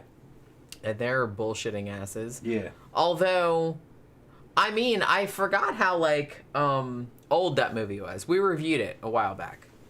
And it's disturbing, but it's not as disturbing as it was back in the old days. Because I kind of feel like everybody was, like, fucking freaking out about it back when it came out. Gotta say, though, Henry Lee Lucas, full of shit. Yeah. I don't think he killed as many people. I do think he killed people. I'm not saying that. He is a scumbag. But I think he probably killed 3 or 4 people max. I don't think he killed robberies. I don't think he killed all the people he said he killed. He killed some people during those robberies, and he killed, I think, his mom, was it? Yeah, mom and his grandma or something like that. He did kill people. Yeah. He did kill a few people. Yeah. But he wasn't a serial killer. He's not a good person. But I don't think that he was going around, because I do kind of feel like once he was in prison... Yeah. There's a documentary about it. I think it was on Netflix because I watched it on there. I don't know if it's on there still. He was a confession machine. But I can't remember what it's called. Yeah. But it's about Henry Lee Lucas, and it's about how he would basically just confess to anything because they would like let him like come out and talk to people, and like they would give him like milkshakes and like burgers and shit because they were trying to like get him to confess to shit. Oh yeah, I killed that one too. In Omaha or wherever the fuck. He didn't do that. Yeah. He didn't do that. No. He was like confessing to all kind of unsolved shit. All right, let's go ahead and shut it down, Jen. I'm hungry. How about you? I got food down there. We'll heat up. What you got? You want some more of that chickpea stuff? You want me to make something else up? I don't know. That chickpea shit stuff is pretty good. It's ready to go. I can hit. I got chickpea curry down there. He made chickpea curry. It's very, very good. It's good. We made like shit ton. Time After Time was a good Jack the Ripper movie. Yeah, we've talked about it many times. I gotta get that bitch on Blu-ray. God, I love that movie. Time, yeah. 1979, if you haven't seen it. Malcolm McDowell, David Warner. Yeah. Mary Steenburgen. Captain Crazy said that. Please see it. We mentioned that movie many times on this show. That was one of the first movies we reviewed, I think, like in the first 6 months of doing this show, like flick. For a long time ago. Because that was one of my favorite movies from childhood. That's a sleeper flick. And honestly, like seeing it again recently, I was like, yep, still love it. 1979, that shit came out. Oh, it's so good. Yeah. And I feel like a lot of people don't talk about it. Yeah. It's about Malcolm McDowell. Okay, if you haven't seen it, Malcolm McDowell plays H.G. Wells. Yeah. And he's friends, he doesn't know it. He's friends with Jack the Ripper. Doctor, played by David Warner, who's actually Jack the Ripper, but he doesn't know this. Yeah. Now, H.G. Wells has actually invented the time machine that he talked about in his fiction. And Jack the Ripper escapes into 1979 San Francisco in the time machine. Yeah. And H.G. Wells has to follow him. It's not as goofy as it sounds. It's actually like really, really good. He's got to go catch Jack the Ripper. He has to go catch because he feels morally obligated. Yeah. And he's in San Francisco in the fucking early 80s or late 70s. in the late 70s, yeah. And he's trying to be Victorian as fuck, and these women are trying to throw the fucking cooch at him, and he's like, oh, free love. Yes, I understand all about free love. It's a great movie. It's a great movie. It's a great movie. And fucking it's Jack, so good. I love and that. And Jack the movie Ripper so much. says, fucking, where I come from, I'm a freak, but here I'm you know what I mean? I'm a fucking master, you know what I mean? With all this fucking murder and fucking death and shit. Yeah, he fits right in. Yeah, he says, I fit In right in. 1970. I'm an amateur compared to these people. And, you know, it's a great I gotta flick. catch up. Yeah. It's that kind of shit. Yeah. There's like Here's another one I'm going to It's say, really, really in case good. you guys missed it earlier. I just got this bitch on Blu-ray. Zardoz. All right. Zardoz. That's a good one. Some people are like, what kind of movie is that, man? No, man, fucking... Sean Connery and Little Red Panties. It's about the It's a whole elites thing. of the Earth have fucking depopulated the planet, and they've used guys like Sean Connery to depopulate them. They're called the Brutals. And it's a post-apocalyptic movie. It's a great movie, ahead of its time. It has one weakness, and that's the opening scene with this dude with a stupid-ass head who's narrating the fucking story, which wasn't supposed to be in there. You and your stupid ass head. Stupid-ass head narrating. That scene was not supposed to be in this movie, but but the director was like, what are you putting this in here? Because the dude... Everything the dude says, you find out if you watch the fucking movie. You don't need him there. Well, I kind of feel like back in the day, people thought that audiences were dumb. Yeah. I mean, some of them are. I'm not saying that. But mostly, we're on Yeah. the ball. You It's don't a- got to explain everything. The movie is supposed figure to it out. start these fucking brutal We'll figure it motherfuckers sitting out there in a field and a gigantic flying stone head comes and goes, I am Zardoz, and it spits up all these fucking guns and ammo, and they're picking it all up, going, Zardoz, thank you, Zardoz, fucking go out, kill people, thank you, Zardoz. You know, that's basically how the movie Okay, starts. can do. And then you find out what the fuck is happening, man, because these bitches have been told to fucking depopulate the planet. And See, like I said, I think yeah. it would have been a much stronger movie if you just started with that. Just because start with that. everybody would have been watching being like, what the fuck is going on? Yeah. You want to know more about it. Yeah. Don't And- explain everything like right from the beginning And of the Sean movie. Connery climbs inside the head to try to figure out where the head came from. It's like there's something up with this head. Why they got us depopulating the planet? Yeah, what is going on? And he with kills this? the dude inside He's the wondering head. what we're all The wondering. head goes back to this fucking elite place where the fucking people that rule the earth are just living in these little cottages and shit. And he's trying to figure, why are they having us kill all these people? And that's Why movie. not? Yeah. That's what I say. Great flick. Rebecca says Connery is mankini. Yeah. He's in a mankini with his sexy ass boots and his fucking Russian revolver. He's furry. He got that damn Mosin Nagant revolver, or it's not a Mosin Nagant. I don't remember what kind of. It's a semi-automatic He's so revolver. furry. You're like, what the fuck is that? You shoot. I think it's British. The fucking top of the revolver goes to the rear and fucking spins the cylinder, and then it goes forward again. I've never seen anything like it. You cock the revolver by pulling it to the rear. That was, I don't remember what kind of fucking crazy shit was that. It's crazy. The gun is good. The penis is evil. That's right. That's what the head says. That's what the Killing head says. people is good. Reproduction, no, that's bad. Yeah. Keep that in your pants. Just shoot people in the face. Yeah. Tammy asked if we'd seen Peaky Blinders. I haven't yet, but so many people have recommended it that I really need to. That's another one that I really need to get into. Honestly, even the bartender at iBar, Lee, told us Yeah. years ago, you guys need to watch Peaky Blinders. The name of the H.G. Wells, the Ripper movie we're talking about was called Time After Time. Time After Time. 1979. It's a great movie. Time I love After that Time. movie. I saw that movie a million times. Yeah. It was on cable Yeah. every 5 fucking Time minutes. After Time. I guess it was like cheap to get it. And you can live stream it off of Amazon. They have it. Last I saw. Did they? I think they did. Okay. I think they did. I mean, I can don't check want to right I hate to like hype stuff up to like people that didn't see it when they were younger because Yeah. it's like they might see it and be like, "What the fuck? You're retarded." You love No, it. I it's don't a know good what you're movie. talking about. But I fucking love that now. movie. T saw it and she loved it. I love that She movie. thought it was great. It's really, really good. I mean, Let me fucking see- let me H.G. see- Wells, Jack the Ripper, Time Machine, Let me see if it's on serial Amazon. killing, time travel. You can't get wrong. I mean, honestly, I fucking loved it. Let's see. Yeah, it's on Netflix. Yeah, about Peaky Blinders. I've been meaning to like watch that. Dude, I haven't even we haven't finished Rome yet. I haven't even finished Midnight Mass yet. That's how behind I am. Yes, Time After Time is on Amazon Prime for $3.99. You can rent Okay. it. Yeah. I kind of feel like that's one we should own because Yeah, I need to get it. I love that. Although I have to say that if you ask me right now, I'm kind of drunk right now, but if you asked me when I was sober to recite that entire movie from memory, I probably could. Because I've seen it so many times. I mean, it's imprinted. But yeah. Oh, Starry Night just hit us up. Says, "Are you ready for me, bro?" Yeah, I'm ready for you. We're going down to get the show. Oh, they're gonna be in us. Yeah. Yeah, A Starry Night are coming here. Yeah. To Orlando on Saturday. Yeah. So we're obligated to go see them. We're not obligated. We're gonna go see them. We like when they come to Will's Pub. They haven't been here in a while, but yeah, they're coming. So they just messaged us and asked if they were. Okay, let's shut it down, Jen. I'm gonna start getting us something to eat. Yeah, let's get some food. What's your thoughts on Rome so far? It's actually awesome. We watched season 1. We watched the whole season 1. Yeah, we haven't great. watched season 2 yet. It's great. Yeah, it's fantastic. I liked it. Yeah. Yeah. Very historically accurate, and it matches up with everything that I've read, you know what I mean, through my Roman history, fucking Gibbon and everything, fucking decline and fall of the Roman Empire. It all kind of lines up, and with a lot of, and it just makes a lot of sense. It's how I kind of imagined what had happened. I mean, I really like that they strove to very keep, modern. Yeah, they kept it modern and they kept it cinematic, but it's still really, really historically accurate. The Romans were a lot more modern than you think. I mean, they were like the people of today. I understand it a lot more now that I see the way the U.S. is going and just the way their culture was. There's a lot of parallels. Ruling classes are always the same.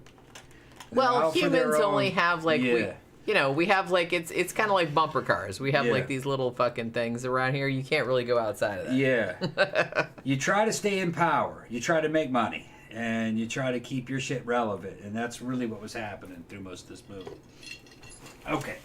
All right. So, yeah, man. 4 hours and 16 minutes. All right. We got to eat some food. I got to sleep because I think I only got 3 hours of sleep last night. I'm amazed I'm still awake and having a good time. But thank you, everybody, for dropping by. Really awesome. I got through all the cases coherently, hopefully. So hopefully you guys had a good time. I had a good time. We will see you guys again on Friday evening for our sidetrack show, which, if you are new here, is just our whatever. You can just ask questions. We don't have a topic or anything like that. It's just a free-for-all. So hopefully you guys will come and hang out with us again on Friday. Thanks for dropping by this evening. We will see you guys on Friday evening. Good night.